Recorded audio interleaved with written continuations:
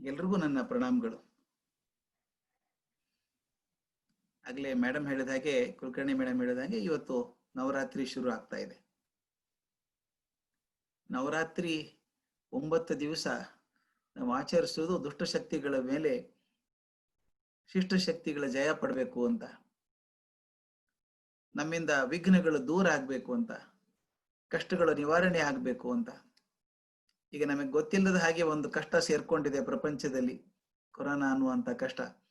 ಅದು ಹೋಗ್ಲಿ, ಮಹಿಷಾಸುರನ ತಾಯಿ ಹೇಗೆ ಹೊಡೆದು ಹಾಕಿದ್ಲು, ಹಾಗೆ ಈ ಕೊರೋನಾಸುರನನ್ನ ಒಂದು ವಧ ಮಾಡೋದಾದ್ರೆ ಎಷ್ಟು ಅನುಕೂಲ ಆಗುತ್ತೆ. ಆದ್ರೆ ಒಂದೇನಂದ್ರೆ, ಡಾಕ್ಟರ್ಸ್ ಎಲ್ಲ ಇದ್ದಾರೆ. ಬೆಂಗಳೂರು ಹೇಳ್ತಾ ಇದ್ದೆ ನಾನು, pre COVID and post COVID ಅಂತ ಹೇಳ್ತಾ ಇದ್ರು. ನಾ ಹೇಳಿದೆ, ಪೋಸ್ಟ್ ಕೋವಿಡ್ ಅಂತ ಇಲ್ಲ, ಪ್ರೀ ಕೋವಿಡ್ ಇದೆ, ದೆನ್ ಲಿವಿಂಗ್ ವಿತ್ ಕೋವಿಡ್ ಅಷ್ಟೇನೆ. ಅದು ಅದರಿಂದ ಇದ್ದೇ ಇರ್ತದೆ, ನಮ್ಗೆ ಅಭ್ಯಾಸ ಆಗ್ಬಿಡುತ್ತೆ ಅಷ್ಟೇನೆ, ಏನಾಗಲ್ಲ ಅಂತ. ಅದರಿಂದ ಆ ಕೋವಿಡ್ ಜೊತೆ ಇರೋಕ್ ಶಕ್ತಿ ಕೊಡಪ್ಪ ಭಗವಂತ ಅಂತ ಕೇಳ್ಬೇಕು. ಬರೋ ದಸರಾ ಆಗ್ಲಿ, ಒಂದು ದೀಪಾವಳಿ ಆಗ್ಲಿ, ನಮ್ಮೆಲ್ಲರ ಬದುಕುಗಳನ್ನ ಸಂಭ್ರಮ ಮಾಡ್ಲಿ ಅಂತ ಕೇಳ್ಕೊಳ್ತಾ, ಇದೊಂದು ಸೆಷನ್ ನನಗೆ ಬಹಳ ಇಷ್ಟವಾದಂತ ಸೆಷನ್. ಇದನ್ನ ಎ ಬ್ಯೂಟಿಫುಲ್ ಮೈಂಡ್ ಅಂತ ಮಾಡಿದ್ದೆ ನಾನು. ಉದ್ದೇಶ ಇಷ್ಟೇನೆ, ನಾವು ಸುಖವಾಗಿರ್ಬೇಕು, ಸಂತೋಷವಾಗಿರ್ಬೇಕು ಅಂತ ಎಲ್ಲರೂ ಅಪೇಕ್ಷೆ ಪಡ್ತೀವಿ.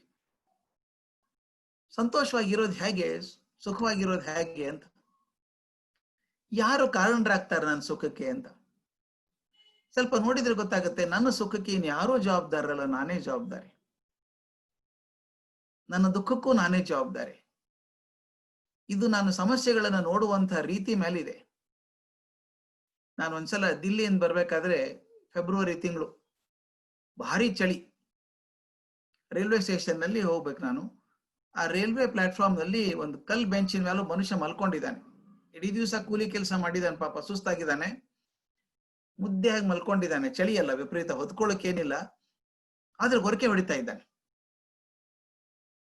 ನಾನು ಒಳಗಡೆ ಬಂದು ಕಂಪಾರ್ಟ್ಮೆಂಟ್ ಒಳಗೆ ಬಂದೆ. ಫಸ್ಟ್ ಕ್ಲಾಸ್ AC, ಅದು ಚೆನ್ನಾಗಿತ್ತು, ಎಲ್ಲ ಹಾಸಿಗೆ ಗೀಸಿಗೆ ಎಲ್ಲ ಚೆನ್ನಾಗಿ ಕೊಟ್ಟಿದ್ದಾರೆ, ಟೆಂಪರೇಚರ್ ಪ್ರಾಪರ್ ಕಂಟ್ರೋಲ್ ಆಗಿದೆ. ನನ್ನ ಜೊತೆ ಬರುವಂತ ಮನುಷ್ಯ ಒದ್ದಾಡ್ತಾ ಇದ್ದ, ನಿದ್ದೆನೆ ಬರೋಲ್ಲ ಸರ್, ನಿದ್ದೆನೆ ಬರೋಲ್ಲ ಸರ್ ಅಂತ ಒದ್ದಾಡ್ತಾ ಇದ್ದ. ಅವಾಗ ನನ್ಗೆ ಅನ್ಸಿದ್ದು, ನಿದ್ದೆಗೆ ಏರ್ ಕಂಡೀಷನ್ ಆಗ್ಲಿ ಹೊತ್ಕೊಳ್ಳೋದಾಗ್ಲಿ ಕಾರಣ ಅಲ್ಲ.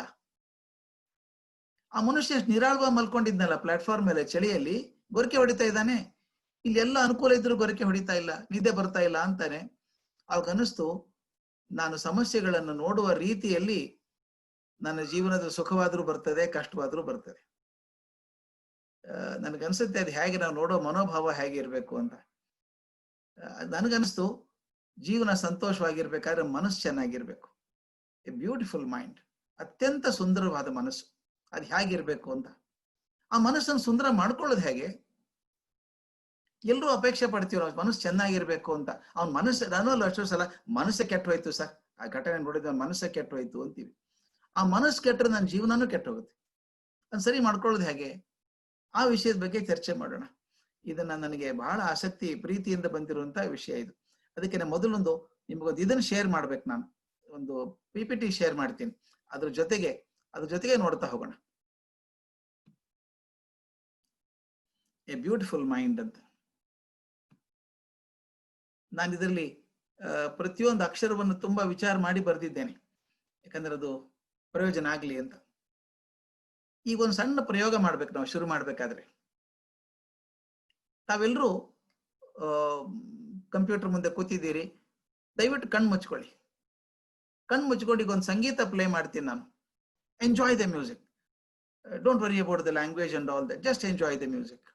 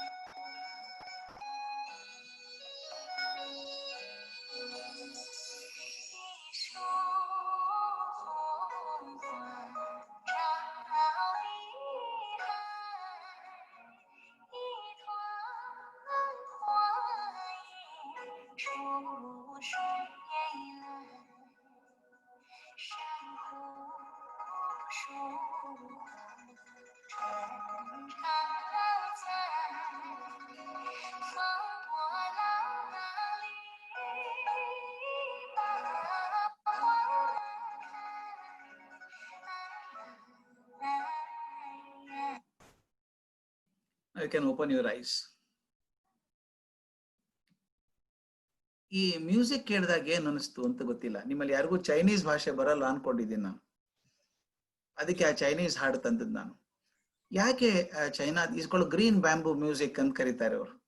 ಬಹಳ ಅಪರೂಪದ ಹಾಡು. ಈಗ ನಾನು ಅಕಸ್ಮಾತ್ ಯಾವುದೋ ಒಂದು ಕನ್ನಡದ ಹಾಡೋ ಹಿಂದಿ ಹಾಡು ಹಾಡಿದ್ರೆ ಹಾಕ್ಸಿದ್ರೆ ಏನಾಗಿರೋದು ಅಂತ ವಿಚಾರ ಮಾಡ್ತಾ ಇದ್ದೆ. ನಾವು ಹಾಡಿನ ಅರ್ಥ ನೋಡಕ್ ಹೋಗ್ತೀವಿ, ಭಾಷೆ ಬರೋದ್ರಿಂದ ಹಾಡಿನ ಅರ್ಥ ನೋಡ್ತೀವಿ. ಹಾಡು ಎಷ್ಟು ಚೆನ್ನಾಗಿದೆಯಲ್ಲ, ಎಷ್ಟು ಚೆನ್ನಾಗಿದೆಯಲ್ಲ ಅಂತ ಹಾಡು ಕೇಳ್ತಾ ಕೇಳ್ತಾ ಹಾಡು ಕೇಳೋದೇ ಇಲ್ಲ ನಾವು, ನಮ್ಮ ಮನಸ್ಸಲ್ಲಿ ವಿಮರ್ಶೆ ಶುರು ಆಗ್ಬಿಡ್ತು. ಅದಕ್ಕೆ ನಾನು ಮುದ್ದಾಮಾಗಿ ಗೊತ್ತಿಲ್ಲದೆ ಇರೋ ಭಾಷೆಯಲ್ಲೇ ಮ್ಯೂಸಿಕ್ ಹಾಕಿದೆ. ಅವಾಗ ಏನಾಗುತ್ತೆ ಗೊತ್ತಾ, ಇದೊಂಥರ ಏನೋ ವಿಚಿತ್ರ ಅನ್ಸುತ್ತೆ. ಮೊದಲು ಆ ಧ್ವನಿಯ ಪಲಕಗಳನ್ನ ಗಮನಿಸ್ತೀನಿ, ಆ ಧ್ವನಿಯ ಏರಿಳಿತ ಗಮನಿಸ್ತೀವಿ, ಎಷ್ಟು ಚೆನ್ನಾಗಿದೆಯಲ್ಲ ಮ್ಯೂಸಿಕ್ ಇದು ಅಂತ. ಈಗ ನೋಡಿ ನಮ್ಮ ಮನಸ್ಸಿಗೆ ಏನಾಯ್ತು ಅಂದ್ರೆ ಅರ್ಥ ಹುಡ್ಕೋಕ್ ಹೋಗ್ಲಿಲ್ಲ, ಸಂಗೀತ ಕೇಳೋಕ್ ಮಾತ್ರ ಹೋಯ್ತು. ಮನಸ್ಸು ಹಾಗೆ ಮಾಡ್ಬೇಕಾಗತ್ತೆ. ಪ್ರತಿಯೊಂದಕ್ಕೂ ಅರ್ಥ ಹುಡುಕ್ಬೇಕಾಗಿಲ್ಲ ಜೀವನದಲ್ಲಿ. ಒಬ್ಬ ರವಿಕುಮಾರ್ ಕಾಶಿ ಅಂತ ಒಳ್ಳೆ ಆರ್ಟಿಸ್ಟ್ ಇದ್ದಾರೆ ಬೆಂಗಳೂರಲ್ಲಿ, ವೆರಿ ಫೇಮಸ್ ಆರ್ಟಿಸ್ಟ್. ಅವ್ರು ನನ್ನ ಬುದ್ಧಿ ಕಲಿಸಿದ್ರು ಒಂದ್ಸಲ. ಈ ಮಾಡರ್ನ್ ಆರ್ಟ್ ಬಗ್ಗೆ ನನಗೊಂದು ಕೆಟ್ಟ ಅಭಿಪ್ರಾಯ ಇತ್ತು. ಮಾಡರ್ನ್ ಆರ್ಟ್ ಏನ್ ಅರ್ಥವೇ ಆಗಲ್ಲ, ಅದೇನು ಇಲ್ಲಿ ಬಣ್ಣ ಹಾಕ್ತಾರೆ, ಅರ್ಥವೇ ಆಗಲ್ಲ, ಅಬ್ಸ್ಟ್ರಾಕ್ಟ್ ಪೇಂಟಿಂಗ್ ಅಂತಾರೆ, ಏನ್ ಅರ್ಥ ಇಲ್ಲ ಅಂತ. ನಾನು ಅವ್ರನ್ನ ಕೇಳಿದೆ, ಇದೇನ್ ಅರ್ಥ ಇದು ಪೇಂಟಿಂಗ್ ಅಂತ. ತಕ್ಷಣ ನನಗೆ ಕೇಳಿದ್ರು, why do you want find meaning in this painting? ಅರ್ಥ ಯಾಕೆ ಬೇಕು ನಿಮಗೆ ಪೇಂಟಿಂಗ್ ಒಳಗೆ? ಬಣ್ಣ ನೋಡ್ರಿ, ಆ ಕಾಂಬಿನೇಷನ್ ನೋಡ್ರಿ, ಆ ಡೆಪ್ತ್ ನೋಡ್ರಿ, ಸಾಕು ಅಂದ್ಬಿಟ್ಟು ನನಗೆ ಮಾತು ಹೇಳಿದ್ರು. ನೀವು ನೇಚರ್ ನೋಡಕ್ ಹೋಗ್ತೀರಿ, ಸಮುದ್ರ ದಂಡೆಗೆ ಹೋಗ್ತೀರಿ ಅಥವಾ ಕಾಡಿಗೆ ಹೋಗ್ತೀರಿ, ಈ ಮರ ಯಾಕೆ ಹಿಂಗ್ ಸೊಟ್ಟಿದೆ, ಅಸಿಮೆಟ್ರಿಕ್ ಯಾಕೆ ಆಗಿಲ್ಲ, ಸಿಮೆಟ್ರಿಕ್ ಯಾಕೆ ಆಗ್ಲಿಲ್ಲ ಅಂತ ವಿಚಾರ ಮಾಡೋಲ್ಲ ನೀವು. You enjoy the nature as it is. ಹಾಗೆ ಕೂಡ ಬಣ್ಣಗಳನ್ನು ಹಾಗೆ ಸಂತೋಷ ಪಡಿ. ಸಂಗೀತ ಕೂಡ ಹಾಗೇನೆ, ಸಂಗೀತ ಕೇಳ್ಬೇಕು. ನನ್ನ ಮನಸ್ಸಲ್ಲಿ ಯಾವಾಗ ವಿಚಾರಗಳು, ನಮ್ಮ ಮನಸ್ಸು ಹೆಂಗ್ ಕಲಿಸ್ಬಿಟ್ಟಿದ್ದಾರೆ ಹುಟ್ಟಿದಾಗಿನಿಂದ ಅಂದ್ರೆ, ಏನಾದ್ರೂ ಬಂದಾಗ ಅದು ವಿಚಾರ ಮಾಡ್ಬೇಕು ನಾವು. ಎಷ್ಟೋ ಸಲ ಯಾರೋ ಮಾತಾಡ್ತಿರ್ಬೇಕಾದ್ರೆ ಎದುರಿಗೆ ಕೂತವ್ರು ಐ ಡೋಂಟ್ ಲಿಸನ್, ಕೇಳೋದೇ ಇಲ್ಲ ನಾನು. ಅದಕ್ಕೆ ಉತ್ತರ ಏನ್ ಕೊಡ್ಬೇಕು ಅಂತ ರೆಡಿ ಮಾಡ್ಕೋತಾ ಇರ್ತೀನಿ ಮನಸ್ಸಲ್ಲಿ. ಇದು ಬೇಡ. If I want to make my mind beautiful, keep it open ಇರ್ಲಿ. ಅದೇನ್ ಬರ್ತದೆ ಬರ್ಲಿ ಒಳಗಡೆ, ಅದೇನ್ ಬರ್ತದೆ ನೋಡೋಣ ಮೊದಲು. ಬ್ಯೂಟಿಫುಲ್ ಮೈಂಡ್ ಅಂದಾಗ ನಮ್ಮ ಮನಸ್ಸಲ್ಲಿ ಎಷ್ಟು ಭಾವನೆಗಳೇ ಬರ್ತಾವೆ ಅಂತ ನೋಡ್ಬೇಕು ನಾವು. ಅದ್ಭುತ ಅದು. ನನಗೊಂದ್ಸಲ ಆಶ್ಚರ್ಯ ಆಗುತ್ತೆ, ಇಷ್ಟೊಂದು ವಿಚಾರಗಳಿದಾವ ನಮ್ಮ ಮನಸ್ಸಲ್ಲಿ ಅಂತ ವಿಜ್ಞಾನ ಕಂಡು ಹಿಡಿದಿದೆ. Just watch.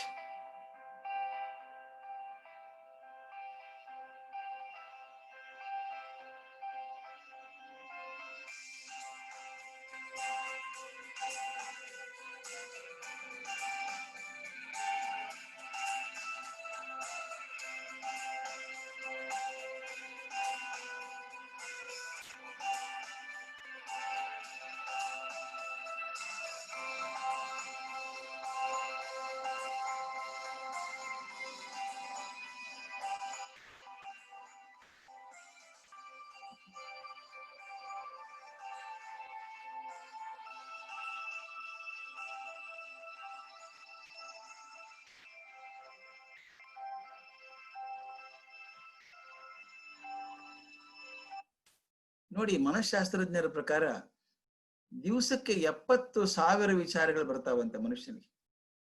ಒಂದು ದಿವಸಕ್ಕೆ 70,000 ವಿಚಾರ ಬರ್ತಾವಂತೆ. ಅದಕ್ಕೆ ಹೇಳ್ತಾರೆ, if you are changing your mind so frequently, ದಿವಸಕ್ಕೆ 70,000 ಸಲ ಪ್ರತಿಯೊಂದು ಸಲ ಹೊಸ ವಿಚಾರ ಬಂದಾಗ ಮನಸ್ಸು ಚೇಂಜ್ ಆಗ್ತದೆ. Y can't we change our life? ಅದೇ ಆಟಿಟ್ಯೂಡ್, ಅದೇ ಫಿಕ್ಸ್ಡ್ ಮೈಂಡ್. ಅಯ್ಯೋ ಅವ್ರು ಬರೋಬ್ರಿ ಇಲ್ಲಿ ಬಿಡ್ರಿ, ಅವ್ರು ಸರಿ ಇಲ್ಲ, ಅವ್ರು ಅಯ್ಯೋ ಅವ್ರ ಕಡೆ ಹೋಗ್ಬೇಡಿ, ನೀವು ಸರಿ ಇಲ್ಲ, ಅವ್ರು ನನಗೆ ಗೊತ್ತಿಲ್ವಾ, ಅವ್ರು ಅವತ್ತಿನ ನೋಡ್ತಾ ಇದ್ದೀನಿ, ಅವತ್ತಿನ ಹಂಗೆ ನೋಡ್ತಾ ಇದ್ದಿರಲ್ಲ, ಬೇರೆ ರೀತಿ ನೋಡ್ಲೇ ಇಲ್ಲ ಅವ್ರು ನೀವು ಅಲ್ವಾ? 50 ವರ್ಷ ನೋಡ್ತಾ ಇದ್ದೀನ್ರಿ, ಹಂಗೆ ಇದಾರೆ ಅವರು. ಏನ್ ಮಾನ್ಯುಮೆಂಟ್ ಹಂಗೆ ಇರೋದಕ್ಕೆ? ಅವರು ಇರೋಕ್ ಸಾಧ್ಯ ಇಲ್ಲ. ಆದ್ರೆ ನನ್ನ ಪರ್ಸೆಪ್ಷನ್ ಪ್ರಕಾರ ಅವ್ರು ಹಾಗೆ ಇರೋದು. ಕೆಲವು ಹೇಳ್ಬಿಡ್ತೀವಿ ನಾವು, ಹುಷಾರಾಗಿರಿ ಅವ್ರ ಬಗ್ಗೆ, ಸ್ವಲ್ಪ ಸರಿ ಇಲ್ಲ ಮನುಷ್ಯ. ಯಾಕೆ? He may be different altogether. ಆದ್ರೆ ನಾವು ಫಿಕ್ಸೇಷನ್ ಮಾಡ್ಕೊಂಡ್ಬಿಟ್ಟು ಮನಸ್ಸಲ್ಲಿ ಅದ್ ಹೀಗೆ ಅಂತ ತೀರ್ಮಾನ ಮಾಡ್ತೀವಿ. ಅದಕ್ಕೆ ಹೇಳ್ತಾರೆ, 70,000 ವಿಚಾರಗಳು ಮನಸ್ಸಲ್ಲಿ ಬರ್ತಿರ್ಬೇಕಾದ್ರೆ you are changing your mind so ಫ್ರೀಕ್ವೆಂಟ್ಲಿ. Why can't we change your lifestyle, the way we live? ಯಾಕಾಗ್ಬಾರ್ದು? ಇದು ಬಹಳ ಚಂದದ ಮಾತು, ಐನ್ಸ್ಟೀನ್ ಹೇಳಿದಂತ ಮಾತು, ಬಹಳ ಇಷ್ಟವಾದ ಮಾತು. Great spirits have always encountered violent opposition from mediocre minds ಅಂತ. ಯಾವಾಗ್ಲೂ ಹಂಗೆ ದೊಡ್ಡವರಿಗೆ ಸಮಸ್ಯೆ ಬಂದಿರೋ ಸಣ್ಣ ಸಣ್ಣ ಜನ ಕ್ರಿಯೇಟ್ ಮಾಡಿದ ಪ್ರಾಬ್ಲಮೇ ನಮಗಿರೋದು. ಐನ್ಸ್ಟೀನ್ ಹೇಳ್ತಾನೆ, ಹೌದು, ದೊಡ್ಡ ದೊಡ್ಡ ವಿಚಾರಗಳಿದ್ದಾವೆ, ಸಣ್ಣ ಸಣ್ಣ ಅಬ್ಜೆಕ್ಷನ್ಸ್, ಅದಕ್ಕೆ ಕಲ್ಪನೆ ಮಾಡಕ್ಕಾಗಲ್ಲ ಸಣ್ಣ ಅಬ್ಜೆಕ್ಷನ್ಗೆ. ನಾನು ಯಾವಾಗ್ಲೂ ಶಿಕ್ಷಣದ ಬಗ್ಗೆನೇ ಹೇಳ್ತಾ ಇದ್ದೆ. ಮಕ್ಕಳಿದ್ದಾರೆ ಅಂತ ಶಾಲೆಗಳು ಬಂತು, ಮಕ್ಕಳಿದ್ದಾರೆ ಶಿಕ್ಷಣ ಕೊಡ್ಬೇಕು ಅಂತ ಶಾಲೆಗಳು ಶುರು ಆಯ್ತು. ಶಾಲೆ ಇದಾವೆಲ್ಲ ಮುಂದೆ ಕಂಟಿನ್ಯೂಯೇಷನ್ ಮಾಡಬೇಕು ಅಂತ ಕಾಲೇಜ್ಗಳು ಬಂತು. ಕಾಲೇಜ್ ಇನ್ನೂ ಓದೋರು ಓದ್ಲಿ ಅಂತ ಯೂನಿವರ್ಸಿಟಿ ಬಂತು. ಅದಕ್ಕೊಂದು ವೈಸ್ ಚಾನ್ಸಲರ್ ಬೇಕಾಯ್ತು, ಅದಕ್ಕೊಂದು ಡಿಪಾರ್ಟ್ಮೆಂಟ್ ಆಫ್ ಎಜುಕೇಶನ್ ಅಂತ ಬಂತು. ಪ್ರತಿಯೊಂದು ರಾಜ್ಯದಲ್ಲಿ ಇರೋದ್ರಿಂದ ಸೆಂಟರ್ದಲ್ಲಿ ಒಬ್ರು ಮಿನಿಸ್ಟರ್ ಇರಲಿ ಅಂತ ಆಯ್ತು. ಇದೆಲ್ಲ ವ್ಯವಸ್ಥೆ UGC ಆಯ್ತು, ಒಂದು ದೊಡ್ಡ ಸಿಸ್ಟಮ್ ಕ್ರಿಯೇಟ್ ಆಯ್ತು, ಒಂದು ವ್ಯವಸ್ಥೆ ಸೃಷ್ಟಿ ಆಯ್ತು. ಎಲ್ಲ ಯಾವ್ದಕ್ಕೋಸ್ಕರ? ಇದು ಮಕ್ಕಳಿದ್ದಾರೆ ಅಂತ. ಆದ್ರೆ ಮಕ್ಕಳಿಗೆ ಕಿಮ್ಮತ್ತ ಇಲ್ಲ ಈಗ, ಮಕ್ಕಳ ಅಭಿಪ್ರಾಯ ಇಂಪಾರ್ಟೆಂಟ್ ಇಲ್ಲೇ ಇಲ್ಲ ಈಗ. ಜಗಳಾಡಿ ಅಯ್ಯೋ ಯಾಕಪ್ಪ ಹೆಂಗ್ ಮಾಡ್ತೀರ? ಇಲ್ಲಲ್ಲ, ಟೈಮ್ ನೆನ್ಪು ನಿಜ ಹೇಳ್ತೀನಿ, ನಾನು ಕಾಲೇಜಲ್ಲಿ ತುಂಬಾ ಹೊಡೆದಾಡಿದೆ. ಕಾಂಬಿನೇಷನ್ ಯಾಕೆ ರಿಜಿಡ್ ಕಾಂಬಿನೇಷನ್ ಇರಬೇಕು? ಆ PCMA ಯಾಕೆ ಇರ್ಬೇಕು? CBZ ಯಾಕೆ ಇರ್ಬೇಕು? ಯಾವ್ದನ್ನ ಆರಿಸ್ಕೊಳ್ಬಿಡ್ರಿ ಹುಡುಗ ಕಾಲೇಜಲ್ಲಿ. ಕಾಲೇಜ್ ಲೆವೆಲ್ ಅಲ್ಲಿ ಆರಿಸ್ಕೊಳಕ್ ಅವಕಾಶ ನಿಮ್ದು ಯಾವಾಗ ಆರಿಸ್ಕೊತಾನೆ ಅಂತ. ಅದಕ್ಕೆ ಅಬ್ಜೆಕ್ಷನ್ ಬಂದದ್ದು ಏನ್ ಗೊತ್ತಾ? ವಿಚಿತ್ರ ಅಬ್ಜೆಕ್ಷನ್. ಯೂನಿವರ್ಸಿಟಿ ಅಪ್ರೂವ್ ಮಾಡ್ತಾ ಇದ್ದಾನೆ ಅಬ್ಜೆಕ್ಷನ್ ಕರೆಕ್ಟ್ ಅದು ಅಂತ ಹೇಳ್ತು. ಯಾಕಂದ್ರೆ ಟೈಮ್ ಟೇಬಲ್ ಮಾಡೋದು ಕಷ್ಟ ಆಗತ್ತೆ ಅಂತ. ಬಹಳ ಜನ ಸಬ್ಜೆಕ್ಟ್ಸ್ ತಗೊಂಡ್ಬಿಟ್ರೆ ಟೈಮ್ ಟೇಬಲ್ ಮಾಡೋದು ಹೇಗೆ ಅಂತ ನೋಡಿ. ಯಾರಿಗೋಸ್ಕರ ಸಿಸ್ಟಮ್ ಇದೆಯೋ ಕೊನೆಗೆ system became more important than the purpose for which it is created. ಅದಕ್ಕೆ ಐನ್ಸ್ಟೀನ್ ಹೇಳೋದು ಬಹಳ ಕರೆಕ್ಟ್ ಅನ್ಸುತ್ತೆ. Great spirits have always encountered violent opposition from mediocre minds. ನಾವು ಒಳ್ಳೆ ಮನಸ್ಸು ಮಾಡ್ಕೊಳ್ಳೋದು ಹೇಗೆ? ಹಾಗಾದ್ರೆ how to make my mind beautiful? ನಾವು ಸಾಮಾನ್ಯವಾಗಿ ವಾಚ್ ಅಂತ ಹೇಳ್ತೀವಿ, ವಾಚ್ ಅವರ್ ವಾಚ್. ಗಡಿಯಾರ ನೋಡ್ಕೊಳ್ಳೋದು ಜಾಸ್ತಿ, ಟೈಮ್ ಎಷ್ಟಾಯ್ತು ಅಂತ. ಗಡಿಯಾರ ನೋಡ್ಕೊಳ್ಳೋ ಬದಲು ಒಬ್ಬ very great philosopher of India ಅವ್ರು ಹೇಳಿದ್ರು, ವಾಚ್ ಯುವರ್ ವಾಚ್ ಅಂತ. Watch your watch. There are 5 alphabets in the word watch. Watch your words. ನಿಮ್ ಮಾತುಗಳನ್ನು ಗಮನಿಸ್ರಿ ಹೆಂಗ್ ಬರ್ತದೆ ಅಂತ. ಕೆಲವರು ನೇರವಾಗಿ ಮಾತಾಡೇ ಗೊತ್ತಿಲ್ಲ ಸರ್, ಕೊಂಕ ಮಾತಾಡಿದ್ರೆ ಸರಿ. ಅದು ಯಾಕೋ ಏನು, ಆ ಮ್ಯಾನುಫ್ಯಾಕ್ಚರಿಂಗ್ ಡಿಫೆಕ್ಟ್, ರಿಪೇರ್ ಮಾಡೋದು ಕಷ್ಟ. ಅವನು ಸೀದಾ ಮಾತಾಡೋದಿಲ್ಲ, ಅವ್ರು ಯಾವಾಗ ಕೊಂಕಾಗೆ ಮಾತಾಡೋದು. Watch your words. ಮಾತು ತಪ್ಪಿದ್ರೆ ನೆಕ್ಸ್ಟ್ ವಾಚ್ ಯುವರ್ ಆಕ್ಷನ್ಸ್. ಕೆಲವು ಸಲ ತಪ್ಪು ಮಾತಾಡಿದಾಗ ಅದು ಆಕ್ಷನ್ ಬರ್ತದೆ, ಅಥವಾ ತಪ್ಪು ಮಾತು ತಪ್ಪು ಆಕ್ಷನ್ ಕಾರಣ ಆಗುತ್ತೆ. ಇದೆಲ್ಲಕ್ಕೂ ಕಾರಣ ಯಾವ್ದು ಗೊತ್ತಾ? ವರ್ಡ್ ಮತ್ತೆ ಆಕ್ಷನ್ ಕಾರಣ ಅಂದ್ರೆ ವಾಚ್ ಯುವರ್ ಥಾಟ್ಸ್. ನನ್ನ ಮನಸ್ಸಲ್ಲಿರುವಂತಹ ವಿಚಾರಗಳ ಬಗ್ಗೆ ನೋಡ್ಕೋಬೇಕು. ನಾನು ಕೆಟ್ಟ ವಿಚಾರ ಬಂದಾಗ್ಲೇನೆ ಕೆಟ್ಟ ಮಾತು ಬರೋದು. ಬಾಯಿಂದ ಮಾತು ಬರ್ಬೇಕಾದ್ರೆ ತಲೆಯಲ್ಲಿ ಕೆಟ್ಟ ವಿಚಾರ ಬಂದಿರ್ಬೇಕಲ್ಲ ಮೊದಲು. ಅದಕ್ಕೆ ನಾನು ಒಂದು ತಮಾಷೆ ಮಾಡ್ತಿದ್ದೆ. ಒಂದು ಕಾನ್ಫರೆನ್ಸ್ ಇತ್ತು, CII ಕಾನ್ಫರೆನ್ಸ್. ಅದ್ರ 4-5 ಜನ ಮಾತಾಡೋದು. ಫಸ್ಟ್ ನಮ್ ನಾರಾಯಣ ಮೂರ್ತಿ ಅವ್ರು ಮಾತಾಡಿದ್ರು, ಆಮೇಲೆ AB ನರಸಿಂಹ ಶೆಣೈ ABB ಅವ್ರು ಮಾತಾಡಿದ್ರು. ಕಡೆಗೆ ಶಿಕ್ಷಣದ ಬಗ್ಗೆ ನಾನು ಮಾತಾಡೋದಿತ್ತು. ನಾರಾಯಣ ಮೂರ್ತಿ ಅವರು ಕ್ವಾಲಿಟಿ ಸ್ಟಾರ್ಟ್ಸ್ ಇನ್ ಆಕ್ಷನ್ ಅಂತ ಶುರು ಮಾಡಿದ್ರು. ಕ್ವಾಲಿಟಿ ಸ್ಟಾರ್ಟ್ಸ್ ಇನ್ ಆಕ್ಷನ್ ಅಂತ. ನಾನು ಕೊನೆಗೆ ಬಂದಾಗ ಹೇಳಿದೆ, I make a small correction to what you said sir. Qualities does not start in action, quality starts in thought. ನಾನೊಂದು ಪೆನ್ ತಗೋಬೇಕು ಅಂತಿದ್ದೀನಿ, ಒಂದು ಪೆನ್ ತಗೊಂಡ್ಕೋಬೇಕು ಅಂತಿದ್ದೀನಿ. ಅಂಗಡಿಗೆ ಹೋಗ್ತೀನಿ, ಯಾವ್ದಾರ ಒಂದು ಪೆನ್ ಕೊಡ್ರಿ. ಅಂತೀನಿ. ಯಾವುದೋ ಪೆನ್ನೇ ತಗೊಂಡೇ ಬರ್ತೀನಿ ನಾನು. ಬಟ್ ನಾನು ಮೊದಲೇ ತೀರ್ಮಾನ ಮಾಡ್ಕೊಂಡು I want to purchase this pen only. ಈ ಗೊತ್ತ ಕ್ವಾಲಿಟಿ ಕಾನ್ಶಿಯಸ್ ಇಲ್ಲ, ಇವತ್ತು ಇದೇ ಪೆನ್ ತಗೋಬೇಕು ನಾನು ಅಂತಂದ್ರೆ 10 ಅಂಗಡಿ ಅಡ್ಡಾಡಾದ್ರೂ ನೀವು ಬೇಕಾದಂತ ತಗೊಂಡ್ಬರ್ತೀರಿ. ಇದು ಯಾವುದೋ ಕೊಟ್ಟದನ್ನು ತಗೊಂಡ್ಬರ್ತೀವಿ. So they for conscious quality consciousness starts in thought. ಅದಕ್ಕೆ first thought, watch your thought. Then next, ಈ ಥಾಟ್ಸ್ ಸರಿ ಇರ್ಬೇಕಾದ್ರೆ ವಾಚ್ ಯುವರ್ ಕ್ಯಾರೆಕ್ಟರ್. ನನ್ನ ನಡತೆ ಹೆಂಗಿರ್ಬೇಕು, ನನ್ನ ನಡತೆ ಪ್ರಕಾರನೇ ಥಾಟ್ಸ್ ಬರ್ತದೆ. ಕೆಲವರು ಬರೀ ಕೆಟ್ಟ ಕನಸೇ ಬರ್ತವೆ. ನೋಡ್ಬೇಕು ಅವ್ರು ಏನ್ ಅಸಾಧ್ಯ ಕನಸು ದಿನ ಹೇಳ್ತಿರ್ತಾರೆ, ಇತ್ತ ಕನಸು ಬಂತು, ಇತ್ತ ಕನಸು ಬಂತು ಅಂತ. ಯಾಕೆ? If my character is all right, ನನ್ನ ನಡತೆ ಸರಿಯಾಗಿದ್ರೆ ಒಳ್ಳೆ ಕನಸುಗಳೇ ಬರ್ತವೆ, ಒಳ್ಳೆ ವಿಚಾರಗಳೇ ಬರ್ತವೆ. ಇದೆಲ್ಲಕ್ಕೂ ಮುಖ್ಯ ಕಾರಣ watch your heart. I am not talking of the biological heart, I am talking of the emotional heart. ನನ್ನ ಹೃದಯ ಚೆನ್ನಾಗಿರ್ಬೇಕು, ನನ್ನ ಮನಸ್ಸು ಚೆನ್ನಾಗಿರ್ಬೇಕು. ನನ್ನ ಮನಸ್ಸು ಚೆನ್ನಾಗಿದ್ರೆ ನಡತೆ ಚೆನ್ನಾಗಿರುತ್ತೆ, ನಡತೆ ಚೆನ್ನಾಗಿದ್ರೆ ವಿಚಾರಗಳು ಚೆನ್ನಾಗಿರುತ್ತದೆ, ವಿಚಾರಗಳು ಚೆನ್ನಾಗಿದ್ರೆ ನಾ ಮಾಡುವಂತ ಕೃತಿಗಳು ಚೆನ್ನಾಗಿರ್ತವೆ, ನನ್ನ ಮಾತು ಚೆನ್ನಾಗಿ ಬರ್ತದೆ. ಯಾರು ಮಾತು ಸೊಗಸಾಗಿರ್ತದೋ, ಸ್ಪಷ್ಟವಾಗಿರ್ತದೋ ಅವ್ರ ಮನುಷ್ಯ ಸಾಮಾನ್ಯವಾಗಿ ಚೆನ್ನಾಗಿರ್ತದೆ. ಕೆಲವರು ನಾಟಕ ಮಾಡ್ಬೋದು, ಆದ್ರೆ ಸಾಮಾನ್ಯವಾಗಿ ಯಾವಾಗ್ಲೂ ಹಾಗೆ ಒಂದೇ ರೀತಿ ಮಾತಾಡ್ಕೊಂಡ್ ಬರೋರು ಮನಸ್ಸು ಗೊತ್ತಿಲ್ಲದೆ ಚೆನ್ನಾಗಿರ್ತದೆ. ಯಾಕಂದ್ರೆ ಅದು ವಿಚಾರ ಅದರಲ್ಲಿ ಇರ್ತಲ್ಲ. ನಾನು ಯಾವಾಗ್ಲೂ ಹೇಳೋದು, we become what we think ಅಂತ. ನಾನು ಏನ್ ವಿಚಾರ ಮಾಡ್ತೀನೋ ಹಾಗಾಗ್ಬಿಡ್ತದೆ. ಇದು ಬಹು ದೊಡ್ಡ ಥಾಟ್ ಇದು. ಎಸ್ಪೆಷಲಿ ನಮ್ಮ ಲಾವೋತ್ಸೆ ಹೇಳದಂತ ಮಾತು, ನಮ್ಮ ತಾವೋಯಿಸಮ್ ಸ್ಟಾರ್ಟ್ ಮಾಡಿದಂತ ಮನುಷ್ಯ ಲಾವೋತ್ಸೆ ಹೇಳ್ತಾನೆ, ನೀ ಹೇಗ್ ವಿಚಾರ ಮಾಡ್ತೀಯೋ ಹಾಗಾಗ್ತೀಯಪ್ಪ ನೀನು. You become what you think. If I think I am good enough, ನಾನು ಚೆನ್ನಾಗಿದ್ದೀನಿ ಅಂದ್ರೆ ನಾನು ಚೆನ್ನಾಗೇ ಮಾಡ್ತೀನಿ. ಅಯ್ಯೋ ನನ್ನ ಕಡೆಯಿಂದ ಆಗಲ್ಲ ಬಿಡಿ ಸರ್, ನನ್ನ ಕಡೆಯಿಂದ ಆಗಲ್ಲ ಬಿಡಿ ಸರ್ ಅನ್ಕೊಂಡಿದ್ರೆ ನನಗೆ ಆಗೋದೇ ಇಲ್ಲ, ನಿಜವಾಗ್ಲೂ ಆಗಲ್ಲ. ಮಧ್ಯಾಹ್ನ I was talking to Kannada Sangha in Singapore, ಮಾತಾಡ್ತಿದ್ದೆ. ಅವಾಗ ಅದೇ ಹೇಳಿದೆ ನಾನು, ಆಂಜನೇಯ ಆ ಕತೆ ಬಿಟ್ಬಿಡೋಣ. ಆಂಜನೇಯ ಹುಡುಗ ಇದ್ದಾಗ ಬಹಳ ಗಲಾಟೆ ಮಾಡ್ತಿದ್ದ ಅಂತ ಋಷಿಗಳು ಶಾಪ ಕೊಟ್ರಂತ ಅವನಿಗೆ, ನಿನ್ ಶಕ್ತಿ ನಿನಗೆ ಅರ್ಥ ಆಗದೆ ಹೋಗ್ಲಿ ಅಂತ. ಅವನ್ ಹಾಗೆ ಬೆಳೆದ್ಬಿಟ್ಟ. ಕೊನೆಗೆ ಸಮುದ್ರ ದಾಟೋ ಬಂದಾಗ ಎಲ್ಲ ವಾನರ್ ಹೇಳಿದ್ರು ನಮ್ಗೆ ಆಗಲ್ಲ, ನಮ್ಗೆ ಹಾರಕ್ ಆಗಲ್ಲ. ಇವನು ಅಂದ್ಬಿಟ್ಟ, ನನಗೂ ಹಾರಕ್ ಆಗಲ್ಲ ಅಂದ್ಬಿಟ್ಟ ಆಂಜನೇಯ. ಆಗ ಜಾಂಬು ಅಂತ ಬಂದ್ ಹೇಳ್ತಾನೆ, ನೀನ್ ಹಾರಯ್ಯ, ನೀನ್ ಶಕ್ತಿ ಇದೆ ಹಾರು ಅಂತ ಹೇಳ್ತಾನೆ. ನೆನ್ಪು ಮಾಡ್ಕೊಡ್ತಾನೆ, ನಿನ್ ಶಾಪ ಇತ್ತು ಹೀಗೆ ಅಂತ. ಆಗ ಆಂಜನೇಯ, ಹೌದಾ ಆ ಶಕ್ತಿ ಇದೆಯಲ್ಲ ನನಗೆ ಅಂತ ಆಕಾಶದ ಎತ್ತರಕ್ಕೆ ಎರೆದು ಸಮುದ್ರ ಹಾರಿದ ಅಂತ ವಾಲ್ಮೀಕಿ ರಾಮಾಯಣದಲ್ಲಿ ಹೇಳ್ತಾರೆ. ನಾನು ಅದನ್ನ ಬೇರೆ ರೀತಿ ನೋಡ್ತೀನಿ. ಕಥೆಗಳು ಶಾಪ ಗೀಪ ಬಿಟ್ಬಿಡೋಣ. ಸಣ್ಣಂದಿರ್ತ ಅವ್ನಿಗೆ ಏನ್ ಹೇಳಿದ್ರು, ನೀನ್ you are not good enough, you are not good enough, ಸುಮ್ನೆ ಕೂತ್ಕೋ ಅಂದ್ರು.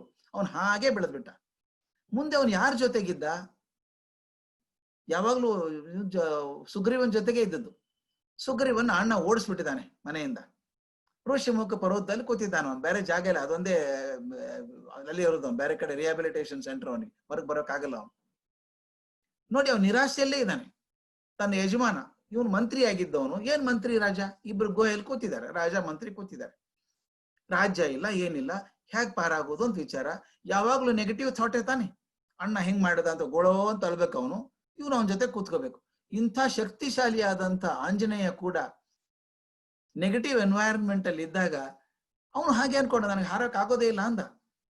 ಆಗೋ ಪಾಸಿಟಿವ್ ಆಟಿಟ್ಯೂಡ್ ಮನುಷ್ಯ ಜಾಂಬು ಅಂತ ಬಂದ, ಇಲ್ಲಯ್ಯ ಹಂಗ ಅನ್ಕೋಬೇಡ, ನೀನು ಭಾರಿ ಶೂರ ಇದೆಯಾ ನೀನು ಅಂತ ಹೇಳ್ದ. ಒಂದ್ ಸ್ವಲ್ಪ ಆ ಸ್ಟಿಮ್ಯುಲಸ್ ಸಿಕ್ಕ ತಕ್ಷಣ ಆಂಜನೇಯ ಹಾರಿದ ಅಂತ. Ultimately we become what we think. ನಾನು ಚೆನ್ನಾಗಿಲ್ಲ, ನಾನು ಬರೋಲ್ಲ ಅಂದ್ರೆ ಬರೋದೇ ಇಲ್ಲ. ಎಷ್ಟೋ ಜನಕ್ಕೆ ಹೆದರಿಕೆ ಇರುತ್ತೆ, ನೋಡ್ಬೇಕು ನೀವು. ಫಸ್ಟ್ ಟೈಮ್ ಪಬ್ಲಿಕ್ ಸ್ಪೀಕಿಂಗ್ ಮಾಡು ಅಂತಂದ್ರೆ ಬೇಡ ಸರ್, ಭಯ ಆಗತ್ತೆ, ಬೇಡ ಸರ್ ಅಂತಾರೆ. ಆದ್ರೆ ಒಂದ್ 4 ಸಲ ಅಭ್ಯಾಸ ಆದ್ರೆ ಸ್ಟೇಜ್ ಬಿಟ್ಟು ಕೆಳಗೆ ಬರಲ್ಲ ಅವರು. ಅದು ಅಭ್ಯಾಸ ಆಗ್ಬೇಕು. ನಾನು ನೋಡಿದ್ದೀನಿ ಕೆಲವ್ರನ್ನ, ಇವ್ ಬೆಳಗ್ಗೆ ಕೂಡ ಹೇಳ್ತಾ ಇದ್ರು, 40 ನಿಮಿಷ ಅಂದ್ರೆ 1.5 ತಾಸು ಮಾತಾಡ್ಬಿಡ್ತಾರೆ ಜನ ಅಂತ. ಯಾಕಂದ್ರೆ ಸಿಕ್ಕರೆ ಚಾನ್ಸ್ ಬಿಡಂಗಿಲ್ಲ, ಅದನ್ನ ಅನ್ಕೊಂಡ್ಬಿಟ್ಟಿದ್ದಾರೆ, ಅದ್ಭುತ ಮಾತುಗಾರ ಅಂತ ತಿಳ್ಕೊಂಡ್ಬಿಟ್ಟಿರ್ತಾರೆ. You become what you think. ಮತ್ತೆ ಇದೆಲ್ಲಕ್ಕೂ ಮುಖ್ಯ ಕಾರಣ ಅಂದ್ರೆ ಇಷ್ಟು, when the mind is pure, joy follows like shadow. ನನ್ಗೆ ತುಂಬಾ ಆಶ್ಚರ್ಯ ಆಗುತ್ತೆ. ಕೆಲವ್ರು ನೋಡಿದ್ದೀನಿ ಸರ್, ನಾನು ಅಂತವ್ರು ಕಂಡಿದ್ದೀನಿ. ನಾನು ಹೊಸಲ್ನು ಹೇಳಿದೆ ಅನ್ಸುತ್ತೆ, ಒಂದಿಬ್ಬರನ್ನ ಕಂಡಾಗ ನನಗೆ ಆ ಭಾವನೆ ಬಂದದ್ದು. ಒಬ್ಬರು ಡಾಕ್ಟರ್ ಕಲಾಂ, ಮಗುನೇ. ಅವ್ರ ಜೊತೆಗೆ ಇರುವಷ್ಟು ಹೊತ್ತು ನೀವು ನೆಗೆಟಿವ್ ಆಗಿರೋಕ್ ಸಾಧ್ಯವೇ ಇಲ್ಲ. ಎಂತ ನೆಗೆಟಿವ್ ಮನುಷ್ಯ ಅಂತ ಕಲಾಂ ಪಕ್ಕದಲ್ಲಿ ಕೂಡಿಸಿ 15 ನಿಮಿಷಕ್ಕೆ ನಾ ಮಾಡ್ತೇನೆ ಬಿಡಿ ಸರ್ ಅಂತ. ನಾವು ಅಷ್ಟು ಪಾಸಿಟಿವ್ ಮನುಷ್ಯ. ಒಬ್ಬರ ಬಗ್ಗೆ ಕೆಟ್ಟ ಮಾತಿಲ್ಲ, ಅಷ್ಟು ಸಂತೋಷ ಯಾವಾಗ್ಲು. ಇನ್ನೊಬ್ರು ನಾನು ನೋಡಿದ್ದು ಸ್ವಾಮಿ ರಂಗನಾಥಾನಂದಜಿ ಮಹಾರಾಜ್. ರಾಮಕೃಷ್ಣ ಆಶ್ರಮದ ಅಧ್ಯಕ್ಷರಾಗಿದ್ದವರು. ಮೂರನೇದವ್ರು ನಾನು ಕಾಣ್ತಾ ಇರುವಂತ ವ್ಯಕ್ತಿ ಸಿದ್ದೇಶ್ವರ ಸ್ವಾಮಿಗಳು, ಬಿಜಾಪುರದವರು. ಸುಮಾರು 25-30 ವರ್ಷದಿಂದ ನೋಡ್ತಾ ಇದ್ದೇನೆ ಸಿದ್ದೇಶ್ವರ ಸ್ವಾಮಿಗಳನ್ನ. ಒಂದೇ ಒಂದು ಸಲ ಕೂಡ ಯಾರ ಬಗ್ಗೆನೂ ಕೆಟ್ಟ ಮಾತು ಬರಲಿಲ್ಲಲ್ಲ. ಒಂದು ತಪ್ಪಿ ಅನುಚಿತವಾದ ಮಾತು ಬರಲಿಲ್ಲ. ಯಾರ ಬಗ್ಗೆನೂ ಒಳ್ಳೆ ಅಭಿಪ್ರಾಯನೇ, ಬಹಳ ಒಳ್ಳೆಯವರಪ್ಪ, ಬಹಳ ಚೆನ್ನಾಗಿ ಮಾಡ್ತಾರೆ, ಎಲ್ಲರ ಬಗ್ಗೆ ಒಳ್ಳೆ ಮನಸ್ಸು. ಇದು ನಾಟಕದ ಮಾತಲ್ಲ ಇದು. ನಾನು 30 ವರ್ಷ ನೋಡ್ತಾ ಇದ್ದೇನೆ ಅವ್ರನ್ನ, ಒಂದೇ ಒಂದು ಸಲ ಕೆಟ್ಟ ಮಾತು ಬರಲಿಲ್ಲ.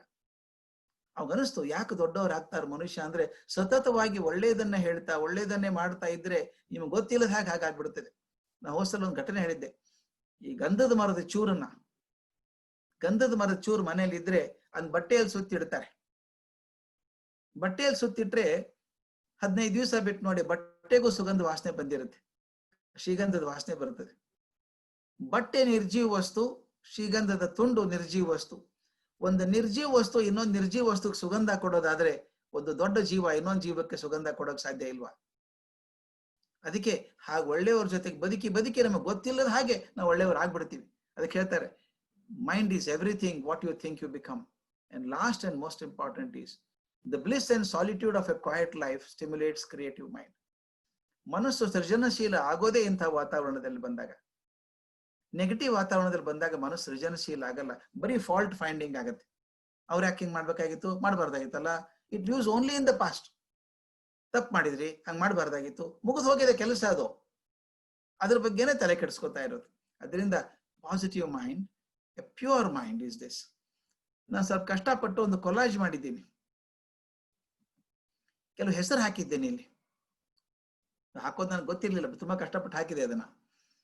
ಒಂದಿಷ್ಟು ಹೆಸರು ಹಾಕಿದ್ದೇನೆ. ಅಲ್ಲಿ ಶ್ರೀರಾಮ ಇದ್ದಾನೆ, mother Teresa, CNR Rao, Roger Federer, Gandhi, Krishna, Buddha, Lata Mangeshkar, Birju Maharaj. Spectrum is so vast.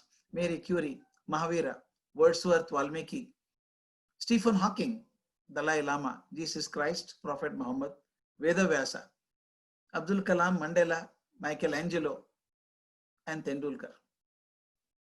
ಇಷ್ಟು ಬಂದಿದ್ದು ಹಾಕಿದ್ದೀರಿ.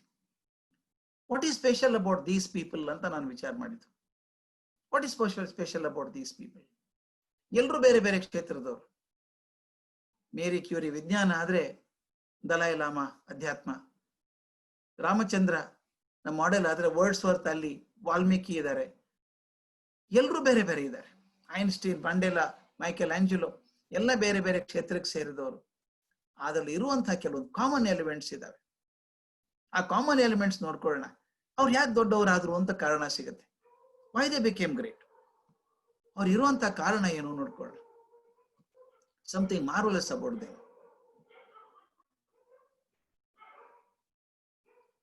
They were all achievers who excelled in their sphere of activity. ಎಲ್ಲರೂ ತಮ್ಮ ಕಾರ್ಯಕ್ಷೇತ್ರದಲ್ಲಿ ತುಂಬಾ ದೊಡ್ಡ ಕೆಲಸ ಮಾಡಿದ್ರು. ಅದು ಹೆಂಗ್ ಮುಟ್ಟಿದ್ರು ಆ ಮಟ್ಟ? ಅವರು ಆ ಮಟ್ಟ ಮುಟ್ಟಿದ್ರು ನಮ್ಗೆ ಯಾಕೆ ಆಗ್ತಾ ಇಲ್ಲ? ಅವ್ರು not only great achievers, but they're extraordinary good human beings. ಒಳ್ಳೆ ಮನುಷ್ಯರು. ನನಗೊಂದು ಖಾತ್ರಿ ಆಗಿದೆ, ಯಾರಾದ್ರೂ ತುಂಬಾ ಎತ್ತರಕ್ಕೆ ಹೋದ್ರೆ ಬೈ ಚಾನ್ಸ್ ಹೋಗೋದು ಬೇರೆ, ಹೋಗಿ ಸ್ವಲ್ಪ ದಿವಸ ಇರ್ಬೇಕಲ್ಲಿ. ಯಾರಾದ್ರೂ ಎತ್ತರಕ್ಕೆ ಹೋಗಿ ಸ್ವಲ್ಪ ದಿವಸ ಇರೋದಾದ್ರೆ ನನಗನ್ಸುತ್ತೆ it can happen only when you have a beautiful mind. Without beautiful mind you can be there for a long time. ಯಾವ ಕ್ವಾಲಿಟಿ ಅವ್ರನ್ನ ದೊಡ್ಡವರನ್ನಾಗಿ ಮಾಡ್ತು, ಯಾವ ಕ್ವಾಲಿಟಿಯಿಂದ ದೊಡ್ಡವರಾದ್ರು ಅಂತ ನೋಡ್ತಾ ಇದ್ದೆ ನಾನು. ಬೇಕಾದಷ್ಟು ಕ್ವಾಲಿಟಿ ಇರ್ಬೇಕು ಅವ್ರದ್ದು. The best quality they had was ability to manage their mind. ಎಲ್ರು ನಾನು ಕೆಲವೊಂದು ಎಕ್ಸಾಂಪಲ್ ಹೇಳ್ಬೇಕಾದ್ ಕಷ್ಟ, ಅದು ಹೇಳ್ಕೊಂಡೋದು ತುಂಬಾ ಆಗ್ಬಿಡುತ್ತೆ. ನಾನು ಕಂಡವ್ರನ್ನ ಕೆಲವ್ರನ್ನ, ಕಲಾಂ ಬಗ್ಗೆ ಹೇಳ್ಬೋದು, ಲತಾ ಮಂಗೇಶ್ಕರ್ ಬಗ್ಗೆ ನಿಮ್ಗೆ ಗೊತ್ತಿರ್ಬೇಕು, Assamese music director and singer. ಯಾರದು ವೆರಿ ಫೇಮಸ್ ಸಿಂಗರ್ ಅಸ್ಸಾಂದವರು. ಗಂಗಾ ತು ಬೆಹತಿ ಹೈ ಕ್ಯೂ ಅಂತ ಹೇಳಿ. Bhupen Hazarika, absolutely right, Bhupen Hazarika. ಭೂಪೇನ್ ಹಜಾರಿಕಾಗೆ ಆರಾಮ್ ಇರ್ಲಿಲ್ಲ, ಅಡ್ಮಿಟ್ ಮಾಡಿದ್ರು. ಇನ್ನು ಅವ್ರು ಬದುಕಲ್ಲ ಅಂತ ಅನ್ಸ್ಬಿಡ್ತು. He was on ventilator and vegetable ಆಗಿದ್ದಾರೆ, ಇನ್ನೇನ್ ಮಾಡಕ್ ಆಗಲ್ಲ, ಅವ್ರಿಗೆ ಮಾಡಕ್ ಆಗುದಿಲ್ಲ, ಅವ್ರು ಕೇಳಿಸೋದಿಲ್ಲ, ಈಸ್ ಇನ್ ಡೀಪ್ ಕೋಮಾ ಅಂತ. ಆಗ ಲತಾ ಮಂಗೇಶ್ಕರ್ ಮಾಡಿದ ಕೆಲಸ ನೋಡಿ ಸರ್, ದಯವಿಟ್ಟು ಅವ್ರ ಹತ್ರ ಮಾತಾಡೋಕೆ ಅವಕಾಶ ಕೊಡಿ ನನಗೆ ಅಂತ ಕೇಳಿದ್ರಂತೆ ಡಾಕ್ಟ್ರಿಗೆ. ಡಾಕ್ಟರ್ ಏನಂತ ಅವ್ನಿಗೆ ಗೊತ್ತಾಗಲ್ಲ, ಅವ್ರಿಗೆ ಮೆಡಿಕಲ್ ಸೈನ್ಸ್ ಪ್ರಕಾರ ಅವ್ರಿಗೆ ಗೊತ್ತಾಗಲ್ಲ. ಈಸ್ ಇನ್ ಡೀಪ್ ಕೋಮಾ, ಅವ್ರಿಗೆ ಏನು ಕೇಳಿಸಲ್ಲ, ಗೊತ್ತೇ ಆಗಲ್ಲ. ಇದಾರೆ, ಉಸಿರಾಡ್ತಿದ್ದಾರೆ ಅಂತ ಬದುಕಿದ್ದಾರೆ ಅನ್ಬೇಕಷ್ಟೇನೆ ಅಂತ. ಆದ್ರೂ ಒಂದ್ಸಲ ಕೊಡಿ ಅಂತ ಲತಾ ಮಂಗೇಶ್ಕರ್ಗೆ ಫೋನ್ ಮಾಡಿ ಕೊಟ್ಟಾಗ ಕಿವಿ ಹತ್ರ ಇಟ್ರಂತೆ. Lata Mangeshkar, Bhupenda how are you, ಚೆನ್ನಾಗಿದ್ದೀರಾ ಅಂತ ಹಿಂದಿಯಲ್ಲಿ ಒಂದೆರಡು ಮಾತು ಕೇಳಿದಾಗ ಆಶ್ಚರ್ಯ ಅನ್ಸುತ್ತೆ. ಭೂಪೇನ್ ಹಜಾರಿಕಾ ಕಣ್ಣಲ್ಲಿ ದಳದಳ ನೀರು ಬಂತಂತೆ. ಎಲ್ಲಿಯೋ in the depth of his consciousness he must have heard it. Medical science says he can't here it. ನಾನು ಅದನ್ನು ಒಪ್ಪೋದೇ ಇಲ್ಲ. ಗಿರೀಶ್ ಬೈಕೊಂಡ್ರು ಅಡ್ಡಿ ಇಲ್ಲ, ನನ್ನ ಅದು ಒಪ್ಪೋದಿಲ್ಲ. ಯಾಕಂದ್ರೆ ಸಮಥಿಂಗ್ ಬಿಯಾಂಡ್ ಮೆಡಿಕಲ್ ಸೈನ್ಸ್. ನಮ್ಮ ಮನೆಯಲ್ಲೇ ಆದದ್ದು. ನನ್ನ ತಾಯಿ 3 ವರ್ಷದ ಹಿಂದೆ ತೀರ್ಕೊಂಡ್ರು. ಆಕೆ ಪ್ಯಾರಲಿಸಿಸ್ ಆಗಿತ್ತು. 6 ತಿಂಗಳ ಮಗು ತರಾನೇ ನೋಡ್ಕೊಂಡ್ವಿ ಆಕೆನ. ದಿನ ಆಕೆ ಹತ್ರ ಕೂತ್ಕೋಬೇಕು, ಭಾಗವತ ಓದ್ಬೇಕು, ಆಕೆಗೆ ಇಷ್ಟ ಆಗುವಂತ ರಾಮಾಯಣದ ಭಾಗ ಓದ್ಬೇಕು, ರಾಮ ರಕ್ಷಾ ಸ್ತೋತ್ರ ಅನ್ಬೇಕು ಆಕೆ ಮುಂದೆ. We tried all our best. ಆಕೆ ಹಿಂದಿನ ದಿವಸ ತೀರ್ಕೊಳ್ಳೋ ಹಿಂದಿನ ದಿವಸ ಡಾಕ್ಟರ್ ಬಂದೆಲ್ಲ ನೋಡಿದ್ರು. ಇಲ್ಲ ಆಕೆದು ಬಲಗಡೆ ಭಾಗ ಕೂಡ ಕಾನ್ಶಿಯಸ್ ಹೋಗ್ಬಿಟ್ಟಿದೆ. ಈಗ ಎಡಗಡೆ ಅಂತೂ ಇರ್ಲಿಲ್ಲ ಆಕೆಗೆ, ಬಲಗಡೆನು ಹೋಗಿದೆ. ಇನ್ನೇನ್ ಬದುಕೋಲ್ಲ ಆಕೆ. ಬಹಳ ಅಂದ್ರೆ ಇನ್ನು 8-10 ತಾಸು ಆಗ್ಬಹುದು ಅಷ್ಟೇನೆ. ಬಟ್ ಎನಿವೆ, ನಿಮ್ ಪಕ್ಕದಲ್ಲಿ ಎದ್ದು ಬಿಡಿ, ಇನ್ನೇನ್ ಮಾಡಕ್ ಆಗಲ್ಲ ಅಂತ ಹೇಳಿದ್ರು. ಆಕೆ ಕೇಳಿಸೋದಿಲ್ಲ, ಏನೂ ಗೊತ್ತಾಗೋದಿಲ್ಲ ಅಂತ. ಸಾಯಂಕಾಲ ನಾನು ಆಫೀಸಿಂದ ಬಂದೆ. 1 ತಾಸು ಹೋಗಿ ಬರ್ತಿದ್ದೆ ಆಫೀಸ್ಗೆ. ಮನೆಗೆ ಬಂದಾಗ ಆಕೆ ಪದ್ಧತಿ ಅದು. ಆಕೆ ಪಕ್ಕದಲ್ಲಿ ನಾನು ಕೈಯೆಲ್ಲ ತೊಳ್ಕೊಂಡು ಸ್ಯಾನಿಟೈಸ್ ಮಾಡ್ಕೊಂಡು ಆಕೆ ಪಕ್ಕದಲ್ಲಿ ನಿಂತ್ಕೋಬೇಕು. ಆಕೆ ನನಗೆ ರಾಜ ಅಂತ ಕರೆಯೋಳು. ಎಲ್ಲಾ ತಾಯಂದ್ರಿಗೆ ಮಕ್ಕಳು ರಾಜರೇ, ಯಾವ ರಾಜ್ಯ ಇಲ್ಲದೆ ಹೋದ್ರು ಮಕ್ಕಳೆಲ್ಲ ರಾಜರೇ. ಆಕೆ ರಾಜ ಅಂತ ಕರಿತಿದ್ಲು. ಇವತ್ತು ಆಕೆ ಮಾತಾಡೋ ಸ್ಥಿತಿಯಲ್ಲಿ ಇಲ್ಲ. ನನ್ನ ಹೆಂಡತಿ, ನನ್ನ ತಂಗಿ ಪಕ್ಕದಲ್ಲೇ ಕೂತಿದ್ದಾರೆ. ನನ್ನ ಹೆಂಡತಿ ಹೇಳಿದ್ಲು, ಇಲ್ಲ ಅವ್ರಿಗೆ ಏನೂ ಗೊತ್ತಾಗಲ್ಲ, ಮಾತಾಡಿದ್ ಕೇಳಿಸೋಲ್ಲ, ಗೊತ್ತೇ ಆಗಲ್ಲ, ಏನೂ ಆಗಲ್ಲ. ನನಗೆ ಮರಾಠಿ ಇನ್ಫ್ಲೂಯೆನ್ಸ್ ಕುಲಕರ್ಣಿ ದಂಪತಿಗಳಿಗೆ ಅರ್ಥ ಆಗುತ್ತೆ. ನಾವು ಧಾರವಾಡ ಕಡೆಯವರಿಗೆ ಮರಾಠಿ ಇನ್ಫ್ಲೂಯೆನ್ಸ್ ತುಂಬಾ ಜಾಸ್ತಿ. ನಮ್ಮ ತಾಯಿನ ಆಯಿ ಅಂತ ಕರಿತೀವಿ, ನಾವು ಆಯಿ ಅಂತ ಕರಿತಿದ್ದೆ. ನಾನು ಆಕೆ ಕಾಟ್ ಪಕ್ಕ ನಿಂತ್ಕೊಂಡು ಆಯಿ ಅಂದೆ. ನನ್ನ ತಂಗಿ ಅದು, ಇಲ್ಲ ಅಣ್ಣ ಕೇಳಿಸೋಲ್ಲ ಆಕೆಗೆ, ಯಾಕೆ ಹೋಗ್ತೀಯ ಅಂದ್ಲು. ನೋಡೋಣ ಆಯಿ ಅಂದೆ. ನೀವು ನಂಬ್ತಿರೋ ಬಿಡ್ತಿರೋ ಸರ್, ನನಗಾದದ್ದು ತಾಯಿನೇ. ತಾಯಿ ಕರಳಿರ್ ಮತ್ತೊಂದು ಹೇಳಕ್ ಬರಲ್ಲ. ಕಣ್ಣು ತೆಗೆದ್ಲು, ಇಷ್ಟಾಗಲ್ಲ ಕಣ್ಣು ತೆಗೆದು ಕಣ್ಣಲ್ಲಿ ನೀರು ಬಲಗೈ ಎತ್ತಿ ನನ್ನ ಕೈ ಹಿಡ್ಕೊಂಡ್ರು. ಎಷ್ಟು ಬಿಗಿಯಾಗಿ ನನ್ನ ಕೈ ಹಿಡ್ಕೊಂಡಿದ್ಲು ಅಂದ್ರೆ, ಇಲ್ಲೇ ಹಿಡ್ಕೊಂಡ್ಬಿಡೋ ಮರ, ನೀನ್ ಇದ್ದು ಬಿಡೋ ನನ್ನ ಜೊತೆಗೆ ಏನೋ ಹಾಗೆ ಗಟ್ಟಿ ಕೈ ಹಿಡ್ಕೊಂಡಿದ್ವಿ. ಎಲ್ರಿಗೂ ಆಶ್ಚರ್ಯ. ನಾ ಹೇಳಿದೆ, ತಾಯಿ ಕರಳೆ ಬೇರೆ, ಅದು ಮಗ ಕರೆದ್ರೆ ಬೇರೆ ಇರುತ್ತೆ. ಇದು ಎಲ್ಲಿ ಕೇಳ್ತೀವಿ, ಯಾವ ಹೆಂಗೆ ಹೇಳ್ತೀವಿ ನಾವು? The mind is so beautiful. Lata Mangeshkar ಹೇಳಿದಾಗ ಹತ್ತು ಬಿಟ್ರು ಅಂತ. ಲತಾ ಮಂಗೇಶ್ಕರ್ ಆ ಕಡೆ ಹತ್ತಿದ್ದಾರೆ ಪಾಪ. ನಾ ಯಾಕೆ ಹೇಳ್ತಿದ್ದೀನಿ ಅಂದ್ರೆ, Lata Mangeshkar thought it inappropriate to talk to a man in deep coma. ಅನಿಸ್ತಲ್ಲ ಮಾತಾಡ್ಬೇಕು ಅಂತ. ಇದು ಬ್ಯೂಟಿಫುಲ್ ಮೈಂಡ್, ಇದು ಬ್ಯೂಟಿಫುಲ್ ಮೈಂಡ್. ಒಂದು ಘಟನೆ ಹೇಳ್ಬೇಕು ಇನ್ನೊಂದು ನಿಮಗೆ, ಸಚಿನ್ ತೆಂಡೂಲ್ಕರ್ ಬಗ್ಗೆ. ಇದೊಂದು ಪುಸ್ತಕದಲ್ಲಿ ಬರೆದ ದಾಖಲೆ ಆಗಿದೆ. ಪಿಚ್ ಇಟ್ ಅಂತ ಒಂದು ಪುಸ್ತಕ ಇದೆ, ನಮ್ಗೆ ಸಿಕ್ಕರೆ ಓದ್ಬೇಕು. ದೇವಿ ಪ್ರಸಾದ್ ಅಂತ ಬರ್ದಿದ್ದಾನೆ ನನ್ನ ಫ್ರೆಂಡ್. ನಾನೇ ಪುಸ್ತಕ ರಿಲೀಸ್ ಮಾಡಿದ್ದೆ ಅದನ್ನ, ಪಿಚ್ ಇಟ್ ಅಂತ. ಆತ ಏನ್ ಮಾಡಿದ್ದಾನೆ, ಕ್ರಿಕೆಟ್ ಮತ್ತು ಕಾರ್ಪೊರೇಟ್ ಲೈಫ್ 2 ಕಡೆನೂ ಒಳ್ಳೆಯವ್ರನ್ನ ತಂದು ಪುಸ್ತಕ ಬರೆದಿದ್ದಾರೆ, ಪಿಚ್ ಇಟ್ ಅಂತ. ತೆಂಡೂಲ್ಕರ್ ರಿಟೈರ್ ಆಗೋದಕ್ಕಿಂತ 1.5 ವರ್ಷ ಮೊದಲು ಚೆನ್ನೈಗೆ ಹೋದ್ರು, ಮದ್ರಾಸ್ಗೆ ಹೋದ್ರು. ಯಾವುದೋ ಒಂದು ಸ್ಪಾನ್ಸರ್ಡ್ ಪ್ರೋಗ್ರಾಮ್ಗೆ ಈತ ಅಂಬಾಸಡರ್ ಅಂತ ಹೋಗಿದ್ದಾರೆ. ಒಂದು ದೊಡ್ಡ ಹಾಲ್ ಅಲ್ಲಿ ಪ್ರೋಗ್ರಾಮ್ ಅರೇಂಜ್ ಮಾಡಿದ್ದಾರೆ. ಸುಮಾರು 2,000 ಜನ ಕೂತ್ಕೊಳ್ಳುವಂತ ಆಡಿಟೋರಿಯಂ 3,000 ಜನ ಕೂತಿದ್ದಾರೆ. ತೆಂಡೂಲ್ಕರ್ ನೋಡ್ಬೇಕಂತ ಬಂದಿದ್ದಾರೆ. Tendulkar remained on top of the chart for 24 long years. World's best batsman ಆಗಿ ಉಳಿದಂತ ಹುಡುಗ. ಅವ್ನು ನೋಡಕ್ ಬಂದಿದ್ದಾರೆ. ಇದು ಸ್ಟೇಜ್ ಮೇಲೆ ಕೂತಾಗ ಅವ್ನ ಹಿಂದೆ ಅವ್ನ ಫ್ರೆಂಡ್ ಬಂದು ಹೇಳಿದ್ನಂತೆ, ಸಚಿನ್, ಈಗ ನಡುವೆ ಪ್ಯಾಸೇಜ್ ಇದೆಯಲ್ಲ, ದಾರಿ ಇದೆಯಲ್ಲ, ಆಯಿಲ್ ಇದೆಯಲ್ಲ, ಕಡೆ ನೋಡು, ಲಾಸ್ಟ್ ಬಟ್ 1 ರೋದಲ್ಲಿ ಆ ಕಾಲ್ದಾರಿ ಆಯಿಲ್ ಪಕ್ಕದಲ್ಲಿ ಒಂದು ಸೀಟ್ ಕಾಣುತ್ತೆ, ನೋಡಿದ್ಯಾ? ಹಿಂದಿನಿಂದ 2ನೇ ಸಾಲು, ಅಲ್ಲೊಬ್ಬರು ಅಜ್ಜಿ ಕೂತಿದ್ದಾರೆ, ನೋಡಿದ್ಯಾ ಅಂತ. ಹೀಗೆ ನೋಡಿದ ಸಚಿನ್. ಒಬ್ಬರು ಅಜ್ಜಿ ಕೂತಿದ್ದಾರೆ ಕನ್ನಡಕ್ಕೆ ಹಾಕೊಂಡು. ಹೌದು, ಆಕೆ ಹೆಸರು ಪದ್ಮಾವತಿ ವೈದ್ಯನಾಥನ್. ಪದ್ಮಾವತಿ ವೈದ್ಯನಾಥನ್ ಅಂತ ಆಕೆ ಹೆಸರು. ಆಕೆಗೆ 86 ವರ್ಷ ವಯಸ್ಸು. ಆಕೆ ನೀನ್ ಎಷ್ಟು ಅಭಿಮಾನಿ ಇದ್ದಾಳೆ ಅಂದ್ರೆ, ನೀನ್ ಬೇರೆ ದೇಶದಲ್ಲಿ ಕ್ರಿಕೆಟ್ ಆಡ್ತಾ ಇದ್ರು ಕೂಡ ಒಂದು ಮ್ಯಾಚು ತಪ್ಪಿಸ್ಕೊಳ್ಳಾರದೆ ನೋಡಿ ನೋಡಿ ನೀನ್ ಏನೇನ್ ರೆಕಾರ್ಡ್ ಮಾಡಿದ್ಯೋ ಡೈರಿಯಲ್ಲಿ ಬರೆದಿಟ್ಕೋತಾಳೆ. ನಿನ್ ಬಗ್ಗೆ ತುಂಬಾ ಪ್ರೀತಿ. ನೀನ್ ನೋಡೋದಕ್ಕೆ 100 ಕಿಲೋಮೀಟರ್ ದೂರಿಂದ ಬಂದಿದ್ದಾಳೆ ಆಕೆ. 86 ವರ್ಷ ಬಂದಿದ್ದಾಳೆ. ಆಗ ಏನ್ ಮಾಡ್ಬೇಕು ತೆಂಡೂಲ್ಕರ್? ಅಂತವ್ರು 1,00,000 ಜನ ಇರ್ಬೇಕು ಭಾರತದಲ್ಲಿ ಆತನ ಪೂಜಾ ವರ್ಷಿಪ್ ಮಾಡುವಂತವ್ರು. ಈತ ಏನ್ ಮಾಡ್ದ ಅಂದ್ರೆ, ಆ ಪ್ರೆಸಿಡೆಂಟ್ಗೆ 1 ನಿಮಿಷ ಅಂತ ಹೇಳಿ ತಕ್ಕನೆ ಎದ್ದ. ಎದ್ಬಿಟ್ಟು ಸ್ಟೇಜ್ ಮೇಲಿಂದ ಇಳಿದ ಕೆಳಗಡೆ, ಓಡಿದ, ನಡು ಪ್ಯಾಸೇಜ್ ಒಳಗೆ ಓಡ್ಕೊಂಡು ಹೋದ. ಎಲ್ರು ಅಂದ್ರೆ ಎಲ್ಲಿ ಹೋಗ್ತಾನೆ ಇವನು, ಅವ್ನು ನೋಡಕ್ ಬಂದಿದ್ದಾರೆ, ಹೊರಗೆ ಹೋಗ್ಬಿಟ್ರೆ ಏನ್ ಮಾಡೋದು ಇವನು. ಓಡ್ಕೊಂಡು ಹೋಗಿ ಸೀದಾ ಆಕೆ ಮುಂದೆ ನಿಂತ್ಕೊಂಡ್ಬಿಟ್ಟ. ಕೈ ಮುಗಿದು, ಅಮ್ಮ ನಾನು ತುಂಬಾ ಪ್ರೀತಿ ಮಾಡ್ತೀರಂತೆ, ನನಗೆ ಗೊತ್ತಾಯ್ತು, ನಿಮ್ಮಂತ ಹಿರಿಯರಿಂದಾನೇ ನಾನು ಆಡ್ತಾ ಇರೋದು, ಚೆನ್ನಾಗಿ ಆಡ್ತಿರೋದು, ಪ್ಲೀಸ್ ಬ್ಲೆಸ್ ಮೀ, ನನ್ನ ಆಶೀರ್ವಾದ ಮಾಡಿ ಅಂತ ಕೇಳಿದ್ನಂತೆ. ಅಜ್ಜಿಗೆ ಏನ್ ಹೇಳ್ಬೇಕು ಅಂತ ತೋಚ್ತಾ ಇಲ್ಲ, ಎದ್ದು ನಿಂತ್ಕೊಂಡ್ಬಿಟ್ಲು, ಕಣ್ಣಲ್ಲಿ ನೀರು ಬಂದಿದೆ. ಆಕೆ ಹೇಳಿದ್ಲಂತ, ಸಚಿನ್ ನನಗೆ 3 ಜನ ಮೊಮ್ಮಕ್ಕಳಿದ್ದಾರಪ್ಪ, ನೀನ್ 4ನೇದವನು,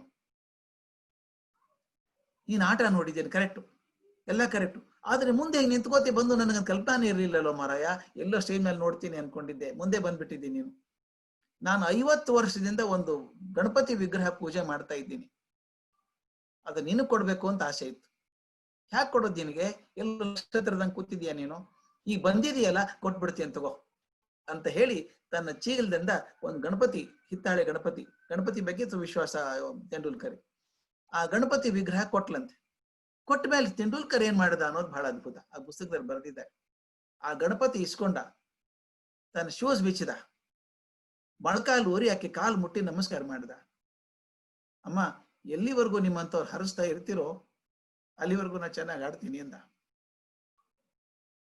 3000 ಜನ ಎದ್ದು ನಿಂತ್ಕೊಂಡು ಚಪ್ಪಾಳೆ ತಟ್ಟಿದ್ರು.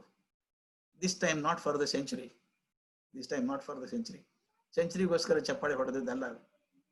24 ವರ್ಷ ಆ ಕ್ರಿಕೆಟ್ ಎತ್ತರದ ತುದಿಯಲ್ಲಿದ್ದಂತ ಹುಡುಗ ಅಜ್ಜಿ ಕಾಲು ಮುಟ್ಟಿ ನಮಸ್ಕಾರ ಮಾಡ್ತಾನಲ್ಲ ಪಬ್ಲಿಕ್ ಆಗಿ, ಇದು ದಿಸ್ ಅ ಬ್ಯೂಟಿಫುಲ್ ಮೈಂಡ್. ನಿನ್ನ ಸ್ಥಾನ, ನಿನ್ನ ಪೊಸಿಷನ್ನು, ನಿನ್ನ ಗಳಿಕೆ, ಇದು ಯಾವುದು ಮುಖ್ಯ ಅಲ್ಲ. ಆ ಕ್ಷಣಕ್ಕೆ ನೀನು ಮಗುವಾಗಿ ಆಕೆ ತಾಲಿ ನಮಸ್ಕಾರ ಮಾಡಿದಾಗ your mind is a beautiful mind. ಎಲ್ರು ಚಿತ್ರ ತೋರಿಸಿದ್ನಲ್ಲ, ರಾಮನ್ ಕ್ಯಾರೆಕ್ಟರ್ ಆಗ್ಲಿ, ಎಲ್ರು ದೊಡ್ಡವರಲ್ವಾ. ಒಬ್ಬ ದಲಾಯಿ ಲಾಮ ಕೇಳಿದ್ರಂತ, ನಿಮ್ ಕೋಪ ಹೆಂಗ್ ತಡ್ಕೋತೀರಿ ಅಂತ. ಅವ್ರು ನಂದೇನ್ ಮಾಡ್ತೀರಿ ಅಂದ್ರು, ನಾನು ಗುರುಗಳ ಕಡೆಯಿಂದ ಕಲ್ತೆ. ನಾನು ಏನ್ ಕಲ್ತ್ರಿ? ನನ್ನ ಗುರು ಒಬ್ಬ ಇದ್ದ, ಅವನ ಹಿಡ್ಕೊಂಡು ಚೈನಾಗ್ ಕರ್ಕೊಂಡು ಹೋದ್ರು. 16 ವರ್ಷ ಚಿತ್ರಹಿಂಸೆ ಕೊಟ್ರು ಅವನಿಗೆ. ಕಟಿಂಗ್ ಪ್ಲೈರ್ ಹಾಕಿ ಉಗುರೆಲ್ಲ ಕಿತ್ತಿದ್ರು ಒಂದೊಂದೇ, ಎಷ್ಟು ನೋವಾಗಿರ್ಬೇಕಲ್ಲ, ಕಾಲಿನ ಉಗುರು, ಕೈ ಉಗುರು ಕಿತ್ತಿ ಹಾಕಿದ್ರು.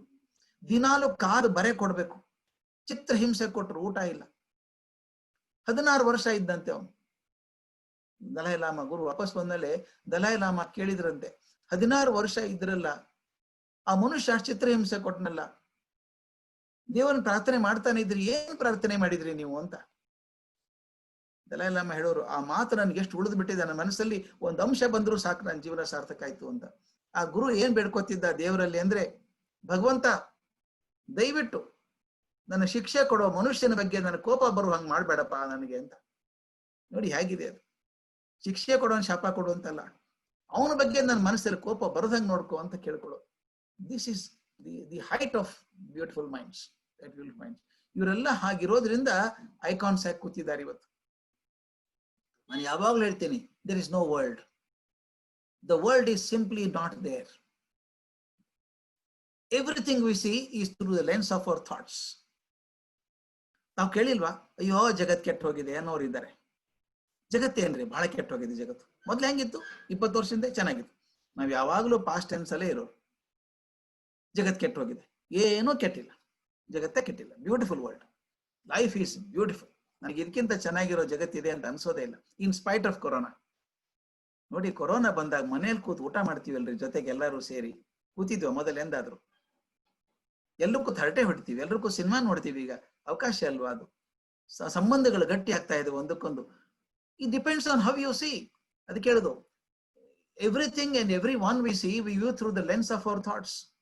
ಎಲ್ಲರೂ ನಮ್ಮ ಕಣ್ಣಿನ ಮೂಲಕ ಅಲ್ಲ ನಾವು ನೋಡಲ್ಲ, ನಾವು ಮನಸ್ಸಿನ ಮೂಲಕನೇ ನೋಡೋದು. ಒಬ್ಬ ಮನುಷ್ಯ ಸಡನ್ ಆಗಿ ವಿಲನ್ ಅಂತ ಆಗ್ತಾನೆ. ನೀವು ಆಫೀಸಲ್ಲಿ ಕಲ್ಪನೆ ಮಾಡ್ಕೊಳ್ಳಿ, ಹೊಸದಾಗಿ ಒಬ್ರು ಯಾರೋ ಬರ್ತಾರೆ, ಆಫೀಸಿಗೆ ಸೇರ್ಕೋತಾರೆ. ಒಬ್ರು ಹೇಳ್ತಾರೆ, ನೋಡಿ ಅವ್ರು ಚೆನ್ನಾಗಿದ್ದಾರೆ, ದೋಸ್ತಿ ಮಾಡ್ಕೋತಾವ್ರು ಒಬ್ರು ಯಾರೋ ಹೊಸಬ್ರನ್ನ, ಅವ್ರು ಚೆನ್ನಾಗಿದ್ದಾರೆ, ಇವ್ರ ಬಗ್ಗೆ ಸ್ವಲ್ಪ ಹುಷಾರಾಗಿರಿ ನೀವು ಅಂತ ಹೇಳ್ತಾರೆ. ಹೇಳಿದಾಗ ಆತನ ರಿಯಾಕ್ಷನ್ ಹೆಂಗಿರುತ್ತೆ? ಆತನ ಮೈಂಡ್ ಅಲ್ಲಿ ಪ್ರಿಪೇರ್ ಆಗ್ಬಿಡ್ತಿ, ಈಗ ಇವ್ರು ಒಳ್ಳೆಯವರು, ಇವ್ರು ಸ್ವಲ್ಪ ಸರಿ ಇಲ್ಲ ಅಂತ. ಆ ಸರಿ ಇಲ್ಲ ಅಂದವ್ರು ಬಂದಾಗ ಅವ್ರ ಜೊತೆಗೆ ಅಷ್ಟಕ್ಕಷ್ಟೇ ಮಾತಾಡ್ತಾನೆ, ಜಾಸ್ತಿ ಮಾತಾಡೋದು. ಯಾಕಂದ್ರೆ ಹೇಳ್ಬಿಟ್ಟಿದಾರಲ್ಲ ಡೇಂಜರ್ ಅಂತ ಮೊದಲು. ಆದ್ರಿಂದ ಐ ಡೀಲ್ ವಿತ್ ಪೀಪಲ್, ಮತ್ತೊಬ್ಬರ ಹತ್ರ ಹಂಚಿಕೊಳ್ಳೋದು ಮಾಡೋದೆಲ್ಲ ನನ್ನ ಮನಸ್ಸಿನ ವಿಚಾರಗಳ ಹಾಗೆ ಮಾಡ್ಕೊಳ್ಳೋದು ನಾವು. How we see ourselves. ನಾವು ಯಾರು, ನಮ್ಮ ಬಗ್ಗೆ ಅಭಿಪ್ರಾಯ ಏನಿದೆ ಅಲ್ವಾ? ನನ್ನ ಬಗ್ಗೆ ನನ್ನ ಅಭಿಪ್ರಾಯ ಏನಿದೆ, ನಾನು ಬಹಳ ದೊಡ್ಡ ಸಮರ್ಥ ಅಂತ ತಿಳ್ಕೊಂಡಿದ್ದೀನಿ. ನಾನು ಸಮರ್ಥ ಅಲ್ಲ, ನಾನು ತಿಳ್ಕೊಂಡಂಗಿದೆ ಅದು. What I think about the meaning of life. ಲೈಫ್ಗೆ ಏನು ಅರ್ಥ ಇದೆಯಾ? ಕೋಹಂ ಕುತಃ ಯಾತಃ ಅಂತ ಶಂಕರಾಚಾರ್ಯರು ಕೇಳಿದ್ರು. What is my perception of death? ಸಾವಂದ್ರೆ ಏನು? ಟ್ಯಾಗೋರ್ ಹೇಳ್ತಾರೆ ಬಹಳ ಚಂದ, death my friend, I am waiting for you at the doorstep ಅಂತ. ಟ್ಯಾಗೋರರಿಗೆ ಸ್ನೇಹಿತ ಆಗ್ಬಿಟ್ಟ ಸಾವು ಅಂದ್ರೆ. ಇನ್ ಕೆಲವು ಸಾವು ಅಂದ್ರೆ ಭಯ, ಯಮ ಬಂದ ಅಂತ. It depends on how we C. ನಮ್ಮ ನಂಬಿಕೆಗಳಾಗ್ಲಿ, ನನ್ನ ದೈವದ ಬಗ್ಗೆ ನಂಬಿಕೆ, ದೇವರ ಬಗ್ಗೆ ನಂಬಿಕೆ ಆಗ್ಲಿ, darkness and beauty are all determined by the mind. ನಮ್ಮ ಆಫೀಸಲ್ಲಿ ಹುಡುಗ ಕೆಲಸ ಮಾಡ್ತಿದ್ದ, ನಾನು ಪ್ರಿನ್ಸಿಪಲ್ ಆಗಿದ್ದಾಗ, ಆಫೀಸ್ ಸ್ಟಾಫ್ ಕ್ಲರ್ಕ್ ಹುಡುಗ. ಒಬ್ಬ ಹುಡುಗಿನ ಪ್ರೀತಿ ಮಾಡಿ ಮದುವೆ ಆದ. ಹುಡುಗ ಬಹಳ ಚಂದ ಹುಡುಗ, ಸುಂದರ ಹುಡುಗ, ನೋಡಕ್ ಬಹಳ ಚಂದ, ಬಣ್ಣ ಒಂದ್ ಎತ್ತರ ಬಹಳ ಚೆನ್ನಾಗಿದೆ, ಹೀರೋ ಇದ್ದಂಗಿದ್ದ ಅವನು. ಆದ್ರ ಹುಡುಗಿ ಕಪ್ಪೋ ಕಪ್ಪು, ಕಲ್ಪನೆ ಮಾಡೋಕ್ ಸಾಧ್ಯ. ಎಲ್ರು ಕೇಳ, ಇಂಥ ಹುಡುಗಿನ ಹೆಂಗ್ ಮದುವೆ ಆದ್ರಿ ಅವನು? ಇಂಥ ಚಂದ ಹುಡುಗ ಅವನೇ ಯಾಕೆ ಮದುವೆ ಆದ? ಯಾಕಂದ್ರೆ ನೀವ್ ಯಾಕೆ ತಲೆ ಕೆಡಿಸ್ಕೊತೀರಿ? ಅವನು ಚಂದ ಕಾಣಿಸಿದ್ರೆ ಸಾಕಲ್ಲ. ನಿಮಗ್ ಕಾಣಿಸ್ಲಿಲ್ಲ ಬಿಡಿ, ಅವನು ಚಂದ ಕಾಣಿಸಿರ್ಬೇಕು, ಅದಕ್ಕೆ ಮದುವೆ ಆಗಿದ್ದಾನ ಅವನು. ಅದಕ್ಕೆ beauty is in the eye of the beholder. ಪ್ರೀತಿ ಚಂದ ಅನ್ನೋದು ನಾನು ನೋಡೋದ್ರ ಮೇಲೆ ಇದೆ. ಕೆಲವು ಆರ್ಕಿಡ್ ಹೂ ಕಂಡ್ರೆ ಆಗಲ್ಲ ರೀ, ಇದೇನ್ರಿ ಹೂ ಮುಳ್ಳು ಅಂತಾರೆ. ಇನ್ ಕೆಲವು ಕಾಯ್ದು ಇಟ್ಕೋತಾರ, ಆರ್ಕಿಡ್ ಬ್ಯೂಟಿಫುಲ್ ಫ್ಲವರ್ ಅಂತಾರೆ. ಅದಕ್ಕೆ ನಾನು ಹೇಳೋದು, sense of beauty is determined by the style of the mind. ನನ್ನ ಮನಸ್ಸಿನ ಹ್ಯಾಕ್ ತೀರ್ಮಾನ ಮಾಡ್ಕೊಂಡಿದ್ದೇನೋ ಹಾಗೆ ಬ್ಯೂಟಿ ಗೊತ್ತಾಗುತ್ತೆ. Our mind is the greatest treasure. The greatest treasures that we have is our mind. The most powerful change, the way of changing our life is to change our mind. ನಮ್ಮ ಬದುಕನ್ನು ಬದಲಾಯಿಸ್ಕೋಬೇಕಾದ್ರೆ ನಮ್ಮ ಮನಸ್ಸನ್ನು ಬದಲಾಯಿಸ್ಕೋಬೇಕು. ಅದಕ್ಕೆ ಬರೆದೆ ನಾನು, when you beautify your mind, we not only beautify our world, our life, we beautify the whole world. ಅಲ್ವಾ?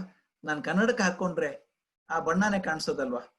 ಹಸಿರು ಕನ್ನಡಕ್ಕೆ ಹಾಕೊಂಡ್ರೆ ಹಸಿರೇ ಕಾಣಿಸುತ್ತೆ, ಕಪ್ಪು ಕನ್ನಡಕ್ಕೆ ಹಾಕೊಂಡ್ರೆ ಕಪ್ಪು ಕಾಣಿಸುತ್ತೆ, ಪ್ರೀತಿ ಕನ್ನಡಕ್ಕೆ ಹಾಕೊಂಡ್ರೆ ಬರೀ ಪ್ರೀತಿನೇ ಕಾಣಿಸುತ್ತೆ. ನಾವು ಯಾವ ಕನ್ನಡಕ್ಕೆ ಹಾಕೋಬೇಕು ನೋಡ್ಬೇಕು. ಪ್ರೀತಿ ಇದ್ದು ಅಂತಃಕರಣದ್ದು ಕನ್ನಡಕ್ಕೆ ಹಾಕೊಂಡ್ರೆ ಎಷ್ಟು ಚಂದ ಕಾಣುತ್ತೆ ಗೊತ್ತಾ ಜಗತ್ತು, ಅದ್ಭುತ ಜಗತ್ತು. I am sure you have seen the watch the movie, ಅದು ಬ್ಯೂಟಿಫುಲ್ ಲೈಫ್ ಅಂತ, ಎ ಬ್ಯೂಟಿಫುಲ್ ಲೈಫ್ ಅಂತ ಆಸ್ಕರ್ ಅವಾರ್ಡ್ ಬಂದಿದ್ದ ಸಿನಿಮಾ. ನೋಡಿಲ್ದೆ ಹೋದ್ರೆ ದಯವಿಟ್ಟು ನೋಡಿ, ಕೊರೋನಾ ಟೈಮಲ್ಲಿ ಎ ಬ್ಯೂಟಿಫುಲ್ ಮೈಂಡ್ ಅಂತ ಆಸ್ಕರ್ ಅವಾರ್ಡ್ ಬಂತ. ಅದಕ್ಕೆ ಬೇಸಿಕ್ಲಿ ಆ ಜೂದು ಮತ್ತು ಜರ್ಮನ್ ಕಾನ್ಸಂಟ್ರೇಷನ್ ಕ್ಯಾಂಪ್ ಬಗ್ಗೆ. ಒಬ್ಬ ಜೂ ಜರ್ಮನ್ ಹುಡುಗಿನ ಮದುವೆ ಆಗ್ತಾನೆ. ಈ ಜರ್ಮನ್ ಸೈನಿಕರೆಲ್ಲ ಬಂದು ಅವ್ನು ಎಳ್ಕೊಂಡು ಹೋಗ್ತಾರೆ, ಕಾನ್ಸಂಟ್ರೇಷನ್ ಕ್ಯಾಂಪಿಗೆ ಹಾಕ್ತಾರೆ.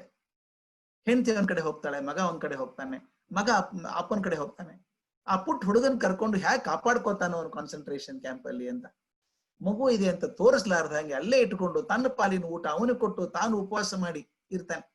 ಅಂಡ್ ಮಗುಗೆ ಯಾವಾಗಲೂ ಪಾಸಿಟಿವ್ ಆಗಿ ಹೇಳ್ತಿರ್ತಾನೆ, ವೆರಿ ವೆರಿ ಪಾಸಿಟಿವ್. ಕೊನೆಗೆ ಅವನಿದಾನೆ ಅಂತ ಗೊತ್ತಾದ್ಮೇಲೆ ಅವ್ನು ಗುಂಡು ಹಾಕಿ ಕೊಂದ್ಬಿಡ್ತಾರೆ ಅಪ್ಪನ. ಅವ್ನ್ ಫೈರಿಂಗ್ ಸ್ಕ್ವಾಡ್ ಮುಂದೆ ಕರ್ಕೊಂಡು ಹೋಗ್ಬೇಕಾದ್ರೂ ಕೂಡ ಆ ಮಗ ಅಲ್ಲಿ ಕೂತಿರ್ತಾರೆ, ಸಲ್ಯೂಟ್ ಮಾಡ್ತಾನೆ, yo you are going to be the great man, life is beautiful ಅಂತ ಹೇಳಿ ಹೋಗಿ ಫೈರಿಂಗ್ ಸ್ಕ್ವಾಡ್ ಮುಂದೆ ಹೋಗಿ ಸತ್ತೋಗ್ತಾನೆ. ಆ ಹುಡುಗ ಹೇಳ್ತಾನೆ, the greatest gift my father give me was this positive attitude. ಸಾಯೋದಕ್ಕಿಂತ ಒಂದ್ ನಿಮಿಷ ಮೊದಲು ಲೈಫ್ ಈಸ್ ಬ್ಯೂಟಿಫುಲ್ ಅಂತಾನಲ್ರಿ ಅವನು. ನಾವು ತರುಣರಾಗಿದ್ದಾಗ ಎನರ್ಜಿ ಇದೆ, ಜಗತ್ತನ್ನು ಗೆಲ್ಲಬಹುದು ಅಂತ ಶಕ್ತಿ ಇದೆ, ಅಯ್ಯೋ life is so boring, life is so bad. ಯಾಕೆ? ಅದಕ್ಕೆ ಹೇಳ್ತೇನೆ, only when you wear the spectacle of beauty in your eyes world looks beautiful. ಅದಕ್ಕೆ beautify our mind, you beautify the world. ಎಷ್ಟೋ ಸಲ ಅನಿಸಿಲ್ವಾ, ಇನ್ನೇನ್ ಆಗಲ್ಲ, ಇದು ಮುಗೀತು, ಇನ್ ಬೆಳವಣಿಗೆ ಆಗಲ್ಲ, ಸಾಕು. ಡೆಡ್ ಸಿಚುವೇಶನ್ಸ್ ಆಗ ನೋಡಿ ಎಂತಿಂತ ಪಾಸಿಬಿಲಿಟೀಸ್ ಬಂದ್ಬಿಡ್ತವೆ. ಒಂದು ಅರುಣಿಮಾ ಸಿನ್ಹಾ ಸಾಲ್ದ ನಮ್ಮ ಕಣ್ ಮುಂದೆ ಇರೋದಕ್ಕೆ, ಒಂದು ವಿಲ್ಮಾ ರೊಡಾಲ್ಫ್ ಸಾಲ್ದ. ಅರುಣಿಮಾ ಸಿನ್ಹಾ ಬಗ್ಗೆ ತಾವು ಕೇಳಿರ್ಬೇಕು, ನನಗೆ ಚೆನ್ನಾಗಿ ಪರಿಚಯ ಇರೋ ಹೆಣ್ಮಗಳು, 32-33 ವರ್ಷ ಹುಡುಗಿ. ಈಗ ಆಕೆ ಉತ್ತರ ಪ್ರದೇಶದಲ್ಲಿ volleyball player, beautiful tall girl. National champion ಆಗ್ಬೇಕು, ನ್ಯಾಷನಲ್ ಪ್ಲೇಯರ್ ಆಗ್ಬೇಕು ಅಂತ ವಾಲಿಬಾಲ್ ಆಡಕ್ ಹೋಗ್ತಿದ್ದು. ನೋಡಿ ಹ್ಯಾಕ್ ಸಿಚುವೇಶನ್ ಬರ್ತದೆ. If your mind is beautiful you can conquer anything ಅಂತ ಹೇಳ್ಬೇಕು ನಾನು. ಆ ಹುಡುಗಿ ಟ್ರೈನ್ ಅಲ್ಲಿ ಹೋಗ್ತಾ ಇದ್ಲಂತೆ. ಆ ಟ್ರೈನ್ ಕಂಪಾರ್ಟ್ಮೆಂಟ್ ಜಾಸ್ತಿ ಜನ ಇಲ್ಲ, ಒಬ್ಬಳೆ ಹುಡುಗಿಗೆ ಒಂದ್ 4-5 ಜನ ಲಫಂಗರು ಸೇರ್ಕೊಂಡ್ಬಿಟ್ರು ಒಳಗಡೆ. ಆಕೆ ಕೈಯಲ್ಲಿ ಬ್ಯಾಗ್ ಕಿತ್ಕೋಬೇಕು ಅಂತ ಆಕೆನು ಸ್ಪೋರ್ಟ್ಸ್ ಮನ್ ಅಲ್ವಾ, ಕೊಡ್ಲಿಲ್ಲ, ಹೋರಾಡಿದ್ಲು. ಆ 4 ಜನ ಚಂಡಾಲರು ಆಕೆ ಎಳ್ಕೊಂಡು ಹೋಗಿ ಜೋರಾಗಿ ಹೋಗ್ತಿರುವಂತ ಟ್ರೈನ್ ಆಕೆ ಬ್ಯಾಕ್ ಎತ್ಕೊಂಡು ಆ ಟ್ರೈನ್ ಎಂದು ತಳ್ಳಿಬಿಟ್ರು ಹೊರಗಡೆಗೆ. ಆ 120 ಕಿಲೋಮೀಟರ್ ಸ್ಪೀಡ್ ಹೋಗ್ತಿರುವಂತ ಟ್ರೈನ್ ಎಂದು ತಳ್ಳಿದ್ರೆ ಅಷ್ಟು ದೂರ ಹೋಗ್ಬಿದ್ಲು ಆಕೆ ಹುಡುಗಿ. ಆಕೆ ಬಿದ್ದದ್ದು ಎಲ್ಲಿ? ಇನ್ನೊಂದು ಪ್ಯಾರಲಲ್ ರೈಲ್ವೆ ಟ್ರ್ಯಾಕ್ ಮೇಲೆ ಬಿದ್ಲು. ಆಕೆ ದುರ್ದೈವ ನೋಡಿ, ಹಾರಿ ಬಿದ್ದಿದ್ದಾಳೆ. ಆ ಜಲ್ಲಿ ಕಲ್ಲು ಎಲ್ಲ ಪೆಟ್ಟಾಗಿದೆ, ಗಾಯ ಆಗಿದೆ, ಹಳಿ ಮೇಲೆ ಬಿದ್ದಿದ್ದಾಳೆ. ಆ ಕಡೆ ಇನ್ನೊಂದು ಟ್ರೈನ್ ಬಂತು. ಆ ಕ್ಷಣದಲ್ಲಿ ಸರ್ಕೋಬೇಕು ಅಂತ ಸರ್ಕೊಂಡಿದ್ದಾಳೆ. ಆದ್ರೆ ಟ್ರೈನ್ ಆ ಎಡಗಾಲ ಮೇಲೆ ಹಾಯ್ದೋಯ್ತು. ಒಂದು ಕ್ಷಣ ವಿಚಾರ ಮಾಡಿ ಸರ್, ಹೆಂಗಾಗಿರುತ್ತೆ ಪರಿಸ್ಥಿತಿ ಅಂತ. ನಾವು ಪ್ಲಾಟ್ಫಾರ್ಮ್ ಅಲ್ಲಿ ನಿಂತ್ಕೊಂಡ್ರೆ ಟ್ರೈನ್ ಬಂದ್ರೆ ಹೆಂಗ್ ಸರಿಬೇಕು ಅನ್ಸುತ್ತೆ, ಎದೆ ದಡ ದಡ ಅನ್ನತ್ತೆ. ಆ ಹಳಿ ಮೇಲೆ ಬಿದ್ದಂತ ಹುಡುಗಿ ಸರಿಯೋಕಾಗ್ತಾ ಇಲ್ಲ, ಕಾಲ್ ಮುರಿದು ಹೋಗಿದೆ. ಆ ಮುರಿದ ಕಾಲಿನ ಮೇಲೆ ಟ್ರೈನ್ ಹಾಯ್ದು ಹೋಯ್ತಲ್ಲ, ಮೊಳಕಾಲ್ವರೆಗೂ ಕಾಲ್ ಕತ್ತರಿಸೋಯ್ತು. Whole night she bled, whole night ರಕ್ತ ಸೋರ್ ಹೋಗಿದೆ. ಬೆಳಿಗ್ಗೆ ರೈತರು ನೋಡ್ತಾರೆ, ಸತ್ತಿರ್ಬೇಕು ಹುಡುಗಿ ಅಂತ ನೋಡ್ತಾರೆ, ಸತ್ತಿಲ್ಲ, ಬದುಕಿದ್ದಾಳೆ. ಕರ್ಕೊಂಡೋಗಿ ಅಡ್ಮಿಟ್ ಮಾಡಿದ್ರು ಹಾಸ್ಪಿಟಲ್, ಭೋಪಾಲದಲ್ಲಿ ಏನೋ ಅಡ್ಮಿಟ್ ಮಾಡಿದ್ರು. ಸುಮಾರು 3 ತಿಂಗಳು ಅಲ್ಲಿದ್ಲು. ಗ್ಯಾಂಗ್ರೀನ್ ಆಯ್ತು, ತೊಡೆವರೆಗೂ ಕತ್ತರಿಸ್ಬಿಟ್ರು ಕಾಲು. ಇದೆಲ್ಲ ಒಳ್ಳೇದಾಗೋದು ಜೀವನಕ್ಕೆ? ಎಷ್ಟು ಕಷ್ಟ ಅಲ್ವಾ? ಕಾಲಿಗೆ ಏನ್ ಮಾಡ್ಬೇಕು? ವಾಲಿಬಾಲ್ ಕ್ಯಾಪ್ಟನ್ ಆಗ್ಬೇಕು, ನ್ಯಾಷನಲ್ ಆಡ್ಬೇಕು ಅನ್ನೋಂತ ಹುಡುಗಿಗೆ ಕಾಲೇ ಇಲ್ಲ ಈಗ. ಕೊನೆ ಕರ್ಕೊಂಡೋಗಿ ಆರ್ಟಿಫಿಷಿಯಲ್ ಕಾಲ್ ಹಾಕಿದ್ರು, ಮರದ ಕಾಲು. ಅವ್ರು ಹೇಳಿದಂತೆ ಕಾಲ್ ಹಾಕ್ತೀವಮ್ಮ, ಅದ್ರ ಹಾಗೆ ಕೂತ್ಕೊಂಡ್ರೆ ಅಡ್ಡಾಡ್ಬೇಕು, ಸ್ವಲ್ಪ ಸ್ಟೆಪ್ಸ್ ಹತ್ತಿ ಇಳಿದು ಮಾಡು ಅಂತ. ಯಾಕೆಂದ್ರೆ ಹತ್ತೋದಾದ್ರೆ ಮನೆ ಹಿಂದೆ ಒಂದು ಗುಡ್ಡ ಇದೆ, ಗುಡ್ಡ ಹತ್ತಿ ಇಳಿಯೋಣ ಅಂತ. ದಿನ ಹತ್ತಿ ಇಳಿದು ಬಹಳ ನೋವಾಗೋದು, ಅದು ಸಾಫ್ಟ್ ಟಿಶ್ಯೂ ಹಾರ್ಡ್ ಆಗೋ ತನಕನೂ ನೋವು ಇರ್ತದೆ. ಆಕೆ ಒಂದ್ಸಲ ವಿಚಾರ ಮಾಡಿದ್ಲಂತೆ, ಹತ್ತೀನಿ, ಮನೆ ಹಿಂದಿನ ಗುಡ್ಡ ಯಾಕೆ ಹತ್ಬೇಕು, ಎವರೆಸ್ಟೇ ಹತ್ತಿ ಬಿಡೋಣ ಅಂತ. ಹೋಗಿ ಕೇಳ್ಕೊಂಡ್ಲು, ಆಗಲ್ಲಮ್ಮ ನಿನಗೆ 1-2 ಕಾಲ್ ಇದ್ರೆ ಆಗೋಲ್ಲ, ನಮಗೆ 1 ಕಾಲ್ ಹೆಂಗ್ ಬರ್ತೀಯ ನೀನು ಅಂತ ಎಲ್ಲರೂ ಬೇಡ ಅಂದ್ರು. ರತನ್ ಟಾಟಾ ಕಡೆ ಹೋದ್ರು. ಟಾಟಾ ಫೌಂಡೇಶನ್ ದುಡ್ಡು ಕೊಟ್ಟು ಆಕೆ ಡೆಹ್ರಾಡೂನ್ ಹೋಗಿ ಮೌಂಟೇನಿಯರಿಂಗ್ ಕ್ಲಬ್ ಸೇರ್ಕೊಂಡು ಪ್ರಯತ್ನ ಮಾಡಿದ್ಲು. ಆಕೆ ಹೇಳೋದನ್ನ ಕೇಳ್ಬೇಕು ಸರ್, ನನಗಂತೂ ಕಣ್ಣಲ್ಲಿ ನೀರು ಬಂದ್ಬಿಡುತ್ತೆ ಹುಡುಗಿ ಹೇಳುವಾಗ. 2ನೇ ಸಲ ಹತ್ಬೇಕಾದ್ರೆ ಮೌಂಟ್ ಎವರೆಸ್ಟ್ ಎಕ್ಸ್ಪಿಡಿಷನ್ ಶುರು ಆಯ್ತು. ಹತ್ತಾ ಹೋದ್ಲು, ಮೇಲೆ ಕಾಣ್ತಾ ಇದೆ, ಇನ್ನು 200 ಮೀಟರ್ ಹೋದ್ರೆ ಮೌಂಟ್ ಎವರೆಸ್ಟ್ ಕಾಣುತ್ತೆ. ಆ ಹೊತ್ತಿಗೆ ಆಕೆ ಜೊತೆಗಿದ್ದವ್ರು ಹೇಳ್ತಿದ್ರು, ಅಯ್ಯೋ ಅರುಣಿಮಾ, ನಿನ್ ಕಾಲು ಏನಾಗಿದೆ ನೋಡು ಅಂತ ಕೂತ್ಕೊಂಡ್ರು. ನಿಮ್ಗೆ ಗೊತ್ತಿದೆ ಐಸ್ ಎಷ್ಟು ಆಳ ಇರುತ್ತೆ ಅಂತ. ಒಂದು ಕಾಲು ಊರ್ಬೇಕು, ಇನ್ನೊಂದು ಕಾಲು ಊರಿ ಎತ್ತಬೇಕಿದೆ, ಕಿತ್ಕೋಬೇಕಿದನ್ನ, ಮತ್ತೆ ಊರ್ಬೇಕು, ಹೀಗೆ ಹಾಗೆ ಹೋಗ್ಬೇಕು. ಆಕೆ ಗೊತ್ತೇ ಆಗಿಲ್ಲ, ಆ ಚಳಿಯಲ್ಲಿ ಮರಗಟ್ಟು ಬಿಟ್ಟಿದೆ ಮೈಯೆಲ್ಲ. ಈ ಕಾಲು ತೀರ್ಕೊಂಡ್ಬಿಟ್ಟಿದೆ, ಮರಗಟ್ಟಿದ ಕಾಲು, ಅದು ಮರದ ಕಾಲು ತೀರ್ಕೊಂಡು ಅದು ಚೂಪಾದ ಭಾಗ ತೊಡೆಗೆ ಚುಚ್ಚಿ ರಕ್ತ ಸೋರಿ ಇಡೀ ಪ್ಯಾಂಟ್ ಎಲ್ಲ ರಕ್ತ ಆಗ್ಬಿಟ್ಟಿದೆ. ಅವ್ರಂದ್ರಂತೆ, ಇಲ್ಲೇ ಇದ್ಬಿಡು, ಟೆಂಟ್ ಹಾಕೊಡ್ತೀವಿ ನಿನಗೆ, ನಾವು ಹೋಗಿ ಬರ್ತೀವಿ ಅಂತ. ಆಕೆ ಇಲ್ಲ ಬರ್ತೀನಿ ನಾನು. ಒಂದ್ ಸರಿಯಾಗಿ ಹಾಕೊಂಡ್ಲು, ವಸ್ತ್ರ ಕಟ್ಕೊಂಡ್ಲು. ನಾನು ಸತ್ರು ಅಲ್ಲೇ ಎವರೆಸ್ಟ್ ಮೇಲೆ ಸಾಯ್ಬೇಕು, ನನ್ನ ಜೀವನದ ಗುರಿ ಅದು. ಹತ್ತಿದ್ಲು ಮೌಂಟ್ ಎವರೆಸ್ಟ್, ಹತ್ತಿ ಅಲ್ಲಿ ಸ್ವಾಮಿ ವಿವೇಕಾನಂದರ ಫೋಟೋ, ರಾಮಕೃಷ್ಣರ ಫೋಟೋ, ತನ್ನ ದೇಶದ ಫ್ಲಾಗ್ ಎಲ್ಲ ಇಟ್ಟು ವಾಪಸ್ ಬಂದು. Today she is an icon for society. Arunima Sinha ಅಂದ್ರೆ she is a model for many young people. ಒಂದು ಕಾಲು ಇಲ್ಲ, ಜೀವನದ ಗುರಿನ ತಪ್ಪೋಯ್ತಲ್ಲ, ನ್ಯಾಷನಲ್ ಆಡ್ಬೇಕು ಅಂದವಳು. ಅದಕ್ಕೆ ಹೇಳ್ತೀನಿ, what seem like dead situation, seemingly wonderful possibilities, invitations come out. ಅದು ಯಾವಾಗ ನನ್ಗೆ ಆಶಾವಾದ ಇದ್ರೆ, ಒಳ್ಳೇದಾಗ್ತದೆ ನೋಡೋಣ ಅಂತ ಮನಸ್ಸಿದ್ರೆ, it can become beautiful. Arunima Sinha, Wilma Rudolph, ಇದೆಲ್ಲ ಆ ಜಾತಿಗೆ ಸೇರಿದವರೆಲ್ಲರೂ ಅದ್ಭುತ ಸಾಧನೆ ಮಾಡಿದಂಥವ್ರು. ಎಷ್ಟೋ ಸಲ ಅಂತೀನಿ ನಾನು, ಬಹಳ ಚಂದ ಇರ್ತಾರೆ, great physical beauty with A boring mind is boring ಅಂತ ನಾನು ಹೇಳೋದು. ಎಷ್ಟೇ ಚಂದ ಇರಲಿ ದೇಹ, ಮನಸ್ಸು ಸರಿ ಇಲ್ಲದೆ ಹೋದ್ರೆ ಲೈಫ್ ಇಸ್ ಸೋ ಬೋರಿಂಗ್.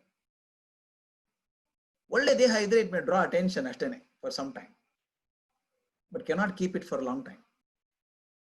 ಈಗ ಸಿನಿಮಾ ಸ್ಟಾರ್ ಬರ್ತಾರೆ, ನೋಡ್ಬೇಕು ಅಂತ ಹೋಗ್ತಾರೆ. ನೋಡಕ್ಕೆ ಎಷ್ಟು ಚಂದ ಇದ್ದಾಳೆ ಹುಡುಗಿ, ಹುಡುಗ ಎಷ್ಟು ಚೆನ್ನಾಗಿದ್ದಾನೆ ಅಂತ ಅನ್ಕೋತೀರಿ. It may look appealing but not hold you for a long time. ಅದಕ್ಕೊಂದು ಬರ್ದಿದ್ದೆ ನಾನು, if you look at a pretty woman or a handsome man, it is natural they find appealing, natural. But if external beauty was all that is irresistible, why would there be breakups among stars, luminaries and the well endowed? ದೇಹದ ಬ್ಯೂಟಿನೇ correct ಅನ್ನೋದಾದ್ರೆ ಇಷ್ಟ್ಯಾಕೆ divorce ಆಗ್ಬೇಕ್ರಿ? ಚಂದದ ಹುಡುಗಿ ಚಂದ ಹುಡುಗ ಮದ್ವೆ ಆದ ವರ್ಷದಲ್ಲಿ 3 ಸಲ ಡೈವೋರ್ಸ್ ಬರೋ ಪರಿಸ್ಥಿತಿ ಅದು. ನನಗೆ ಯಾರೋ ಕೇಳಿದ್ರು ಒಬ್ರು, ಎಷ್ಟು ಮದುವೆ ಆಗಿ 2 ದಿವಸ ಆಯ್ತು ಅಂತ. ನಾ ಹೇಳಿದೆ 35 ವರ್ಷ ಆಯ್ತಪ್ಪ ಅಂದ್ರು. ವಿತ್ ದ ಸೇಮ್ ಲೇಡಿ ಅಂದ್ರು. ಹೌದಪ್ಪ, ನಮ್ಮಲ್ಲಿ ಅದು ಆನ್ಯುವಲ್ ಪ್ರೋಗ್ರಾಮ್ ಅಲ್ಲ, we marry once in a way. ಅಲ್ಲಿ ಹಂಗಲ್ಲ. ಈಗ ಒಂದು ಇದೆ ನೋಡಿ, ಪಿಕ್ಚರ್ ತೋರಿಸ್ಬಿಡ್ತೀನಿ ನಿಮಗೆ ಇದನ್ನ. This the picture of A lady was stunningly beautiful at her age. ನಿಮ್ಗೆ ಯಾರು ಗೊತ್ತು ಇದು? Elizabeth Taylor. ಆ ಕ್ಲಿಯೋಪಾತ್ರ ಸಿನಿಮಾದಲ್ಲಿ. She married 8 times and 7 men. She married Richard Burton twice. ಯಾಕೆ ಅಷ್ಟೇ ಎಕ್ಸ್ಟರ್ನಲ್ ಬ್ಯೂಟಿನೇ ಮುಖ್ಯ ಆಗೋದಾಗಿದ್ರೆ why would there be problems like this? ಅಂದ್ರೆ ಒಂದು ಕ್ಲಿಯರ್ ಆಗತ್ತೆ, external beauty is it self not enough. ಈಗ ನಾವು ಯಾರನ್ನ ಬಹಳ ಹ್ಯಾಂಡ್ಸಮ್ ಅಂಡ್ ಮೋಸ್ಟ್ ಬ್ಯೂಟಿಫುಲ್ ಅಂತೀವೋ ಅಲ್ಲಿ ಯಾಕೆ ಸೂಸೈಡ್ ಆಗ್ಬೇಕು? ಇತ್ತೀಚೆಗೆ ಘಟನೆ ನನ್ನ ಹೆಸರು ಹೇಳೋದ್ಬೇಕಾಗಿಲ್ಲ, ನಿಮಗೆಲ್ಲ ಗೊತ್ತಿದೆ. Why should there be suicide? ಆತ್ಮಹತ್ಯೆ ಮಾಡ್ಕೋಬೇಕು ಯಾಕೆ? If beauty is the only thing important ಅಂದ್ರೆ external beauty is not important. It may be important all right, but not very important. Oh ಸಾರಿ.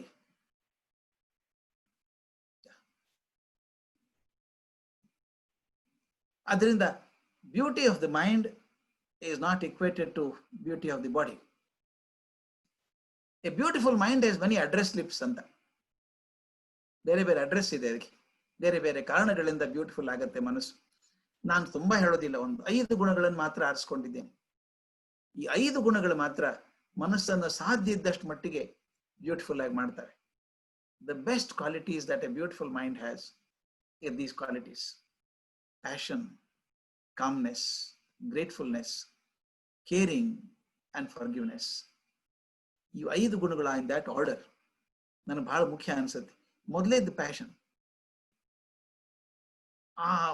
ಮಾಡಲೇಬೇಕು ಅಂತ ಹಠ ಇದೆಯಲ್ಲ, ಸಾಧನೆ ಮಾಡಬೇಕು ಅಂತ ಹಠ ಇದೆಯಲ್ಲ, that's more important to me, passion. ಆ ಸ್ಟೀವ್ ಜಾಬ್ಸ್ ಚೆನ್ನಾಗಿ ಹೇಳ್ತಾರೆ, the only way to do great work is to love what you do. ಯಾರೋ ಕೆಲಸ, ಯಾವುದೇ ಕೆಲಸ ಇರಲಿ, ನಾನು ಪ್ರೀತಿಯಿಂದ ಮಾಡೋದಾದ್ರೆ ತುಂಬಾ ಚೆನ್ನಾಗಿ ಆಗುತ್ತೆ ಕೆಲಸ. ಅದಕ್ಕೆ ಫೇಮಸ್ ಕೊಟೇಶನ್ ಇದೆಯಲ್ಲ, B the cobbler but B the best cobbler the world respects. ಮಾಡೋ ಕೆಲಸವನ್ನು ಪ್ರೀತಿಯಿಂದ ಮಾಡೋಣ. ಯಾರು ಪ್ರೀತಿಯಿಂದ ಕೆಲಸ ಮಾಡ್ತಾರೋ ಅವ್ರು ಯಾವಾಗಲೂ ಖುಷಿಯಾಗಿರ್ತಾರೆ, ಸಂತೋಷವಾಗೇ ಇರ್ತಾರೆ. ಅದರಿಂದ ಆ ಪ್ಯಾಷನ್ ಇದೆಯಲ್ಲ, that's most beautiful thing we have. ಇದು ಬಹಳ ಮುಖ್ಯವಾದ ಮಾತು. People with beautiful mind absolutely love what they do. ಅದರಿಂದಾನೇ ಸಂತೋಷ ಪಡೋದವರು, ಭಾರಿ ಸಂತೋಷ ಪಡ್ತಾರೆ ಅವರು, ಯಾವಾಗಲೂ ಖುಷಿಯಾಗಿರ್ತಾರೆ. ಕೆಲವ್ರು ನೋಡಿ, ಚಪ್ಪಲಿ ಹೊಲಿಯೋರು ಇರ್ಲಿ, ಅಂಗಡಿಯಲ್ಲಿ ಕೆಲಸ ಮಾಡೋರು ಇರ್ಲಿ, ಯಾರು ಪ್ರೀತಿಯಿಂದ ಕೆಲಸ ಮಾಡ್ತಾರೋ. ನಮ್ಮ ಕಾಲೇಜಲ್ಲೊಬ್ಬ ನರಸಿಂಹಮೂರ್ತಿ ಅಂತ ಹುಡುಗ ಇದ್ದ, ನಾನು ಪ್ರಿನ್ಸಿಪಲ್ ಆಗಿದ್ದಾಗ ಅವನು ಕಂಪ್ಯೂಟರ್ ಲ್ಯಾಬ್ ಅಟೆಂಡರ್. ಅವನ ಕೆಲಸ ಕಂಪ್ಯೂಟರ್ ಲ್ಯಾಬ್ ನೀಟಾಗಿ ಇಟ್ಕೊಡೋದು. ಆ ಹುಡುಗನಿಗೆ ಎಂತ ಅಬ್ಸೆಷನ್ ಇತ್ತು ಅಂತ ನಾವು ಪ್ರತಿ ವರ್ಷ ಒಂದು ಅವಾರ್ಡ್ ಕೊಡ್ತಿದ್ವಿ, the best employee of the college ಅಂತ ಕೊಟ್ಟಾಗ ಪ್ರತಿ ಸಲ ಇವನಿಗೆ ಬರೋದು. ಏನ್ ಸ್ಪೆಷಲ್ ಅಂದ್ರೆ, ಅವನು ಕಂಪ್ಯೂಟರ್ ದಿನಕ್ಕೊಂದು 20 ಸಲ ವರ್ಷ, ಬೇಕಾಗಿಲ್ಲ, 1 ಸಲ ವರ್ಷಿದ್ರೆ ಸಾಕಾಗಿತ್ತು. ಅವ್ನು ಯಾವಾಗ್ಲೂ ಪ್ಯಾಂಟ್ ಅಲ್ಲಿ ಈ ಕಡೆ ಒಂದು 2 ಹ್ಯಾಂಕರ್ಚಿಪ್ ಇಟ್ಕೊಂಡು ಹೋಗ್ತಾ ಬರ್ತಾ ವರ್ಷೋದು. ನೆಲದ ಮೇಲೆ ಒಂಚೂರು ಧೂಳು ಕಾಣಿಸಿದ್ರೆ ವರ್ಷೋದು, ಯಾರು ಬಂದ್ರು ಬಂದು ಕೊಡ್ತೀನಿ ಅನ್ನೋದು. ಒಂದು ಕಂಪ್ಯೂಟರ್ ಕೆಟ್ಟಿದೆ ಅಂತ ಇಲ್ಲ, ಯಾಕೆ ಅವ್ನು ಹುಚ್ಚದು ಅದು ಮಾಡ್ಬೇಕು ಅಂತ. ಹಿ ಎಂಜಾಯ್ಡ್ ಡೂಯಿಂಗ್ ಇಟ್. ಆದ್ರಿಂದ Narasimhamurthy was liked by everybody.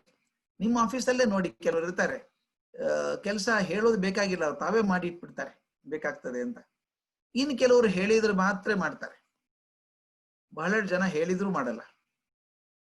ಅವರು ನೌಕರಿ ಮಾಡೋರ ಕಡೆಯಿಂದ ಉದ್ಧಾರ ಆಗಲ್ಲ.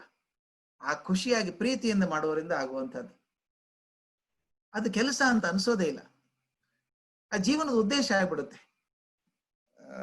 ಚೀನಾ ದೇಶದಲ್ಲಿ, ಜಪಾನ್ ನಲ್ಲಿ ಒಬ್ಬ ಮನುಷ್ಯ ಇದ್ದ, ಝೆನ್ ಮಾಸ್ಟರ್ ಇದ್ದ, ತೆತ್ಸುಗೆನ್ ಅಂತ ಅವನ ಹೆಸರು.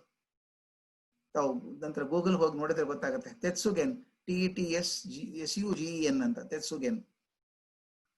ಅವನಿಗೊಂದು ಆಸೆ ಇತ್ತು, ಈ ಝೆನ್ ಸೂತ್ರಗಳಿದ್ದಾವಲ್ಲ ಅವಾಗೆಲ್ಲ ಬರವಣಿಗೆ ಇಲ್ಲ. ನೀವು ಜಪಾನಿ ಭಾಷೆ ನೋಡಿದ್ರೆ ಒಂಥರ ಆರ್ಟಿಸ್ಟಿಕ್ ವರ್ಕ್, ಚೈನೀಸ್ ಜಪನೀಸ್ 2 ಭಾಷೆ ಒಂದು ಡ್ರಾಯಿಂಗ್ ತೆಗೆದಂಗೆ ಇರ್ತದೆ, ಅಕ್ಷರ ವೆರಿ ಕಾಂಪ್ಲಿಕೇಟೆಡ್. ಆ ಝೆನ್ ಸೂತ್ರಗಳನ್ನ ಪ್ರಿಂಟ್ ಮಾಡಬೇಕು ಅಂತ ಆಸೆ. ಆ ಪ್ರಿಂಟ್ ಮಾಡ್ಬೇಕಾದ್ರೆ ಏನಾಗ್ತಿತ್ತು, ಮರದ ಒಂದು ಅಚ್ಚು ತಗೊಂಡು ಅದ್ಮೇಲೆಲ್ಲ ಗೀರ್ ಹಾಕಿ ಮಸಿಯಲ್ಲಿ ಅದ್ದಿ ಬಟ್ಟೆ ಮೇಲೆ ಪ್ರೆಸ್ ಮಾಡ್ಬೇಕು. ಆ ತರ ಇತ್ತು, ಕಾಗದ ಆಗಿನ್ನ ಬರ್ತಾ ಇತ್ತು. ಅವನು ಝೆನ್ ಸೂತ್ರ ಪ್ರಿಂಟ್ ಮಾಡ್ಬೇಕು ಅಂತ ಹೇಳಿ ದುಡ್ಡು ಬೇಕಲ್ಲ, ಅದಕ್ಕೆ ಊರು ಹೋದ, ದುಡ್ಡು ಕಲೆಕ್ಟ್ ಮಾಡಿದ, ಕಷ್ಟಪಟ್ಟು ಗಳಿಸಿ ಇನ್ನೇನ್ ಮಾಡ್ಬೇಕು ಅನ್ನೋ ಹೊತ್ತಿಗೆ ರಿವರ್ ಊಜಿ ಫ್ಲಡ್ ಬಂದ್ಬಿಡ್ತು, ಭಾರಿ ಫ್ಲಡ್ ಬಂದ್ಬಿಡ್ತು. ಲಕ್ಷಾಂತರ ಜನ ಸಾಯೋಕ್ ಶುರು ಮಾಡಿದ್ರು. ಆಗ ಅವನೇನ್ ಮಾಡಿದ, ತೆತ್ಸುಗೆನ್ ತಾನು ಕಷ್ಟಪಟ್ಟು ಕೂಡ್ಸಿದ್ನಲ್ಲ 15 ವರ್ಷ, ಆ ಹಣ ಶಿಷ್ಯರಿಗೆ ಕೊಟ್ಟ, ಮಾಡಿರೋ ದಯವಿಟ್ಟು ಗಂಜಿ ಕೇಂದ್ರ ಮಾಡ್ರಿ, ಎಲ್ಲರಿಗೂ ಅನುಕೂಲ ಆಗ್ಲಿ ಪಾಪ ಬಡವರಿಗೆ ಅನುಕೂಲ ಆಗ್ಲಿ, ಶೆಡ್ ಹಾಕಿ ಎಲ್ಲಾ ಕೊಟ್ಟ. ಶಿಷ್ಯರ ದುಃಖ ಆಯ್ತು, ಪಾಪ ಮೇಷ್ಟ್ರು ಇಷ್ಟು ಕಷ್ಟಪಟ್ಟಿದ್ರು, 15 ವರ್ಷ ದುಡ್ಡು ಕೂಡ್ಸಿದ್ರು, ಆದ್ರೆ ಅನ್ಕೊಂಡದ್ ಆಗ್ಲೇ ಇಲ್ಲ. ಏನ್ ಪರವಾಗಿಲ್ಲ ಅಂದ. ಮತ್ತೆ ಶುರು ಮಾಡಿದ, ಊರೂರ್ಗೆ ಹೋಗೋದು, ದುಡ್ಡು ಸಂಗ್ರಹ ಮಾಡೋದು, ಉಪನ್ಯಾಸ ಮಾಡೋದು, ಲೆಕ್ಚರ್ ದುಡ್ಡು ತರೋದು, ಕೂಡ್ಸಿ ಇನ್ನೇನ್ ದುಡ್ಡು ಆಯ್ತು ಮಾಡ್ಬೇಕು ಅನ್ನೋ ಹೊತ್ತಿಗೆ ಎಲ್ಲೋ ಫೀವರ್ ಬಂದ್ಬಿಡ್ತು. ಸಾವಿರಾರು ಜನ ಸಾಯೋಕ್ ಶುರು ಮಾಡಿದ್ರು. ಆಗೂ ದುಡ್ಡು ಕೊಟ್ಬಿಟ್ಟ, ಅವ್ನು ತಗೊಂಡು ಹೋಗ್ರಿ ಮಾಡ್ರಿ ಇದನ್ನೆಲ್ಲ ಅಂತ ಹೇಳಿ. ಆಗಾಗಲೇ 55 ವರ್ಷ 60 ವರ್ಷ ಆಗಿತ್ತು ಅವನಿಗೆ. ನಮ್ಮ ಗುರುಗಳು ಏನ್ ಮಾಡ್ತಾರೆ ಪಾಪ, 2 ಸಲ ಪ್ರಯತ್ನ ಮಾಡಿದ್ರು ಆಗ್ಲಿಲ್ಲ. ಅವನ ಆಸೆ ಬಿಡ್ಲಿಲ್ಲ, ಮತ್ತೆ ದುಡ್ಡು ಕಲೆಕ್ಟ್ ಮಾಡಿದ, ಇವ್ರನ್ನ ಬೇಡ್ಕೊಂಡ. ಈ ಸಲ ದುಡ್ಡು ಆದಾಗ ಸೆನ್ ಸೂತ್ರಗಳನ್ನ ಮಾಡಿ ಇಟ್ಟಿದ್ದಾನೆ. ಈಗಾದ್ರೂ ಇದಾವೆ, ಮ್ಯೂಸಿಯಂ ಮಾಡಿ ಇಟ್ಟಿದ್ದಾರೆ ಟೋಕಿಯೋದಲ್ಲಿ. ಆ ಮ್ಯೂಸಿಯಂ ಅಲ್ಲಿ ಅವನ ಅಕ್ಷರ ಹಾಕಿದ್ದೆಲ್ಲ ಇದಾವೆ, ಈಗ ಸೂತ್ರಗಳನ್ನ ಪ್ರಿಂಟ್ ಮಾಡಿ ಇಟ್ಟಿದ್ದಾನೆ. ಅದಕ್ಕೊಂದು ಮಾತಿದೆ, ತೆತ್ಸುಗೆನ್ ಡಿಡ್ ನಾಟ್ ಪ್ರಿಂಟ್ ದಿ ಸೂತ್ರ once, he printed the sutras 3 times ಅಂತ. ತೆತ್ಸುಗೆನ್ 3 ಸಲ ಸೂತ್ರಗಳನ್ನ ಪ್ರಿಂಟ್ ಮಾಡಿದ್ದ, 2 ನಮ್ಮ ಹೃದಯದಲ್ಲಿದ್ದಾವೆ, 1 ಕಾಗದದ ಮೇಲೆ ಇದ್ದಾವೆ ಅಂತ. ಎಷ್ಟು ಚಂದದ ಮಾತು. ಅವನು 3 ಸಲ ಪ್ರಿಂಟ್ ಮಾಡಿದ ಅಂತ. ತನ್ನ ದಾನದಿಂದ ತಾನು ಕೂಡಿಟ್ಟಂತ ತನ್ನ ಜೀವನದ ಗುರಿಯಾದಂತಹ ಸೂತ್ರ ಮಾಡೋದು ಬಿಟ್ಟು ಜನರಿಗೆ ಸಹಾಯ ಆಗ್ಲಿ ಅಂತ ಕೊಟ್ಟುಬಿಟ್ನಲ್ಲ ಮನುಷ್ಯ. ಆ ಮನಸ್ಸು ಎಂತದಿರ್ಬೇಕು. ಅದರಿಂದ ಆ ಮನಸ್ಸು 2 ಸಲ ಮಾಡಿದ್ರಿಂದ he printed the sutras 3 times but 2 are on our hearts, only 1 is on paper ಅಂತಾನು ಹಾಗೆ. ಆ ತೆತ್ಸುಗನ್ 3ನೇ ಸಲ ಸೂತ್ರ ಪ್ರಿಂಟ್ ಮಾಡಿದ್ಮೇಲೆ ಅಲ್ಲಿ ಇರ್ಲಿಲ್ಲ, ಕಾಡಿಗೆ ಹೋಗ್ಬಿಟ್ಟ, ವಾಪಸ್ ಬರ್ಲೇ ಇಲ್ಲ. ಅವನು ಯಾರು ನೋಡ್ಲೇ ಇಲ್ಲ ಅವನು ಎಲ್ಲಿದ್ದಾನೆ ಅಂತ. ತನ್ನ ಜೀವನದ ಗುರಿ ಮುಗಿತು, ಹೊರಟ್ಬಿಟ್ಟ ಅವನು. ಇವ್ರಿರ್ತಾರಲ್ಲ, ಅವ್ರಿಗೆ ಪ್ಯಾಷನ್ ಅದು, ಲೈಫ್ ಮಿಷನ್ ಅದು ಮಾಡ್ಲೇಬೇಕು ಅಂತ ಹಠ. ಹಾಗೆ ಮಾಡ್ಕೊಂಡು ಹೋದದ್ದಕ್ಕೆ ಬಹುದೊಡ್ಡ ಸಾಧನೆಗಳನ್ನ ಅವ್ರು ಮಾಡ್ತಾರೆ. ಯಾವುದಾದ್ರೂ ಒಂದು ಸುಂದರವಾದ ಮನಸ್ಸು, ಪ್ಯಾಷನ್ ಇಲ್ಲದೆ ಇರೋದು ಕಂಡಿದ್ದೀವ ನಾವು ಯಾರಾದ್ರೂ? ಪ್ಯಾಷನ್ ಇದ್ದವ್ರನ್ನೇ ಇಷ್ಟಪಡೋದು ನಾವು. ಪ್ಯಾಷನ್ ಇಲ್ಲದೆ ಇರೋರಿಗೆ ಇಷ್ಟ ಬರೋದಿಲ್ಲ. ಅಯ್ಯೋ ಬಿಡ್ರಿ, ಅವ್ರು ಮಾಡ್ತಾರೆ, ಬೇಕಾದ್ರೆ ತಮ್ಮ ಸ್ವಾರ್ಥಕ್ಕೆ ಮಾಡ್ಕೋತಾರೆ. ಆದ್ರೆ ಪ್ಯಾಷನ್ ಆಗಿ ಮಾಡೋರು ಇದ್ದಾರಲ್ಲ, ಒಂದು ಮನಸ್ಸು ಸಿಗಲ್ಲಪ್ಪ. ನನಗಂತೂ ಕಂಡಿಲ್ಲ ಇದುವರೆಗೂ ಒಂದು ಮನಸ್ಸು. Passion, obsession about it. ಮತ್ತೆ ಇದ್ರ ಕಲಾಂ ಹೇಳ್ಬೇಕು ನಾನು, ಏನು ಪ್ಯಾಷನ್ ರೀ, ಹುಚ್ಚತನ ಅದು. ಮಾಡ್ಬೇಕು ಅಂದ್ರೆ ಮಾಡ್ಬೇಕು. ಒಂದು ನೆನಪಿದೆ ನನಗೆ, ಅದೊಂದು ಜೋಕು ಆಯ್ತದ. ಅವರು ಕಲ್ಕತ್ತಾಗ ಬಂದಿದ್ದಾರೆ, ಕಲ್ಕತ್ತಾದ IIT ಖರಗ್ಪುರಕ್ಕೆ ಹೋಗ್ಬೇಕು ಅಂತ ಮಾಡ್ಕೊಂಡಿದ್ರಂತೆ. ಹೆಲಿಕಾಪ್ಟರ್ ಹೋಗ್ಬೇಕು ಅಂತ ಪ್ಲಾನ್ ಮಾಡಿದ್ದಾರೆ, ಲೆಕ್ಚರ್ ಕೊಡ್ಬೇಕು IIT ಖರಗ್ಪುರದಲ್ಲಿ. ಆದ್ರೆ ಹಿಂದಿನ ದಿವಸ ಭಾರಿ ಡಿಪ್ರೆಷನ್ ಆಗಿ ಮಳೆ ಬಂದು ಫ್ಲೈಟ್ ಎಲ್ಲ, ಹೆಲಿಕಾಪ್ಟರ್ ಹೋಗೋಂಗಿಲ್ಲ. ಅವಾಗ ಏನ್ ಮಾಡುದು? ಹಠ ಹಿಡಿದ್ರು, ನಾ ಹುಡುಗರಿಗೆ ಹೇಳಿದ್ದೀನಿ ಬರ್ತೀನಿ ಅಂತ, ಹೋಗ್ಲೇಬೇಕು. ಆಯ್ತು, ಏನ್ ಮಾಡೋದೇನು, ಟ್ರೈನ್ ಇದೆ, ರಾತ್ರಿ ಟ್ರೈನಿಗೆ ಹೋಗ್ಬೇಕು. ಈ ಸಲ I don't mind going by train, night journey travel ಮಾಡ್ತೀನಿ ಅಂತ. ಅವ್ರಿಗೆ ಫಸ್ಟ್ ಕ್ಲಾಸ್ AC ಕಂಪಾರ್ಟ್ಮೆಂಟ್ ಎಲ್ಲ ಪೂರಾ ಖಾಲಿ, ಮಂದಿ ಎಕ್ಸ್ಟ್ರಾ ಅಟ್ಯಾಚ್ ಮಾಡಿದ್ರು. ಸೆಕ್ಯೂರಿಟಿ ಎಲ್ಲ ಇರುತ್ತಲ್ಲ, ಆ ಸೆಕ್ಯೂರಿಟಿ ಗಾರ್ಡ್ಸ್ ಎಲ್ಲ ಹೋಗಿ ಒಳಗಡೆ ರೂಮ್ ಅಲ್ಲಿ ಹೋಗಿ ಎಲ್ಲ ಕ್ಲೀನ್ ಮಾಡಿ ಸ್ವಚ್ಛ ಮಾಡಿ ಬಂದ್ರು, ಹಾಸಿಗೆ ಹಾಸಿ ಬಂದ್ರು. ಇವ್ರು ಒಳಗಡೆ ಹೋದ್ರು, ಹೋಗಿ 2 ನಿಮಿಷ ಹೊರಗೆ ಬಂದ್ರು. That fellow is there creating problem for me ಎಂದು. ಇವ್ ಸೆಕ್ಯೂರಿಟಿ ಗಾರ್ಡಿಗೆ ಗಾಬರಿ, ಇಷ್ಟೊಂದು ಚೆಕ್ ಮಾಡಿ ಇಲ್ಲಿ ಯಾವ ಫೆಲೋ ಕೂತಿದ್ದಾನು. ಹೋದ್ರು, ಮತ್ತೆ ಗನ್ ಹಿಡ್ಕೊಂಡು ಕೆಳಗಡೆ ಸೀಟ್ ಕೆಳಗೆ ಮೇಲೆ ಹುಡುಕ, ಯಾರೂ ಇಲ್ಲ ಅಲ್ಲಿ, ಒಬ್ರು ಇಲ್ಲ. ಯಾಕೆ ಗೊತ್ತಾ? ಕಲಾಂ ಅವರು ಯಾವತ್ತೂ ಇನ್ಯಾನಿಮೇಟ್ ಆಬ್ಜೆಕ್ಟ್ ಅನ್ನ, ಪೆನ್ನು ಅದು ಇದು ಅಂದೆ ಅವರಲ್ಲ ಅವರು. ದಟ್ ಫೆಲೋ, ಎಲ್ಲರಿಗೂ ಫೆಲೋ. ಜಿರ್ಲೆ ಇದೆ ಆಕ್ಚುಲಿ, ಹಾಸಿಗೆ ಕೆಳಗೆ ಒಂದು ಜಿರ್ಲೆ ಬಂದಿದೆ. ಪ್ರೆಸಿಡೆಂಟ್ ಅಂತ ಗೊತ್ತಿಲ್ಲ ಪಾಪ, ಅದಕ್ಕೆ ಅದು ಬಂದ್ಬಿಟ್ಟಿದೆ. ಅಂದ್ರೆ ಅದು ಕೂಡ ಫೆಲೋ ಅನ್ಬೇಕು, ಅದು ಲಿವಿಂಗ್. ನಾನು ಕೇಳೋರು, ಒಂದು ಮೈಕ್ ಹಾಕಿದ್ರು ಕೊರಳಿಗೆ, ಆ ಮೈಕ್ ಜರ್ದು ಒಳಗೆ ಹೋಗೋದು, ನಾನು ಅದನ್ನ ಎಳೆದು ಮೇಲೆ ಇಡಬೇಕು. ಅದಕ್ಕೇನು ಇದು ಕ್ಲಿಪ್ ಇಲ್ಲ ಏನಿಲ್ಲ ಅದು ಅಂತ ಅದು ಕೊಟ್ಟಿದ್ದು ಗುಲ್ಬರ್ಗ ಅದಲ್ಲಿ ಮಾಡಿದಾಗ. ನಾ ಇಳಿಬೇಕು. This fellow is useless I say, this fellow doesn't sit properly, this fellow. ಎಲ್ಲದಕ್ಕೂ ಫೆಲೋ ಅಂದ್ರೆ ಅವ್ರು ಎಲ್ಲನೂ ಜೀವ ಇದ್ದದ್ದೇ, ಎಲ್ಲದ್ರ ಬಗ್ಗೆನೂ ಪ್ರೀತಿ. ಯಾವುದೋ ಇನ್ಯಾನಿಮೇಟ್ ಆಬ್ಜೆಕ್ಟ್ ಒಗದು ಹಾಕೋದು, ಥ್ರೋ ದಟ್ ಥಿಂಗ್ ಅನ್ಲಿಲ್ಲ ಅವ್ರು, ಥಿಂಗ್ ಅಂತ ಇಲ್ಲೇ ಇಲ್ಲ, ದಟ್ ಫೆಲೋ. ಆ ತರದ ಅಬ್ಸೆಷನ್ ಇದ್ದಂತ ಮನುಷ್ಯ, ಪ್ರತಿಯೊಂದ್ರ ಬಗ್ಗೆನೂ ಮಾಡ್ಬೇಕು. ಕೊನೆಗೆ ಟ್ರೈನ್ ಅಲ್ಲಿ ಹೋಗಿ IIT ಖರಗ್ಪುರ ಮಾತಾಡಿ ಮತ್ತೆ ವಾಪಸ್ ಬಂದ್ರು. ಹಠಾತ್ ಮಾತಾಡ್ಬೇಕು ಅಂತ ಆ ಅಬ್ಸೆಷನ್ ಇದೆಯಲ್ಲ, ಅದಕ್ಕೆ ಹೇಳ್ತೀನಿ, tell me a beautiful mind which is not obsessive about things, passionate about things. Bill Clinton ಕೂಡ ಬರೆದಿದ್ದಾರೆ, ಅವ್ರಿಗೆ USA ಪ್ರೆಸಿಡೆಂಟ್ ಆಗ್ಬೇಕು ಅಂತ ಅನಿಸಿದ್ ಯಾವಾಗ ಪ್ಯಾಷನೇಟ್ ಆಗಿ ಅಂದ್ರೆ, as a boy had a chance of shaking hand with John Kennedy ಅಂತ. Chance of shaking hand with John Kennedy. Shake hand ಮಾಡಿ ಬಂದು, ಅಮ್ಮ ನಿಜವಾಗ್ಲೂ ಪ್ರೆಸಿಡೆಂಟ್ ಅವರು ಅಂತ ಕೇಳಿದ್ನಂತೆ. ಹೌದಪ್ಪ ಪ್ರೆಸಿಡೆಂಟ್ ಅವರು ಅಂತ. If I can shake hand with him, I can exchange he seat with me ಅಂತ ಹೇಳಿದ್ರಂತೆ. I can be president again. Obsession, ನಾನು ಆಗ್ಬಿಡ್ಬೇಕು, ಪ್ಯಾಷನ್, ಪ್ರೆಸಿಡೆಂಟ್ ಆಗ್ಬೇಕು ಅಂದ್ರೆ ಒಂದು ಇನ್ಸಿಡೆಂಟ್ ಹೇಗೆ ಪ್ಯಾಷನೇಟ್ ಮಾಡ್ಬಿಡುತ್ತೆ ಮನುಷ್ಯನ ಅಂತ. And the second quality is this calmness. ನಮ್ಮ 2ನೇ ಅಧ್ಯಾಯ ಭಗವದ್ಗೀತೆಯಲ್ಲಿ ಬರೋದೇ ಅದೇ ಬರೋದು. ಸ್ಥಿತಪ್ರಜ್ಞಸ್ಯ ಕಾ ಭಾಷಾ ಸಮಾಧಿಸ್ತಸ್ಯ ಕೇಶವ ಅಂತ. ಮನಸ್ಸು ಸ್ಥಿಮಿತವಾಗಿರೋದು ಹೇಗೆ? Undisturbed calmness. Buddha is A classic example. ಹೇಳ್ತಾನೆ 3 ಸ್ಟೆಪ್ ಅಲ್ಲಿ ಹೇಳ್ತಾನೆ. ಫ್ರೆಂಡ್ಲಿನೆಸ್ ಟುವರ್ಡ್ಸ್ ದಿ ಹ್ಯಾಪಿ, ಸಂತೋಷವಾಗಿರೋರ ಜೊತೆಗೆ ಸ್ನೇಹ ಮಾಡ್ಕೊಳ್ಳಿ. ಕಂಪ್ಯಾಷನ್ ಫಾರ್ ದಿ ಅನ್ಹ್ಯಾಪಿ, ಯಾರು ಸಂತೋಷವಾಗಿಲ್ಲೋ ಅವ್ರ ಬಗ್ಗೆ ನಿಮ್ಮ ಕರುಣೆ ಇರಲಿ. ಅಂಡ್ ಡಿಲೈಟ್ ಇನ್ ದ ವರ್ಚುವಸ್, ಯಾರು ನೈತಿಕತೆಯಲ್ಲಿ ಗಟ್ಟಿಯಾಗಿದ್ದಾರೋ ಅದನ್ನ ನೋಡಿ ಸಂತೋಷ ಪಡಿ. 3 ಲೆವೆಲ್ ಅಲ್ಲಿ ಯಾರು ಸಂತೋಷವಾಗಿದ್ದಾರೋ ಅವ್ರ ಜೊತೆಗೆ ಫ್ರೆಂಡ್ಲಿ ಇರಿ. ದುಃಖದಲ್ಲಿದ್ದವರಿಗೆ ಸಹಾಯ ಮಾಡಿ, ಕರುಣೆ ತೋರಿಸಿ. ಯಾರು ನಡತೆಯಲ್ಲಿ ಚೆನ್ನವರಾಗಿದ್ದಾರೋ ಅವ್ರ ಜೊತೆಗೆ ಸಂತೋಷವಾಗಿರಿ ನೀವು.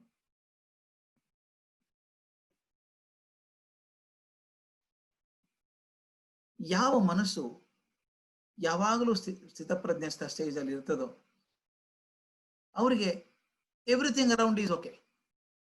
ಹಿ is comfortable with every situation. It's a mind with a tranquil and serene, no matter how busy the quite life may be. ಎಷ್ಟೇ ಕಷ್ಟ ಇದ್ರೂ ಕೂಡ ಆ ಸ್ಥಿತಪ್ರಜ್ಞಸ್ಥ ಕಾಯ್ಕೊಂಡಿರ್ತಾರೆ. ಕೆಲವರು ನಾನು ನೋಡಿದಂಥವ್ರು, ನಾನು ತುಂಬಾ ಎಜಿಟೇಟೆಡ್ ಮೈಂಡ್ ಕೂಡ ನೋಡಿದ್ದೇನೆ, ತುಂಬಾ ಶಾಂತವಾಗಿರೋರನ್ನು ಕಂಡಿದ್ದೀನಿ. ಯಾವುದೇ ಪ್ರಸಂಗ ಬರಲಿ ಎಷ್ಟು ನಿರಾಳವಾಗಿರ್ತಾರೆ. ನನಗೆ ಆಶ್ಚರ್ಯ ಅನ್ಸುತ್ತೆ, ಹಿಂಗಿರೋಕ್ ಸಾಧ್ಯ ಇದೆಯಾ? ಇಷ್ಟು ಚೆನ್ನಾಗಿರೋಕ್ ಸಾಧ್ಯ ಇದೆಯಾ? ಅಷ್ಟು ಸಿರಿನಾಗಿರ್ತಾರೆ. ಅದಕ್ಕೆ ನಮ್ಮ ಗುಂಡಪ್ಪನವ್ರು ಹೇಳ್ತಾರೆ, ಕೊಳದ ಜಲ ನಿನ್ನ ಮನ. ಎಷ್ಟು ಚಂದ ಮಾತು. ಕೊಳದ ಜಲ ನಿನ್ನ ಮನ, ಲೋಗರದರೊಳಗಿಳಿಯೇ ತಳದ ಕಸ ತೇಲುರ್ತ ಬಗ್ಗಡವದಹುದೋ, ಕಲಕದದ್ದದೆ ಕೊಂಚ ಬಿಟ್ಟಿರ್ದೊಡದು ಮರಳಿ ತಿಳಿಯಬಹುದು ಶಾಂತಿಯಲ್ಲಿ ಮಂಕುತಿಮ್ಮ. ಎಷ್ಟು ಚಂದ ಮಾತು. ಕೊಳದ ಜಲ ನಿನ್ನ ಮನ, ನನ್ನ ಮನಸ್ಸು ಅಂದ್ರೆ ಕೊಳದ ಜಲ, ಒಂದು ಸರೋವರದ ನೀರಿದ್ದ ಹಾಗೆ ಅಂತ. ಲೋಗರದರೊಳಗಿಳಿಯೇ, ಕೆಲವು ಅದು ಜಿಗಿತಾರೆ, ಹಾರ್ಕೋತಾರೆ, ಓಡಾಡ್ತಾರೆ ಕೆಳಗೆಲ್ಲ. ಅವರೆಲ್ಲ ನೀರಲ್ಲಿ ಓಡಾಡಿದಾಗ ತಳದ ಕಸ ತೇಲುತ್ತ ಬಗ್ಗಡವದಹುದು, ತಲೆಗೆ ಕೂತಿತ್ತಲ್ಲ ಕಸ, ಅದ ಮೇಲೆ ಬಂದು ರಾಡಿ ಆಗ್ಬಿಡ್ತದೆ, ನೀರೆಲ್ಲ ಬಗ್ಗಡ ಆಗ್ಬಿಡ್ತದೆ, ರಾಡಿ ಆಗ್ತದೆ. ಅವಾಗ ಏನ್ ಮಾಡ್ಬೇಕು? ಇನ್ನಿಷ್ಟು ಅಲಗಾಡ್ಸಿದ್ರೆ ಮತ್ತಿಷ್ಟು ರಾಡಿ ಆಗ್ತದೆ. ಅದಕ್ಕೆ ಹೇಳ್ತಾರೆ, ಕಲಕದದ್ದದೆ ಕೊಂಚ ಬಿಟ್ಟಿರ್ದೊಡೆ ತಿಳಿಯಬಹುದು ಶಾಂತಿಯಲ್ಲಿ ಮಂಕುತಿಮ್ಮ. ನಾವೇನ್ ಮಾಡ್ಬಾರ್ದು, ಬುಟ್ಟಕ್ ಹೋಗ್ಬೇಡಿ, ನೀರದ ಸ್ವಲ್ಪ ದೂರ ಇದ್ಬಿಡಿ, ತಾನಾಗೆ ಮಣ್ಣು ಕೆಳಗೆ ಕೂತ್ಕೊಳ್ಳುತ್ತೆ, ನೀರ್ ಶುದ್ಧ ಆಗತ್ತೆ. ನಮ್ಮ ಮನಸ್ಸು ಹಾಗೇನೆ. ನಮ್ಮ ಮನಸ್ಸು ಬಹಳ ಚಿಂತೆ ಮಾಡಿದಷ್ಟು ರಾಡಿ ಆಗ್ತಾ ಹೋಗುತ್ತೆ. ಎಂದೂ ಆದಂತ ಘಟನೆಗೆ 20 ವರ್ಷ ತಲೆ ಕೆಡಿಸ್ಕೋತೀವಿ ನಾವು. ಯಾವುದೋ ಸಣ್ಣ ಘಟನೆ ಆಗಿರುತ್ತೆ, ಅದಕ್ಕೋಸ್ಕರ ಮನಸ್ಸು ಕೆಡಿಸ್ಕೊಂಡಿರ್ತೀವಿ. ಸಣ್ಣ ಸಣ್ಣ ಘಟನೆ ಮನಸ್ಸು ಕೆಡಿಸ್ಕೊಂಡಿರ್ತೀವಿ. ಅದು ನೆನ್ಸ್ಕೊಂಡೆ ಅದು ಗೊತ್ತಾಡೋದು ನಾವು. ಅದಕ್ಕೆ ಕಲಕದದ್ದದೆ ಬುದ್ಧನ ಒಂದು ಕತೆ ಬರ್ತದೆ.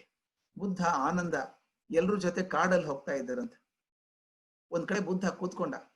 ಆಕ್ಚುಲಿ ನಿರ್ವಾಣ ಆಗೋದಕ್ಕಿಂತ 1 ವಾರದ ಮೊದಲಿನ ಕತೆ ಅದು. ಹೋಗ್ತಿರ್ಬೇಕಾದ್ರೆ ಬುದ್ಧ ಹೇಳಿದಂತೆ, ಸುಸ್ತಾಗಿದೆ ಕಣೋ ಆನಂದ, ಸ್ವಲ್ಪ ನೀರ್ ತಗೊಂಬಾರೋ, ಇಲ್ಲೆಲ್ಲೋ ಸ್ವಲ್ಪ ನೀರಿನ ಸದ್ದು ಕೇಳಿಸ್ದಂಗೆ ಆಗತ್ತೆ ನನಗೆ ಅಂತ. ಆನಂದ ಹೋದ, ಪಾತ್ರೆ ಹಿಡ್ಕೊಂಡು ನೋಡ್ಕೊಂಡು ಹೋದ ಯಾವ ದಿಕ್ಕಿಗೆ ಅಂತ. ಬ್ಯೂಟಿಫುಲ್ ಒಂದು ನದಿ ಇದೆ, ಸಣ್ಣದೊಂದು ನದಿ ಹರಿತಾ ಇದೆ, ಶಾಂತವಾಗಿ ಹರಿತಾ ಇದೆ. ಅಲ್ಲಿ ನೀರು ತಗೊಂಡ್ಬರ್ಬೇಕಂತ ಹೋದ. ಆದ್ರೆ ಇವನಕ್ಕಿಂತ ಮುಂದ ಒಂದು ಚಕ್ಕಡಿ ಗಾಡಿಯಲ್ಲಿ ಜನ ದಾಟ್ಕೊಂಡು ಹೋದ್ರು ನದಿನ. ಆ ಚಕ್ಕಡಿ ಬಂಡಿ ಹೋದಾಗ ಆ ನೀರೆಲ್ಲ ಕದಕಿ ರಾಡಿ ಆಗ್ಬಿಡ್ತು. ವಾಪಸ್ ಒಂದು ಆನಂದ, ಬುದ್ಧ ನೀರಿದೆ ಬಟ್ ರಾಡಿ ಆಗಿದೆ ಅಂತ. ಮತ್ತೆ 10 ನಿಮಿಷಕ್ಕೆ ಇನ್ನೊಬ್ಬ ನೋಡ್ಕೊಂಬ ಅಂದಂತೆ. ಮತ್ತೆ ಹೋದ ಆನಂದ, ಇಲ್ಲ ಬುದ್ಧ ಇನ್ನೂ ರಾಡಿ ಇದೆ ಅನ್ನಂತ. ಮತ್ತೆ 10 ನಿಮಿಷ ಮತ್ತೆ ಕಳಿಸ್ದ. ಯಾಕೆ ಹಿಂಗ್ ತಿರ್ಗಾ ಮುರ್ಗ ಕಳಿಸ್ತೀವಿ, ರಾಡಿ ಇದೆ ನೋಡಿದ್ದೇನೆ ನಾನು ಅಂತ. ಇನ್ನೊಂದ್ಸಲ ಹೋಗ್ಬಾ, ಒಂದು ಅರ್ಧ ಗಂಟೆ ಕೂಡಿಸ್ಕೊಂಡು ಈಗ ಹೋಗಿ ನೋಡ್ಕೊಂಬ ಅಂತ ಹೇಳಿದಂತೆ. ನೀರು ಶುದ್ಧವಾಗಿ ತಂದ ನೀರು. ಈಗೇನಾಯ್ತು ಅಂತ ಕೇಳಿದ್, ನೀನೇನ್ ಮಾಡಿದ್ಯಾ, ನೀರು ಶುದ್ಧ ಮಾಡಿದ್ಯಾ ನೀನು ಅಂತ. ನಾನು ಏನೂ ಮಾಡ್ಲಿಲ್ಲ ಅಂತ. ಅಷ್ಟೇ ಮಾಡ್ಬೇಕಾದದ್ದು ನೀನು. ಅದು ಯಾಕೆ ಹೇಳಿದ ಅಂದ್ರೆ, ಅದು ಹಿಂದಿನ ದಿವಸ ಒಂದು ಘಟನೆ ಆಗಿದೆ. ಬುದ್ಧ ಬೋಧಿ ಮರದ ಕೆಳಗೆ ಕೂತಿದ್ದಾನೆ. ಒಬ್ಬ ಬಂದ, ಕಾಲಿಡಿದು ನಮಸ್ಕಾರ ಮಾಡಿದ. ಬುದ್ಧ ನೀ ದೇವರಪ್ಪ ಮಾರಾಯ, ದೇವರಪ್ಪ ನನ್ ಮಾರ್ಗದರ್ಶನ ಮಾಡು ಅಂದ. ಆಯ್ತು ಚೆನ್ನಾಗಿರು ಅಂತ ಹೇಳಿ ಕಳಿಸಿದ. ಇನ್ನೊಬ್ಬ ಬಂದ, ಇವ್ ನೋಡಿ ಬೈದ ಬುದ್ಧನ ಮೇಲೆ ಉಗುಳಿ ಹೋದ, ಮುಖದ ಮೇಲೆ ಬೈದ್ ಹೋದ. ಬುದ್ಧ ಏನು ಮಾಡ್ಲಿಲ್ಲ, ಚೆನ್ನಾಗಿರಪ್ಪ ನೀ ಸಂತೋಷವಾಗಿರು ಅಂತ ಹೋದ. ಆನಂದನ ಕೋಪ ಬಂದ್ಬಿಡ್ತು. ಬುದ್ಧ ನಾನು ಬಿಡು, ಇವ್ ನೋಡ್ಬಿಡ್ತೇನೆ ನನ್ನ ಕೈ, ಇವನ ನಿನಗ್ ಬೈತಾನಲ್ಲ ಇವನು, ಎಂತ ಪಾಪಿ ಇವನು ಅಂದಂತೆ. ಅವಾಗ ಬುದ್ಧ ಹೇಳ್ತಾನೆ, ಅವನಿಗೆ ಹೇಳೋದು ಬೇಡಪ್ಪ, ನಿನಗೆ ಜಾಸ್ತಿ ಉಪದೇಶ ಮಾಡ್ಬೇಕು ನಾನು. ನಿನಗೆ ಹೇಳಿದ್ದೆ ನಾನು, ಮನಸ್ಸನ್ನ ಉಗ್ರ ಮಾಡ್ಕೊಂಡಾಗ ಯಾರಿಗೆ ನಷ್ಟ ಆದದ್ದು? ನಿನ್ನ ಮನಸ್ಸು ಉಗ್ರ ಆದದ್ದು, ಅವನಿಗೇನಾಗ್ಲಿಲ್ಲ. ಈಗ ಅವ್ನು ಬೈದ್ ಹೋದ್ನಲ್ಲ, ಅವನ್ ಮನಸ್ಸು ಕೆಟ್ಟೋಯ್ತು, ನನಗೇನಾಗ್ಲಿಲ್ಲ. ಅದರಿಂದ ಮನಸ್ಸನ್ನ ಶಾಂತವಾಗಿ ಇಟ್ಕೊಳ್ಳೋದಕ್ಕೆ ಒಂದೇ ಹಾದಿ, ಅದನ್ನ ಡಿಸ್ಟರ್ಬ್ ಮಾಡಬೇಡಿ. ಅಲ್ಲ ಬಿಟ್ಟು ಕೂಲ್, ಅಲ್ಲ ಬಿಟ್ಟು ಕಾಮ್. ಸೊ ಶಾಂತವಾಗಿದ್ದರೆ ತಾನೇ ಸರಿ ಆಗ್ತದೆ ಅಂತ. ಅದಕ್ಕೆ ಕೆಲವೊಂದು ಹಾದಿ ಹೇಳ್ತಾರೆ, meditation is one of the ways which can make our mind tranquil and serene. ಆದಷ್ಟು ಮಟ್ಟಿಗೆ ಇದು ಹೇಳಿದಷ್ಟು ಸುಲಭ ಅಲ್ಲ ಅಂತ ಗೊತ್ತಿದೆ ನನಗೆ, ಹೇಳಿದಷ್ಟು ಸುಲಭ ಅಲ್ಲ. ಆದ್ರೆ ಪ್ರಯತ್ನ ಮಾಡಿದ್ರೆ ಅಸಾಧ್ಯವೂ ಅಲ್ಲ ಅದು ಮನಸ್ಸನ್ನ ಶಾಂತವಾಗಿ ಇಟ್ಕೊಳ್ಳೋದು. Next quality is gratitude. ಈ ಗ್ರಾಟಿಟ್ಯೂಡ್ ಕ್ವಾಲಿಟಿ ಬಹಳ ಮುಖ್ಯ. ಅದಕ್ಕೆ ಬರೀತಾರೆ, it is not happiness that brings gratitude. ಸಂತೋಷದಿಂದ ನಮಗೆ ಕೃತಜ್ಞತೆ ಬರಲ್ಲ, ಕೃತಜ್ಞತೆ ಇರೋದ್ರಿಂದ ನಮ್ಮ ಮನಸ್ಸು ಚೆನ್ನಾಗಿರ್ತದೆ. It brings happiness. ಹ್ಯಾಪಿನೆಸ್ ಬರೋದೇ ಕೃತಜ್ಞತೆಯಿಂದ. ಎಲ್ಲಿವರೆಗೂ ನಾನು ಕೃತಜ್ಞನಾಗಿರ್ತೀನೋ ಯಾರಿಗೆ, ಅದಕ್ಕೆ ಬರ್ದಿದ್ದೆ ನಾನು, ಎಷ್ಟು ಜನಕ್ಕೆ ಋಣ ಇದೆ ಗೊತ್ತಾ ನಮ್ದು, ನಮ್ ಕಲ್ಪನೆನೇ ಇಲ್ಲ ರೀ. ಇವತ್ತು ನಾವು ಮಾತಾಡ್ತಿದ್ದೀನಿ, ತಾವೆಲ್ಲ ಇಂಗ್ಲೆಂಡ್ ಅಲ್ಲಿ ಇದ್ದೀರಿ, ಎಲ್ಲಿ ಬೇರೆ ಬೇರೆ ಭಾಗದಲ್ಲಿ ಇದ್ದೀರಿ. ಇವತ್ತು ನಾನು ನಿಮ್ಮ ಹತ್ರ ಮಾತಾಡ್ತಿರ್ಬೇಕಾದ್ರೆ ಎಷ್ಟು ಜನ ಕಷ್ಟಪಟ್ಟಿರ್ಬೇಕಲ್ಲ ಇದು ಮಾಡೋದಕ್ಕೆ. ಯಾವನೊಬ್ಬ ಟೆಕ್ನಾಲಜಿ ಕಂಡು ಹಿಡ್ದ, ಯಾವನೋ ಲ್ಯಾಪ್ಟಾಪ್ ಕಂಡು ಹಿಡ್ದ, ಯಾವನೋ ಮೆಥಡ್ ಕಂಡು ಹಿಡ್ದ, ಎಷ್ಟು ಜನ ಕಷ್ಟಪಟ್ಟಿದಾರೋ. ಎಲ್ಲೋ ಒಂದ್ ಕಡೆ ಮಳೆ ಆಗ್ತಾ ಇದೆ, ಆದ್ರೆ ನಿಮ್ ಕರೆಂಟ್ ಕೊಡೋ ಹಂಗ್ ಮಾಡಿದ್ದಾರೆ, ಯಾರೋ ದುಡಿತಾರೆ, ಹಗಲ್ ರಾತ್ರಿ ದುಡಿತಾರೆ, ನಿಮ್ಗೆ ಎಲೆಕ್ಟ್ರಿಸಿಟಿ ಕೊಡ್ತಾರೆ. ಎಲೆಕ್ಟ್ರಿಸಿಟಿ ಕಂಡು ಹಿಡ್ದಂತ ಪುಣ್ಯಾತ್ಮ, ಎಷ್ಟು ಜನಕ್ಕೆ ಥ್ಯಾಂಕ್ಸ್ ಹೇಳ್ಬೇಕಪ್ಪ ನಾವು. ಅದಕ್ಕೆ DVG ಹೇಳ್ತಾರೆ, ಈ ನಾವು ಕೃತಜ್ಞತಾ ಸರಪಣಿ ಮುಗಿಯೋದೇ ಇಲ್ಲ ಜೀವನದಲ್ಲಿ ಅಂತ. ನಾವು ಆರಾಮಾಗಿದ್ರೆ, ಯಾವಾಗ್ಲೂ ಹೇಳ್ತೀನಿ, if you are happy at any point of time, be grateful. 100 people are slogging to keep you happy. 100 people are slogging to keep us happy. ಅವ್ರು ಎಲ್ಲರೂ ಋಣ ಇರ್ಬೇಕಲ್ಲ ನಮಗೆ. ಅದರಿಂದ beautiful mind knows how to be grateful.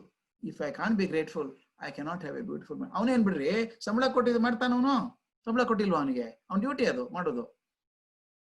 Duty ಹೌದು ನಿಜ, ಅದು ನಿಮ್ ಡ್ಯೂಟಿನೂ ಥ್ಯಾಂಕ್ ಮಾಡೋದಲ್ವಾ. ನಿಮ್ ಮನೆಯಲ್ಲಿ ಕೂತಲ್ಲಿ ಅಲ್ಲ ಅವಕಾಶ ಮಾಡಿ ಕೊಟ್ಟಿದ್ದಾನಲ್ಲ. ಈಗ ನೋಡಿ, ನಾವೆಲ್ಲ ಮನೆ ಇಡೀ ಪ್ರಪಂಚ ಮೂಟೆ ಕಟ್ಟದಂಗೆ ಕೂತ್ಕೊಂಡ್ಬಿಟ್ಟಿದೀವಿ ನಾವು. ಆದ್ರೂ ಕೂಡ ಸಂತೋಷವಾಗಿ ಮಾತಾಡ್ತಿದ್ರು ಒಬ್ರ ಹತ್ರ ಒಬ್ರು. ಯಾರೋ ಕಂಡು ಹಿಡಿದಿದ್ದಾರೆ, ಯಾರೋ ಪ್ರಯತ್ನ ಮಾಡಿದ್ದಾರೆ, ಯಾರೋ somebody is making effort to keep us happy. ಇನ್ನೊಂದು ಬಹಳ ದೊಡ್ಡ ಮಾತು ಹೇಳ್ತಾನೆ ಪ್ಲೇಟೋ, ಹೇಳ್ತಾನೆ, while caring about the happiness of others, we find our own happiness ಅಂತ. ನನಗೆ ಸಂತೋಷ ಇರ್ಬೇಕಾದ್ರೆ ಮತ್ತೊಬ್ಬರಿಗೆ ಸಂತೋಷ ಕೊಡೋಕೆ ಪ್ರಯತ್ನ ಮಾಡಿದ್ರೆ ಮಾತ್ರ ನನ್ನ ಮನಸ್ಸು ಚೆನ್ನಾಗಿರೋದು.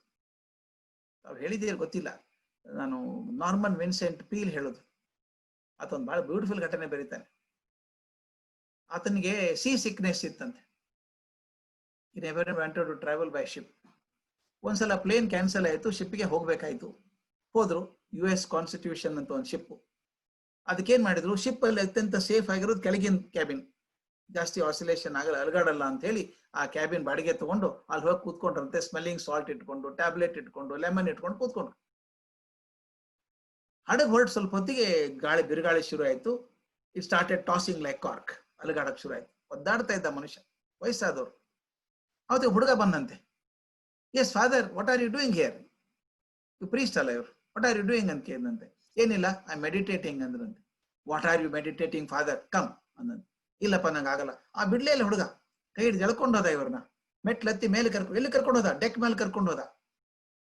ಮೊದಲೇ ಕೆಳಗ್ ಕೂತ್ಕೊಂಡ್ರೆ ಇವ್ರಿಗೆ ಒದ್ದಾಡ್ತಾ ಇದ್ದಾರೆ.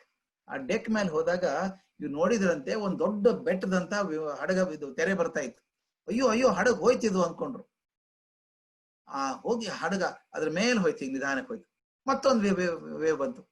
ಒಂದಾದ್ಮೇಲೆ ಒಂದು ತರಂಗಗಳು ಬರ್ತಾನೆ ಇದಾವೆ. ಅವ್ ಬಂದು ಅಪ್ಪಳಿಸ್ಬೇಕು, ಆ ನೀರ್ ಸಿಡಿಬೇಕು, ಉಪ್ಪಿನ ನೀರ್ ತುಟಿ ಮೇಲೆ ಫೀಲ್ ಆಗ್ಬೇಕು ಅವನಿಗೆ. ಆಶ್ಚರ್ಯ ಆಗೋಯ್ತು. ಅಂದ್ರೆ ಹಡಗ್ ಮುಣಗಲ್ಲ ಅಂದಂಗ ಆಯ್ತು. ಇದು ದೊಡ್ಡ ದೊಡ್ಡ ತೆರೆ ಬಂದ್ರು ಮುಣಗ್ತಾ ಇಲ್ಲ. He said, I was lost in amazement at the nature's fury. ಆಮೇಲೆ ಅಂದಂತೆ ಕ್ಯಾಪ್ಟನ್ ಗಾಬರಿ ಆಗಿರ್ಬೇಕಲ್ಲ, ಕ್ಯಾಪ್ಟನ್ ಎಲ್ಲಿ ಇರ್ತಾನೆ? ಬಾ ತೋರಿಸ್ತೀನಿ ಅಂದ ಹುಡುಗ. ಕೈ ಹಿಡಿದು ನಿಧಾನಕ್ಕೆ ರೈಲಿಂಗ್ ಹಿಡ್ಕೊಂಡು ಕರ್ಕೊಂಡು ಹೋದಂತೆ. ಒಂದು ಕ್ಯಾಬಿನ್ ನಲ್ಲಿ ಗ್ಲಾಸ್ ಇದೆ, ವಿಂಡೋ. ನೋಡ್ದ, ಸಣ್ಣ ಹುಡುಗ ಅವನು, 35-36 ವರ್ಷ ಹುಡುಗ, ಕ್ಯಾಪ್ಟನ್ ಅವನು. ಸಿಳ್ಳೆ ಹೊಡ್ಕೊಂಡು ಓಡಿಸ್ತಾ ಇದ್ದಾನೆ. ಅವನಿಗೇನು ಗಾಬರಿನೇ ಇಲ್ಲ.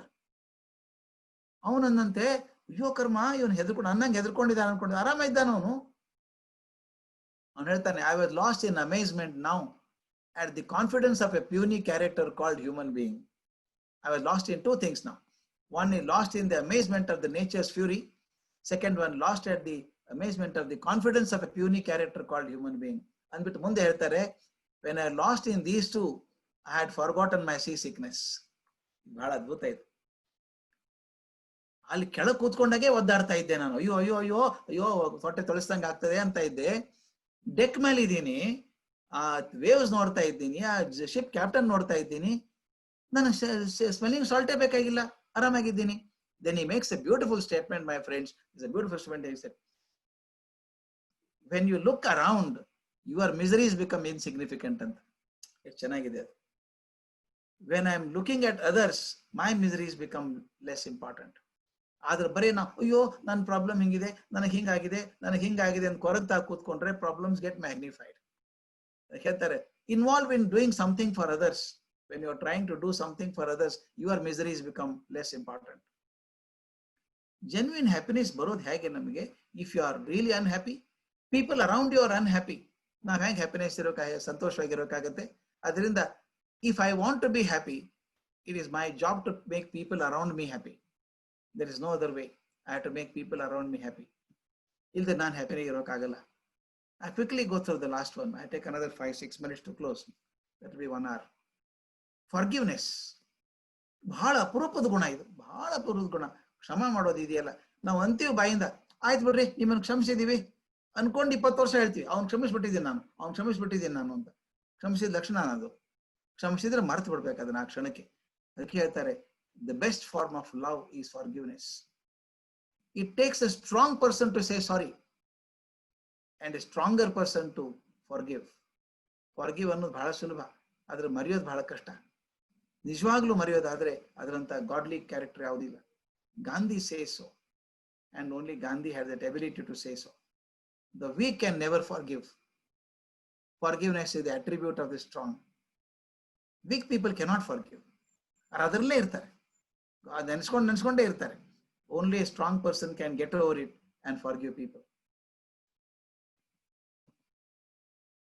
ನಾವು ಬೇಕಾದಷ್ಟು ಎಕ್ಸಾಂಪಲ್ಸ್ ಇದಾವೆ. ಅದನ್ನ classic example is Jesus Christ himself. To err is human, to forgive is divine. Crucifixion ಮಾಡುವಾಗ ಆತ ಹೇಳಿದಂತ ಮಾತು, lord forgive them, they know not what they do. ತನ್ನ ಶಿಲುಬೆಗೆ ಏರಿಸೋರ ಬಗ್ಗೆ ಕ್ಷಮೆ ಇದೆ. Forgive them, they know not what they do. Want to live a long happy life? ಅದು ಬರೆದಿದ್ದೆ ನಾನು. Forgive the unforgivable. ಯಾರನ್ನ ಕ್ಷಮಿಸೋಕ್ಕಾಗಲ್ಲ ಅವ್ರನ್ನ ಕ್ಷಮಿಸ್ಬಿಡಿ, ಹೋಗ್ಲಿ, ಬಿಟ್ಬಿಡಿ, ಅದನ್ನ ತಲೆಗೆ ಇಟ್ಕೊಂಡು ಕೊಡೋದು ಬೇಡ. ಹಂಗಾದಾಗ ಮಾತ್ರ it the kindest thing they can do for yourself. ನಾನು ಹೇಳೋದು ಅವ್ರಿಗಲ್ಲ. Once you get rid of that feeling, ಅವ್ರ ಬಗ್ಗೆ ಕೋಪ ತಾಪ ಇರ್ತದೆ, ಬಿಟ್ಬಿಡ್ರಿ, ಮುಗಿತಾಳೆ ಕೆಲಸ, ಮುಗಿತಾಳೆ, ಹೋಗ್ಬಿಡಿ ಅಂತ ಹೇಳೋದು. ದ್ರೌಪದಿ ಎಕ್ಸಾಂಪಲ್ ನೆನಪಾಗತ್ತೆ ನನಗೆ. ನಾನು ಮಹಾಭಾರತ ಹೇಳಿದ್ದೆ ಅದನ್ನ. ಬೆಂಕಿಯಲ್ಲಿ ಬಂದಂತ ಹೆಂಗಸಾಕೆ, ಬೆಂಕಿಯಲ್ಲಿ ಹುಟ್ಟಿದವಳು, ದ್ವೇಷ ಬಿಡೋಲ್ಲಾಕೆ. ಅಂಥದ್ದು ಆಕೆ 5 ಜನ ಮಕ್ಕಳನ್ನ ಅಶ್ವತ್ಥಾಮ ಕೊಂದು ಹಾಕಿದಾಗ, ಬೆಳೆದ ಮಕ್ಕಳು 18-20 ವರ್ಷದ ಮಕ್ಕಳನ್ನ ಕೊಂದು ಹಾಕಿರ್ತಾನೆ ಒಂದೇ ಸಲ. ಆಕೆ ಸಿಟ್ಟು ಬರ್ಬೇಕಲ್ಲ, ಹೋಗ್ತಾಳೆ, ಇಲ್ಲ, ಆಹಾ ಗುರು ನಂದನನ ಕೊರಬಾರದ ಕಟ, ಕೊಲ್ಬೇಡಿ ನನ್ನ ಗುರು ಪುತ್ರನ, ಯಾಕೆ ನನಗೇನಾಗಿದೆ ಮಕ್ಕಳನ್ನ ಕಳ್ಕೊಂಡು ನೋವು ಅಂತ ಗೊತ್ತಿದೆ, ಇದು ಅವನ್ ತಾಯಿಗೆ ಆಗೋದ್ ಬೇಡ. ಇದಲ್ವಾ ಫಾರ್ಗಿವಿಂಗ್ ಅಂದ್ರೆ? Amazing forgiveness. ಆ ಫಾರ್ಗಿವ್ನೆಸ್ ಮಾಡಿದಕ್ಕೆ ದ್ರೌಪದಿ ದೊಡ್ಡವಳಾದ. ಅದಕ್ಕೆ ಹೇಳ್ತಾರೆ, your enemy may not deserve the forgiveness.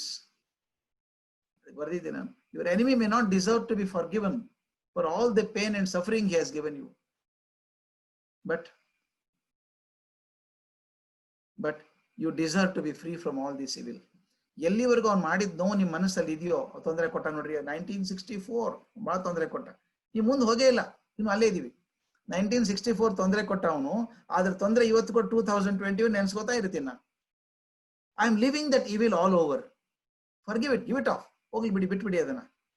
ಅದಕ್ಕೆ ಹೇಳ್ತಾರೆ, hate is like an acid. ಮತ್ತೊಬ್ಬರ ಮೇಲೆ ಆಸಿಡ್ ಹಾಕ್ಬೇಕು ಅಂತ ನಾ ಪಾತ್ರೆಯಲ್ಲಿ ಆಸಿಡ್ ಹಾಕೊಂಡು ಹೋದ್ರೆ, first it affects the vessel and then it affects the other person. ನನ್ನ ಕೈಯಲ್ಲಿ ಬೆಂಕಿ ಹಿಡ್ಕೊಂಡು ಮತ್ತೊಬ್ಬರು ತಲೆ ಮೇಲೆ ಹಾಕಬೇಕು ಅಂದ್ರೆ ಮೊದಲು ನನ್ನ ಕೈ ಸುಡುತ್ತೆ, ಆಮೇಲೆ ಅವ್ರನ್ನ ಸುಡುತ್ತೆ. ಅದರಿಂದ ಇಟ್ ಬರ್ನ್ಸ್ ಮೈ ಸೆಲ್ಫ್, ಅದು ಬಿಡೋಕ್ಕಾಗಲ್ಲ. And the last quality is beautiful. ಒಂದು ದಯವಿಟ್ಟು ನಾನು ಬೇಡ್ಕೊಳ್ಳೋದು, ಮನಸ್ಸು ಚೆನ್ನಾಗಿರ್ಬೇಕಾದ್ರೆ ಸ್ಟಾಪ್ ಕಂಪ್ಲೇನಿಂಗ್. ಕೆಲವರು ಏನ್ ಕ್ರೈಯಿಂಗ್ ಬೇಬೀಸ್, ಸಿಕ್ಕ ತಕ್ಷಣ ಅಳೋಕ್ ಶುರು ಮಾಡ್ತಾರೆ. ಹಿಂಗಾತ್ ನೋಡ್ರಿ, ಅದು ಸರಿ ಇಲ್ಲ, ಅದು ಸರಿ ಇಲ್ಲ, ಇದು ಸರಿ ಇಲ್ಲ, ಎಲ್ಲರ ಬಗ್ಗೆ ಕಂಪ್ಲೇಂಟ್. ಅದಕ್ಕೆ ಹೇಳ್ತೇನೆ, please don't complain, because good people don't complain. ಅದಕ್ಕೆ leaders don't complain, and those who complain are not leaders. Leaders solve the problems, solve the complaints, but don't complain. Try to understand others. ಹೋಸಲ ಮಾತು ಹೇಳಿದ್ದೆ ನಾನು, ನನಗೆ ಅದನ್ನ react and respond ಅದ್ರ ಬಗ್ಗೆ ಹೇಳಿದೆ ನಾನು. ಬಂದು ನನಗೆ ಹೆಣ್ಮಕ್ಳೊಬ್ಬಳು ಹೇಳಿದ್ರು, both your son should die ಅಂತ ಹೇಳಿದ್ರು ಮುಖದ ಮೇಲೆ. ನನಗೆ ಸಂತೋಷ ಆಗುತ್ತೆ ನೆನೆಸ್ಕೊಂಡ್ರೆ. ಯಾಕಂದ್ರೆ I could manage that at that time thanks to that Zen philosopher from Japan who taught me. ಅವ್ನು ಕಲಿಸ್ಕೊಟ್ಟ. ನೀನು ಮತ್ತೊಬ್ರು ಶಾಪ ಹಾಕೋದ್ರಿಂದ ಏನಾಗತ್ತಾ? ನೀನೇನು ದೂರ್ವಾಸನ ಶಾಪ ಹಾಕಿದ್ರೆ ಆಗೋದಕ್ಕೆ? ಶಾಪ ಹಾಕಿದ್ರೆ ಮನಸ್ಸು ಹಾಳು ಮಾಡ್ಕೋತೀಯ ನೀನು. ಅದಕ್ಕೆ ಹೇಳ್ತಾರೆ, small minds discuss people, big minds discuss events, beautiful minds discuss ideas. ಐಡಿಯಾಗಳ ಬಗ್ಗೆ ಚಿಂತೆ ಮಾಡೋಣ, ಅದ್ರ ಬಗ್ಗೆ ವಿಚಾರ ಮಾಡೋಣ. ಬರೀ ಡೋಂಟ್ ಟಾಕ್ ಅಬೌಟ್ ಪೀಪಲ್. ಬರೀ ಬಂದಿ ಬಗ್ಗೆ ಅವ್ರು ಹೆಂಗಂದ್ರೆ ನೋಡಿ, ಯಾಕೆ ಹಾಕಂತಲೋ ಈಕೆ ಅಂದ್ಲೋ, ಅವ್ರ ಮಾವ ಹೆಂಗಂದಂತೆ ಅತ್ತೆ ಹೆಂಗಂತ ನಾವ್ ಯಾಕೆ ತಲೆ ಕೆಡಿಸ್ಕೋಬೇಕು ಅದನ್ನ? Moment you start discussing that, ನನ್ನ ಮನಸ್ಸು ಗೊತ್ತಿಲ್ಲದ ಹಾಗೆ ಕಷ್ಟದಲ್ಲಿ ಸಿಕ್ಕಾಕೊಂಡ್ಬಿಡುತ್ತೆ, ದೊಡ್ಡದು ಹೋಗೋದೇ ಇಲ್ಲ ಅದು. And this is the last light. ನಾನು ಸ್ವಲ್ಪ ವಿಚಾರ ಮಾಡಿ ಬರ್ತಿದ್ದೀನಿ ನೋಡಿ, ಎಷ್ಟು ಚೆನ್ನಾಗಿದೆ ಅದು. If you can compliment yourself, you can complete yourself ಅಂತ. ಬಹಳ ಬ್ಯೂಟಿಫುಲ್ ಸೆಂಟೆನ್ಸ್ ಅದು. If you can compliment yourself, you can complete yourself ಅಂತ. ಕಾಂಪ್ಲಿಮೆಂಟ್ ಅಂದ್ರೆ ನಮ್ಗೆ ಇರ್ಲೇ ಇರೋದನ್ನ ತುಂಬಿಕೊಳ್ಳೋದು. ಸಂಬಡಿ ಇಸ್ ಕಾಂಪ್ಲಿಮೆಂಟಿಂಗ್ ಮೀ ಅಂದ್ರೆ ನನ್ನಲ್ಲಿ ಇರ್ಲಾರ್ದ ಗುಣ ಅವನ ಕಡೆ ಇದೆ, ಅವನು ಇರ್ಲಾರ್ದ ಗುಣ ನನ್ನ ಕಡೆ ಇದೆ. Both of us are made for each other. ಹಾಗೆ ನನ್ನಲ್ಲಿ ಇರ್ಲಾರದಂತಹ ಗುಣಗಳನ್ನ ನಾನು ಹಾಕೊಳ್ಳೋದಾದ್ರೆ I become a complete person. ಯಾವಾಗ ನಾನು ಕಂಪ್ಲೀಟ್ ಅಂತ ಅನಿಸುತ್ತೋ, your cup life full life ಎಲ್ಲ ಫುಲ್ ಆಗ್ಬಿಡುತ್ತೆ. Everything looks beautiful. ಯಾವುದು ಕಷ್ಟ ಅನ್ಸಲ್ಲ. ಯಾಕಂದ್ರೆ ನಾನು ಬೇಡ ಅದು. ಮತ್ತೊಬ್ಬರ ಬಗ್ಗೆ ಕೆಟ್ಟ ಮಾತಾಡೋದು ಬೇಡ, ಮತ್ತೊಬ್ಬರ ಬಗ್ಗೆ ಜಲಸಿ ಬೇಕಾಗಿಲ್ಲ. Beautiful is what you connect with, what matters to you. ನಾನು ಸಿ ಬಿ ಜಯರಾವ್ ಬಗ್ಗೆ ಹೇಳಿದ್ನೋ ಇಲ್ಲ ಗೊತ್ತಿಲ್ಲ, ಹೇಳದೆ ಹೋದ್ರೆ ಹೇಳಲೇಬೇಕು ನಾನು. ಅವ್ರು ನನ್ನ ಹಿರಿಯ ಸ್ನೇಹಿತರು, ನನಗಿಂತ ವಯಸ್ಸಲ್ಲಿ ದೊಡ್ಡವರು. Bengaluru All India radio station director ಆಗಿದ್ರು. Very handsome man, very handsome man. ಅದು ನನಗೆ ನೆನೆಸ್ಕೊಂಡ್ರೆ ಸಂತೋಷ ಆಗುತ್ತೆ. ಅದು ಯಾವಾಗಲೂ ನೀಟಾಗಿ ಡ್ರೆಸ್ ಹಾಕೊಂಡ್ಬರೋರು, ಪರ್ಫೆಕ್ಟ್. ನಾವು ಸೊಗಸುಗಾರ ಶಾಮಿ ಅಂತೀವಲ್ಲ ನಾವು, ಹಾಗೆ ಆ ಶರ್ಟು ಪ್ಯಾಂಟು ಮ್ಯಾಚ್ ಆಗ್ಬೇಕು, ಇನ್ ಶರ್ಟ್ ಆಗಿರ್ಬೇಕು, ಆ ಬಕ್ಕಲ್ ಕರೆಕ್ಟ್ ಆಗಿ ಸೆಂಟರ್ದಲ್ಲಿ ಇರಬೇಕು. ಆಮೇಲೆ ಯಾವಾಗಲೂ ಈ 2 ಪ್ಯಾಂಟಿನಲ್ಲಿ 2 ಜೇಬಲ್ಲಿ 2 ವಸ್ತ್ರ ಇಟ್ಕೊಳ್ಳೋರು. ಎಡಗಡೆ ಜೇಬಲ್ ಒಂದು, ಬಲಗಡೆ ಜೇಬಲ್. ಯಾಕೆ ಅಂತ ಕೇಳಿದ್ರೆ, ಎಡಗಡೆ ಜೇಬಲ್ ಇದ್ದದ ವಸ್ತ್ರ ಅದು ಶೂಸ್ ಮುಂದಿನ ಟೋ ಪಾಲಿಶ್ ಮಾಡೋದಕ್ಕೆ, ಟೈಮ್ ಸಿಕ್ಕಾಗೆಲ್ಲ ಅವ್ನು ಹಿಂಗೆ ಪಾಲಿಶ್ ಮಾಡೋರು. ಬಲಗಡೆ ಮುಖ ಒರೆಸ್ಕೊಳ್ಳೋಕೆ. ಎಕ್ಸ್ಚೇಂಜ್ ಆಗ್ತಿತ್ತೇನೋ ಅವಾಗ ಗೊತ್ತಿಲ್ಲ, ಆದ್ರೆ ಅವ್ರು ಹೇಳ್ತಿದ್ದಿಲ್ಲ, ಆಗಿಲ್ಲ ಅಂತಿದ್ರು. ಯಾವಾಗಲೂ ವಸ್ತ್ರ ಇರಬೇಕು, ಜೇಬಲ್ ಹಿಂದಿನ ಜೇಬಲ್ ಹಣಿಗೆ ಇರಬೇಕು, 10 ನಿಮಿಷಕ್ಕೊಮ್ಮೆ ಬಾಚ್ಕೊಳ್ಳೋದು. ಆ ವಸ್ತ್ರದ 3ನೇ ಮಡಿಕೆಯಲ್ಲಿ ಒಂದಿಷ್ಟು ಪೌಡರ್ ಇರೋದು, ಟೈಮ್ ಸಿಕ್ಕರೆ ಕನ್ನಡಿ ಪೌಡರ್ ಹಚ್ಕೊಳ್ಳೋದು. ಭಾರಿ ಸ್ಮಾರ್ಟ್. ಅವ್ರು ರಿಟೈರ್ ಆದಾಗ 40 ವರ್ಷದಂಗೆ ಕಾಣಿಸ್ತಿದ್ದ ಮನುಷ್ಯ, ಅಷ್ಟು ಸ್ಮಾರ್ಟ್. ರಿಟೈರ್ ಆದ್ಮೇಲೆ 1 ವರ್ಷ ಸಿಗ್ಲಿಲ್ಲ. H.K. ರಂಗನಾಥ್ ಅಂತ ಕೇಳಿರ್ಬೇಕು, great scholar and theatre person, director general of All India radio ಆಗಿದ್ದವರು. ಅವ್ರು ಒಂದ್ಸಲ ಫೋನ್ ಮಾಡಿದ್ರು, ಕರ್ಜಿಗೆ ಸುದ್ದಿ ಗೊತ್ತಾಯ್ತಾ ನಿಮಗೆ, ಜಯರಾವ್ ಹುಷಾರಿಲ್ಲಂತೆ, ಅಡ್ಮಿಟ್ ಮಾಡಿದ್ದಾರೆ ಅಂತ, ಹೋಗಿ ನೋಡ್ಕೊಂಬರೋಣ ಬನ್ನಿ ಮಾರ್ತಾ ಹಾಸ್ಪಿಟ್ಲಿಗೆ ಅಂದ್ರು. ಜಯರಾವ್ಗೆ ಆರಾಮಿಲ್ಲ ಅಂದ್ರೆ ನಂಬಕ್ಕೆ ಸಾಧ್ಯ ಇಲ್ಲ ನಾವು. ಅದು ಹೋದ್ವಿ, ಇಬ್ರು ಹೋದ್ವಿ. ಮಾರ್ತಾ ಹಾಸ್ಪಿಟಲ್ ಕಾರಿಡಾರ್ಲ್ಲಿ ಹೋಗ್ತಾ ಇದ್ದೀವಿ. ಅವ್ರು ಯಾವ ವಾರ್ಡ್ ಅಲ್ಲಿ ಇದ್ದಾರೆ ಅಂತ ಗೊತ್ತಿತ್ತು. ಹೋಗೋ ಹೊತ್ತಿಗೆ ಅವ್ರ ಹೆಂಡತಿ ಬಂದ್ರೆ ಎದುರುಗಡೆ ಬಂದು ನಮ್ಮ ನೋಡಿ ಅಳೋಕ್ ಶುರು ಮಾಡಿದ್ರು. ಏನು ಆಯ್ತು ಪಾಪ ಇವನು ಜಯರಾವ್, ಏನಾಗಿದೆ ಅಂತ ಗೊತ್ತಿಲ್ಲ. ಏನಾಯ್ತಮ್ಮ ಅಂತ ಕೇಳಿದ್ವಿ. ಏನಿಲ್ಲ, ಬಹಳ ದುಃಖದ ಪರಿಸ್ಥಿತಿ ಇದೆ. ಈಗ ತಾನೇ ರಿಪೋರ್ಟ್ ಬಂತು ಹೈದರಾಬಾದಿಂದ, ಅವರಿಗೆ ಕೋಲನ್ ಕ್ಯಾನ್ಸರ್ ಅಂತೆ, ಅಂಡ್ ಇದು ಫೈನಲ್ ಸ್ಟೇಜ್, ಏನ್ ಮಾಡಕ್ಕಾಗಲ್ಲ, ಇನ್ ಬಹಳ ಅಂದ್ರೆ 1 ತಿಂಗಳು 1.5 ತಿಂಗಳು ಇರ್ತಾರೆ ಅಂತ ಹೇಳ್ತಾರೆ. ಅದಕ್ಕೆ ದಯವಿಟ್ಟು ಅವ್ರು ಹೇಳಬೇಡಿ. ಅವ್ರು ಹೇಳಿಲ್ಲ. ನಮ್ಗೆ ಯಾಕೆ ಹೇಳಿದೆ ಅಂತ ಕೇಳಿದ್ರೆ, ಒಂದು ಕಾರಣ ಇದೆ. ನಿಮ್ಗೆ ಗೊತ್ತಲ್ಲ ಅವ್ರ ಸ್ವಭಾವ, ದಿನ ಶೇವ್ ಮಾಡ್ಕೋಬೇಕು, ದಿನ ಸ್ನಾನ ಮಾಡ್ಬೇಕು ಅಂತಾರೆ. ಪೆಟ್ಟಾಗತ್ತೆ ಹೊಟ್ಟೆ ಮೇಲೆ. ಆ ನರ್ಸ್ ಹೇಳ್ತಾರೆ, ನಾವು ಸ್ಪಾಂಜ್ ಬಾತ್ ಕೊಡ್ತೀವಿ, ಕೇಳಲ್ಲ ಮನುಷ್ಯ. ಆಯ್ತಾ, ನೀವು ಸ್ನೇಹಿತರಿದ್ದೀರಿ, ಸ್ವಲ್ಪ ಹೇಳಿ ನೋಡಿ ಅವ್ರಿಗೆ. ನೋಡ್ತೀವಿ ಅಂತ ನಮ್ಗೆ ಗಾಬರಿ ಆಗ್ಬಿಟ್ಟಿದೆ. ಪಾಪ ಜಯರಾವ್ ಸಾಯ್ತಾರೆ, ನಂಬಕ್ಕೆ ಸಾಧ್ಯ ಇಲ್ಲ. ನಾವು ಹೋಗಿ ಅವ್ರ ಪಕ್ಕ ಕೂತ್ಕೊಂಡ್ವಿ. ಜಯರಾವ್ ಹೇಳಿದ್ರು, ಕರ್ಜ್ಗಿ ಸ್ವಲ್ಪ ಬಾಗ್ಲು ಹಾಕೊಂಡ್ಬಿಡಿ, ಹೆಂಡ್ತಿಗೆ ನೀವು ಸ್ವಲ್ಪ ಹೊರಗೆ ಹೋಗು, ನಾವು ಮಾತಾಡ್ಬೇಕು ಇವ್ರ ಹತ್ರ ಅಂತ. ಹೆಂಡ್ತಿ, ನಾನೇ ಹೊರಗೆ ಹೋಗ್ಬೇಕಾ? ನೀವು ಹೊರಗೆ ಹೋಗು, ನೀವು ಬಾಗ್ಲು ಹಾಕೊಂಡ್ಬನ್ನಿ. ಅದು ನಾವು ಹೋಗಿ ಬೋಲ್ಟ್ ಹಾಕೊಂಡ್ಬಂದೆ. ಪಕ್ಕದಲ್ಲಿ ಕೂತ್ಕೊಂಡಿದ್ವಿ. ರಂಗನಾಥ್ ಅವ್ರಲ್ಲ ಏಕವಚನದಲ್ಲಿ ಮಾತಾಡುವ ಸ್ನೇಹಿತರವ್ರು. ರಂಗನಾಥ್, ಒಂದು ವಿಷಯ ನನ್ನ ಹೆಂಡತಿ ಮಕ್ಕಳಿಗೆ ಹೇಳ್ಬೇಡಿ, ಅವ್ರಿಗೆ ಗೊತ್ತಿಲ್ಲ ಪಾಪ, ನನಗೆ ಕ್ಯಾನ್ಸರ್ ಇದೆ, ಫೈನಲ್ ಸ್ಟೇಜ್, ಇನ್ ಜಾಸ್ತಿ ದಿವಸ ಬದುಕಲ್ಲ ನಾನು. ನಮಗೆ ಆಶ್ಚರ್ಯ, ಇವನಿಗೆ ಹೇಳ್ಬೇಡ ಅಂತ. ಹೆಂಡತಿ ಹೇಳಿದ್ರೆ ಹೆಂಡತಿ ಹೇಳ್ಬೇಡ ಅಂತ ಇವನಂತಾನೆ. ರಂಗನಾಥ್ ಸ್ವಲ್ಪ ಕರೇಜ್ ತಗೊಂಡು ಹೇಳಿದ್ರು, ಅಲ್ಲಯ್ಯ, ನೀನು ಗೊತ್ತಾಯ್ತಾನೆ, ಹೌದಲ್ಲ, ನೀನು ಗೊತ್ತಲ್ಲ, ಮತ್ತೆ ಯಾಕೆ ನಾಟಕ ಮಾಡ್ತೀಯ ನೀನು? ದಿನ ಸ್ನಾನ ಮಾಡೋದೇನೋ, ಶೇವ್ ಮಾಡ್ಕೊಳ್ಳೋ, ಇನ್ನೂ ಮದುವೆ ಆಗೋ ವಿಚಾರ ಇದೆಯಾ? ಸುಮ್ಮನೆ ಮಲ್ಕೊಳ್ಳಯ್ಯ, ಅವ್ರು ಟ್ರೀಟ್ಮೆಂಟ್ ಕೊಡ್ತಾರೆ ನಿನಗೆ, ಆಯಾಸ ಮಾಡ್ಕೋಬೇಡ, ಟ್ರೀಟ್ಮೆಂಟ್ ಗುಣ ಆಗ್ತೀಯ ನೀನು ಅಂತೆಲ್ಲ ಹೇಳಿದ್ರು. ಆಗ ಆತ ಹೇಳಿದ ಮಾತನ್ನು ನಾನು ಮರೆಯೋಕೆ ಸಾಧ್ಯವೇ ಇಲ್ಲ. ಅವ್ನು ಹೇಳಿದ, Ranganath, I know I'm ill. I know I'm ill. I'm critically ill. But why should I look ill? ಇದು ಎಂತ ಚಂದ ಮಾತು. I know I'm ill. I'm critically ill. But why should I look ill? ಕೊನೆ ಕ್ಷಣದವ್ರು ಹೀಗೆ ಸೊಗಸ್ಕಾರನಾಗಿ ಇದ್ದು ಹೋಗ್ತೀನಿ ಹಾಗೆ ಹೋದ ಮನುಷ್ಯ. ನಾನು ನೆನೆಸ್ಕೊಂಡ್ರೆ ಅದ್ಭುತ ಅನ್ಸುತ್ತೆ. It was his choice to make his life beautiful ಅಲ್ವಾ? It was his choice. ಹಾಗೆ ಬದುಕಿದೆ ಕೊನೆವರೆಗೂ, ಹಾಗಿರ್ಬೇಕು ಅಂತ. ಅದಕ್ಕೇನು ಹೇಳ್ತೀನಲ್ಲ, beautiful mind is what you connect with, what matters to you. You are beautiful. All of us are beautiful people. ಅದಕ್ಕೆ ಹೇಳ್ತೀನಿ, go on, tell someone how spectacular they are and how they have made your life beautiful. ಮತ್ತೊಬ್ಬರ ಬಗ್ಗೆ fault finding ಬೇಕಾಗಿಲ್ಲ. Tell them how beautiful they are and their presence has made your life beautiful. ದಯವಿಟ್ಟು ಹೇಳಿ. Once done, ನಾನು ಅದಕ್ಕೆ ಬರ್ದಿದ್ದೇನೆ, repeat before the mirror. ಸೈಕಾಲಜಿಯಲ್ಲಿ ಹೇಳ್ತಾರೆ ಅಟೋ ಸಜೆಷನ್ ಅಂತ. You are the most charming person ಅಂತ ಕನ್ನಡಿಯಲ್ಲಿ ಹೇಳ್ಬೇಕಂತ. Telling the other person. ಮತ್ತೊಬ್ರು ಹೇಳ್ತಾರೋ ಬಿಡ್ತಾರೋ ನಾವು ಹೇಳ್ಕೋಬೇಕು, I am good, I am good. Tell, repeat before the mirror. ಆಗ ಹೇಳ್ತೀನಿ, don't tell me that you have not fallen in love with yourself. You are the most beautiful person you have seen because you have a beautiful mind. I stop at this stage. I have taken 10 minutes more than what I am supposed to do, but I could not make it short.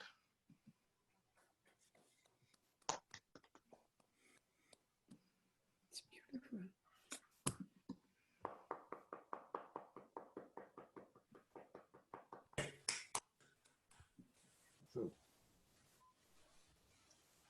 Yes, sir. Thank you, sir. Thank you for ಜಾಸ್ತಿ ಆಗ್ಬಿಡ್ತಾ ಅದು?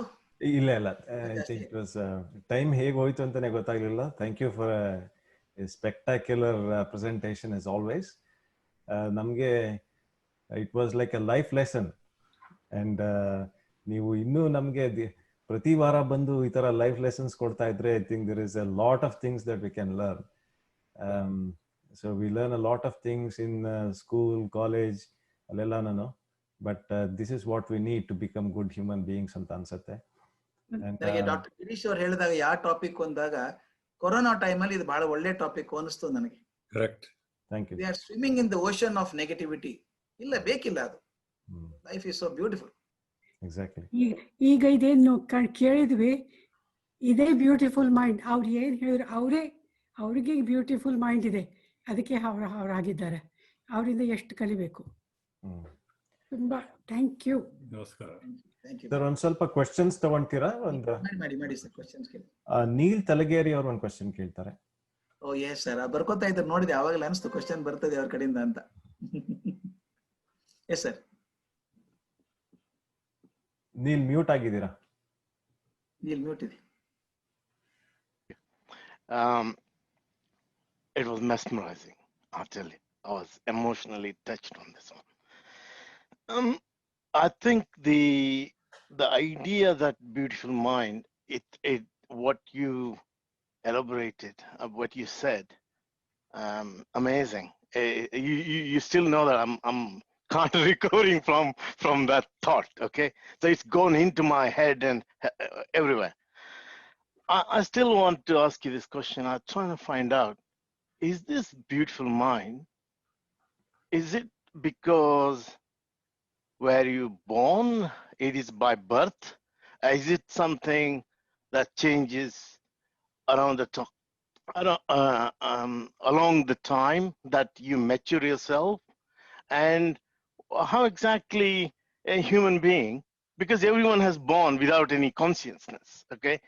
And how exactly someone's gonna become a beautiful mind? What are these situations? And I heard a lot of Purandaradasa, they all became something from nothing and something like that. Is it by birth, or is it by nature, or is it by social? It is become training yourself, becoming a beautiful mind. This is what I like to hear from you. ನೀವು ಹೇಳಿದ ಹಾಗೆ birth is an accident. Birth is an accident. ದೇವರ ದಯದಿಂದ ನೀವು ಒಳ್ಳೆ ಮನೆಯಲ್ಲಿ ಹುಟ್ಟಬಹುದು, ಮನೆ ವಾತಾವರಣ ಚೆನ್ನಾಗಿರ್ಬೋದು, ಆದ್ರೆ ಹಾಗೆ ಇರಬೇಕು ಅಂತೇನಿಲ್ಲ. ತುಂಬಾ ಚೆನ್ನಾಗಿರೋ ವಾತಾವರಣದಲ್ಲಿ ಬಂದವರು ಕೆಟ್ಟವರು ಇದ್ದಾರೆ, ತುಂಬಾ ಕಷ್ಟದ ವಾತಾವರಣದಲ್ಲಿ ಬಂದವರು ಯಶಸ್ವಿ ಆದವರು ಇದ್ದಾರೆ. Ultimately it is my effort to make my mind beautiful. ಇದು ನನ್ನ ಜೀವನ ಅಲ್ವಾ ಸರ್? ಇದು ಒಂದೇ ಜೀವನ. ಎಷ್ಟು ಪುನರ್ಜನ್ಮ ಅಂತ ಹೇಳ್ತಾರೆ, ಹೋಗಿ ಬಂದವರಿಲ್ಲ, ವರದಿ ತಂದವರಿಲ್ಲ, ನಮ್ಗೆ ಗೊತ್ತಿಲ್ಲ. ಇರೋದಂತೂ ಇದು ಗ್ಯಾರಂಟಿ ಇದ್ದೀವಿ. ಈ ನನ್ನ ಜೀವನ ಚೆನ್ನಾಗಿ ಮಾಡ್ಕೋಬೇಕಲ್ಲ ನಾನು. ನನ್ನ ಜೀವನ ಚೆನ್ನಾಗಿ ಮಾಡ್ಕೋಬೇಕಾದ್ರೆ ಯಾವಾಗಲೂ ಪ್ರಶ್ನೆ ಕೇಳೋದು ಉಂಟು ಹುಡುಗರಿಗೆಲ್ಲ, ಕೋರ್ಸಿಗೆ ಹೋದಾಗ, ಟ್ರೈನಿಂಗ್ ಮಾಡಕ್ ಹೋದಾಗ, ಹೂಸ್ ಲೈಫ್ ಇಸ್ ಇಟ್ ಅಂತ ಕೇಳೋದು. ಮೈನ್ ಅಂತಾರೆ. Own or rented? Own or rented ಅಂತ ಓನ್ ಅಂತಾರೆ. ಹಾಗಾದ್ರೆ ಕೇರ್ಫುಲ್ ಆಗಿರ್ಬೇಕಲ್ಲಪ್ಪ ಅಲ್ವಾ? ನನ್ನ ಜೀವನ, ನಾನು ಸ್ವಂತ ಮನೆ ಅಂದ್ರೆ ಏನ್ ಮಾಡ್ತೀನಿ? ಒಳ್ಳೆ ಪೇಂಟ್ ಮಾಡ್ತೀನಿ, ಒಳ್ಳೆ ಚಿತ್ರ ತಂದು ಹಾಕ್ತೀನಿ, ಮನೆ ಕಸ ಹೊರಗೆ ಹಾಕ್ತೀನಿ, ಒಳಗಿನ ಕಸ ಹೊರಗೆ ತರಲ್ಲ. ನನ್ನ ಮನೆ, ಸ್ವಂತ ಮನೆ ತಾನೇ ಇದು. If I can be so careful about my own house, what about my life? It is the only life I have. I have to be extremely careful about it ಅಲ್ವಾ?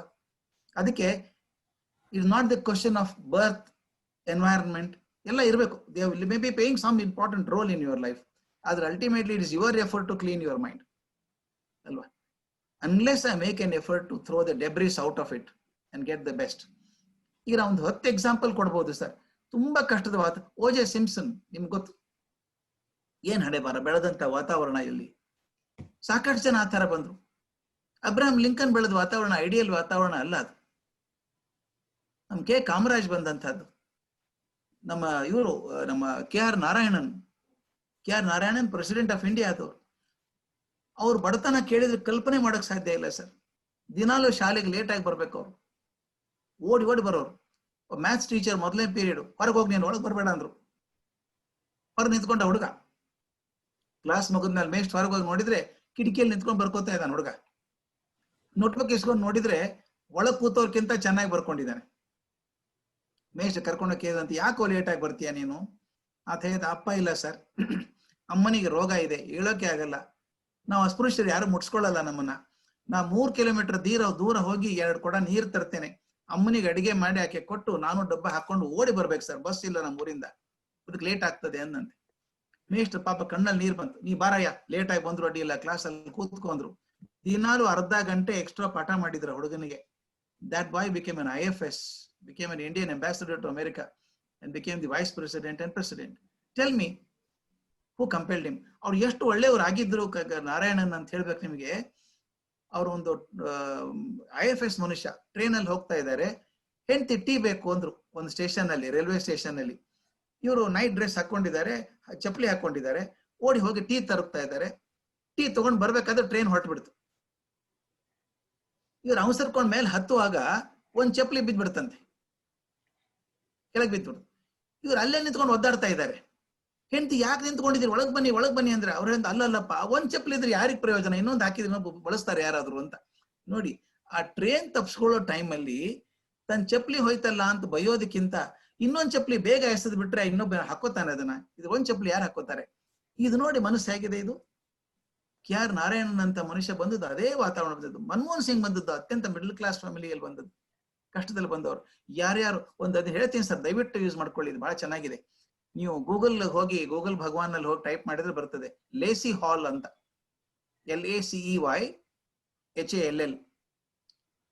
LACEYHALL ಅಂತ.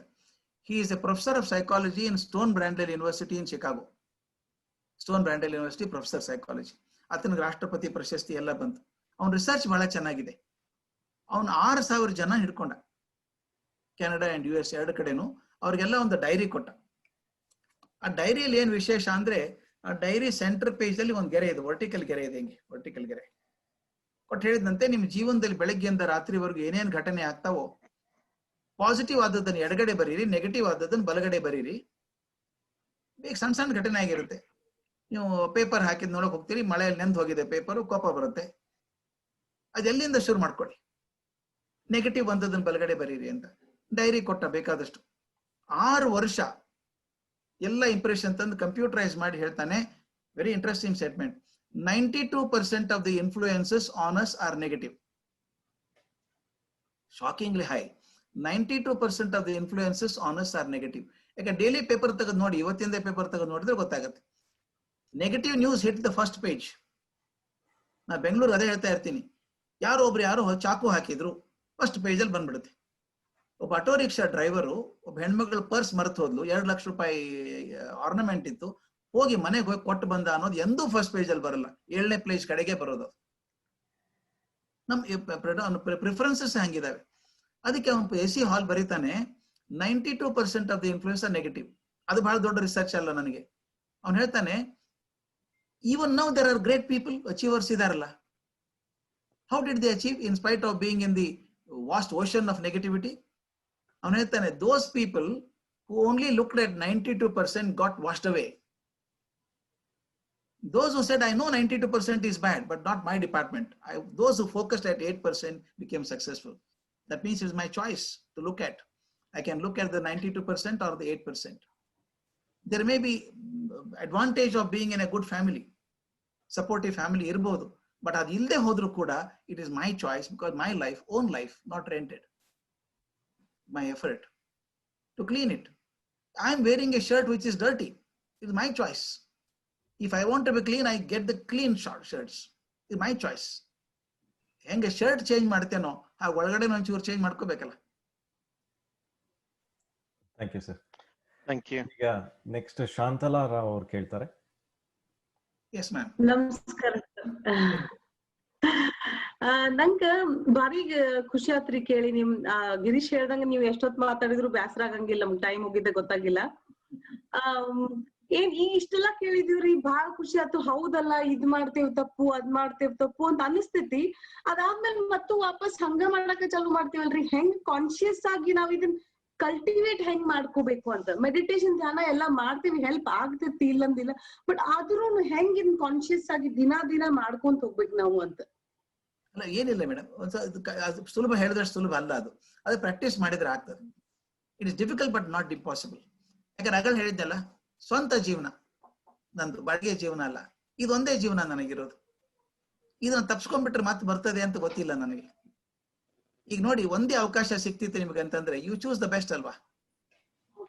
ಹಾಗೆ this is my best life and I want to make it the best ಅಂದಾಗ ನನಗೆ ಬೇರೆ option ಇಲ್ಲ. ಈಗ ನೋಡಿ, ವಿಚಾರ ಮಾಡಿ, you are catching a flight. ಈ ಫ್ಲೈಟ್ ತಪ್ಸ್ಕೊಂಡ್ರೆ ಫಜೀತಿ, ನನಗೆ ಎಲ್ಲ ತೊಂದರೆ ಆಗ್ಬಿಡ್ತದೆ. ಆಲ್ ಕನೆಕ್ಟೆಡ್ ಫ್ಲೈಟ್ಸ್ ಎಲ್ಲ ಬುಕ್ ಆಗಿದ್ದಾವೆ. ನೀವೇನ್ ಮಾಡ್ತೀರಿ ಹೇಳಿ ಮೇಡಮ್? ಅವಾಗ ಬೇರೆ ಯಾವ್ದೋ ತಲೆಗೆ ಬರಲ್ಲ. ಅವಾಗ ಏಯ್ ಮಾತಾಡ್ಬೇಡ, ಈಗ ಅರ್ಜೆಂಟ್ ಹೋಗ್ಬೇಕು ನಾನು, ರೈಟ್ ಆಯ್ತು ನನಗೀಗ. There is only one focus because you want to catch the flight.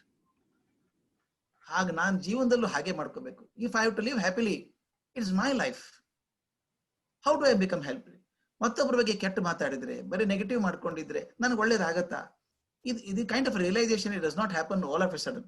It takes time, but worth making an effort. ನಾವ್ ಯಾರೂ ಸೇಂಟ್ಸ್ ಅಲ್ಲ. ನಮ್ಮಲ್ಲಿ ಎಲ್ಲರೂ ಕೆಟ್ಟ ಭಾವನೆ ಬರ್ತದೆ, ತಪ್ಪು ಕೆಲಸ ಮಾಡ್ತೀವಿ. ಆದ್ರೆ ತಪ್ಪು ಕೆಲಸ ಮಾಡಿದಾಗ ತಪ್ಪು ಆಯ್ತು ಅಂತ ರಿಯಲೈಸೇಷನ್ ಆದ್ರೂ ಎಷ್ಟು ಒಳ್ಳೇದು. ಅಟ್ಲಿ ನೆಕ್ಸ್ಟ್ ಟೈಮ್ ತಪ್ಪಾಗಲ್ಲ.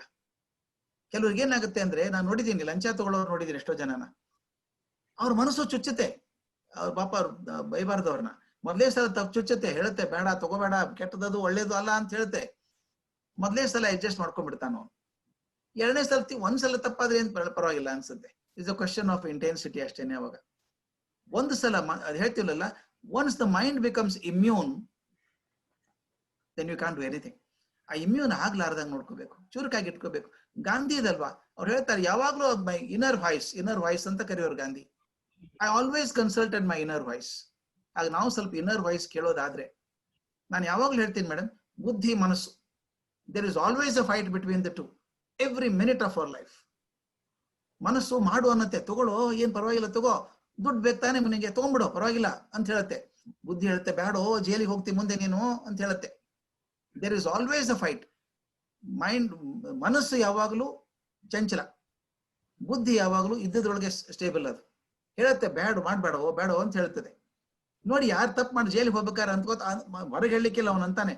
ಅವಾಗ ಅನ್ಕೊಂಡೆ ತಗೋಬಾರದು ಅಂತ ಬಿಡ್ಬೇಕಾಗಿತ್ತು ನಾನು. ಅವಾಗ ಕೊನೆಗೆ ಮನಸ್ಸು ಗೆದ್ರೆ ನಾವು ದಪ್ಪ ದಾರಿ ಹಿಡಿಬಹುದು, ಬುದ್ಧಿ ಗೆದ್ರೆ ಒಳ್ಳೆ ದಾರಿ ಸಿಗತ್ತೆ. ಆಲ್ವೇಸ್ ಗಿವ್ ಇಂಪಾರ್ಟೆನ್ಸ್ ಟು ಬುದ್ಧಿ. ಯಾಕಂದ್ರೆ ನಮ್ಗೆ ಮನಸ್ಸಿಗೆ ಬಂದ್ಬಿಡುತ್ತದೆ ಟೇಸ್ಟ್. ನಮ್ಮ DVG ಬಹಳ ಚಂದ ಹೇಳೋರು, ಈ ಮನಸ್ಸು ಬುದ್ಧಿ ನಡು ತಾಕಲಾಟ ಬಂದಾಗ ಯಾವ್ದನ್ ಬೆನ್ ಹತ್ಬೇಕು ಅಂತ ಹೇಳೋರು. ನಾಲಿಗೆ ರುಚಿಗೂ ದೇಹದ ಆರೋಗ್ಯಕ್ಕೂ ದ್ವಂದ್ವ ಬಂದಾಗ ಯಾವ್ದನ್ನ ಆರಿಸ್ಕೋಬೇಕು ಅಂತ. ತಿನ್ಬಿಡ್ಬೇಕ್ರಿ ಪಾನಿಪುರಿ ಅನ್ಸ್ಬಿಡುತ್ತೆ, ಇನ್ನೊಂದು 10 ತಿಂದ್ಬಿಡೋಣ ಅಂತ ಅನ್ಸುತ್ತೆ. ಆತ ನಿದ್ದೆ ಬರಲ್ಲ, ಎದೆ ಹೊಳಿಸ್ಬಿಡೋಕೆ ಶುರು ಆಗುತ್ತೆ. ಯಾಕಂತ ತಿಂದದ್ದು ಕಷ್ಟ. ನಾಲಿಗೆ ಚಪ್ಪಲಕ್ಕೆ ತಿಂತೇವೆ, ಮರುದಿವಸ ಆರೋಗ್ಯ ಕೆಡಿಸ್ಕೋತೀವಿ. ಆರೋಗ್ಯ ನೆನಪಿದ್ದವರು ತಿನ್ಬಾರ್ದು ಅಂತಲ್ಲ, ಸ್ವಲ್ಪ ತಿನ್ನಿ ಪರವಾಗಿಲ್ಲ, ರುಚಿಗಿರ್ಬೇಕು. ಆದ್ರೆ ನಾಲಿಗೆ ರುಚಿ ಮತ್ತು ಹೊಟ್ಟೆಯ ಆರೋಗ್ಯ ಎರಡೂ ಬಂದಾಗ ಆರೋಗ್ಯ ಮುಖ್ಯವಾಗಿರ್ಬೇಕು ಹೊರತಾಗಿ ನಾಲಿಗೆ ರುಚಿ ಅಲ್ಲ. ಹಾಗೆ ಮನಸ್ಸು ನಾಲಿಗೆ ರುಚಿ ಇದ್ದ ಹಾಗೆ, ಅದು ಬೇಡದ್ದನ್ನೆಲ್ಲ ಅಪೇಕ್ಷೆ ಮಾಡುತ್ತೆ, ಕಂಡದ್ದನ್ನೆಲ್ಲ ಬೇಕು ಅನ್ನುತ್ತೆ. ಬುದ್ಧಿ ಹೇಳ್ತದೆ ಬೇಡ ಬೇಡ ಬೇಡ, ಕೈ ಹಾಕ್ಬೇಡ ಅದಕ್ಕೆ ಅಂತ ಹೇಳುತ್ತೆ. ಅದಕ್ಕೆ ನಾವು ದುರ್ಯೋಧನ ಹೇಳಲ್ವಾ, ಜಾನಾಮಿ ಧರ್ಮಂ ನಚಮೇ ಪ್ರವೃತ್ತಿ, ಜಾನಾಮಿ ಅಧರ್ಮಂ ನಚಮೇ ನಿವೃತ್ತಿ. ಅಂದ್ ಅಡ್ಡ ಅಲ್ಲ ಅವನು. ಜಾನಾಮಿ ಧರ್ಮಂ, ನಾನು ಧರ್ಮ ಗೊತ್ತಪ್ಪ ಕೃಷ್ಣ, ನನಗೆ ಗೊತ್ತಿದೆ. ನಚಮೇ ಪ್ರವೃತ್ತಿ, ನನ್ನ ಕೆಲಸ ಅಲ್ಲ, ಮನಸ್ಸು ಒಪ್ಪಲ್ಲ ಅದನ್ನು. ಜಾನಾಮಿ ಅಧರ್ಮಂ, ಅಧರ್ಮ ಯಾವುದು ಅಂತ ಗೊತ್ತಿದೆ. ನಚಮೇ ನಿವೃತ್ತಿ, ಅದರಿಂದ ರಿಟೈರ್ಮೆಂಟ್ ಇಲ್ಲ ನನಗೆ. Chosen that. ಅಲ್ಟಿಮೇಟ್ ಅವನು ಆರಿಸ್ಕೊಂಡದಕ್ಕೆ ಅವನ ಜೀವನ ಹಂಗಾಯ್ತು. ಕೊಳದ ದಂಡೆ ಬಿದ್ದು ಸಾಯೋಯ್ತು. ಚಕ್ರವರ್ತಿ ಆದವನು ನಾಯಿ ನರಿಗಳನ್ನ ಓಡಿಸ್ಕೊಂಡು ಬದುಕಬೇಕಾಯ್ತು ಸಾಯುವತ್ತಿಗೆ.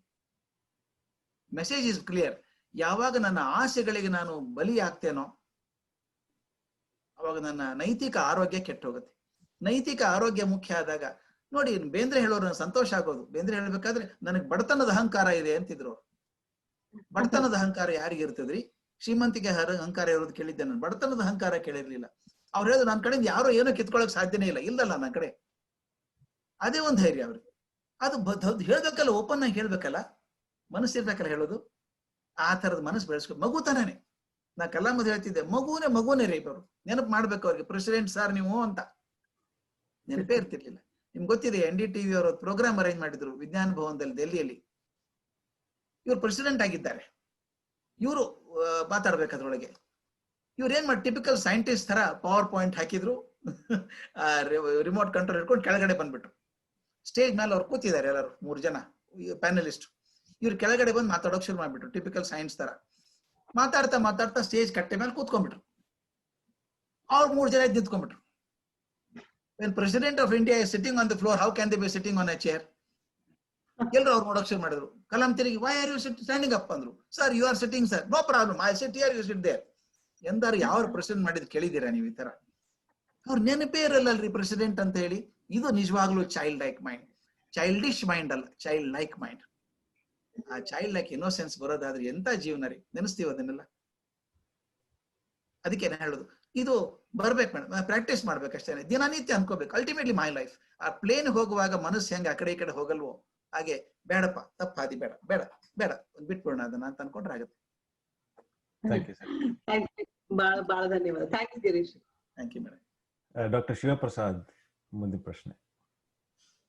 ನಮಸ್ಕಾರ, ತುಂಬಾ ಚೆನ್ನಾಗಿತ್ತು. Feeling very positive, but I just wanted to bring my own perspectives. It is not a question. As a practising paediatrician, ನಾನು ಬಹಳ ಮಕ್ಕಳನ್ನ ನೋಡ್ತೀನಿ.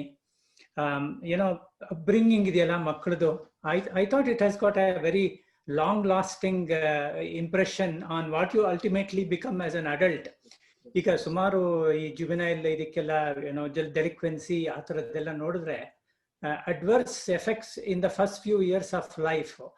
You may talk about beautiful mind later on, but initial ಒಳ್ಳೆ start ಸಿಗದಿದ್ರೆ ಒಬ್ಬ ಮನುಷ್ಯನಿಗೆ ಅದು permanent scar ಆದಾಗ ಇವ್ರುಗಳೇ ಮುಂದಕ್ಕೆ ಹೋಗಿ they are the people who become criminals or in any degree of delinquency ಎಲ್ಲ ಇರ್ಬೋದು. ಆಮೇಲೆ ಮಾನಸಿಕ ಆರೋಗ್ಯ ಕೂಡ ಬಹಳ ಮುಖ್ಯ ಅಂತ ನಂದು it's own personal observation. As a doctor I just wanted to bring this ಅಷ್ಟೇ.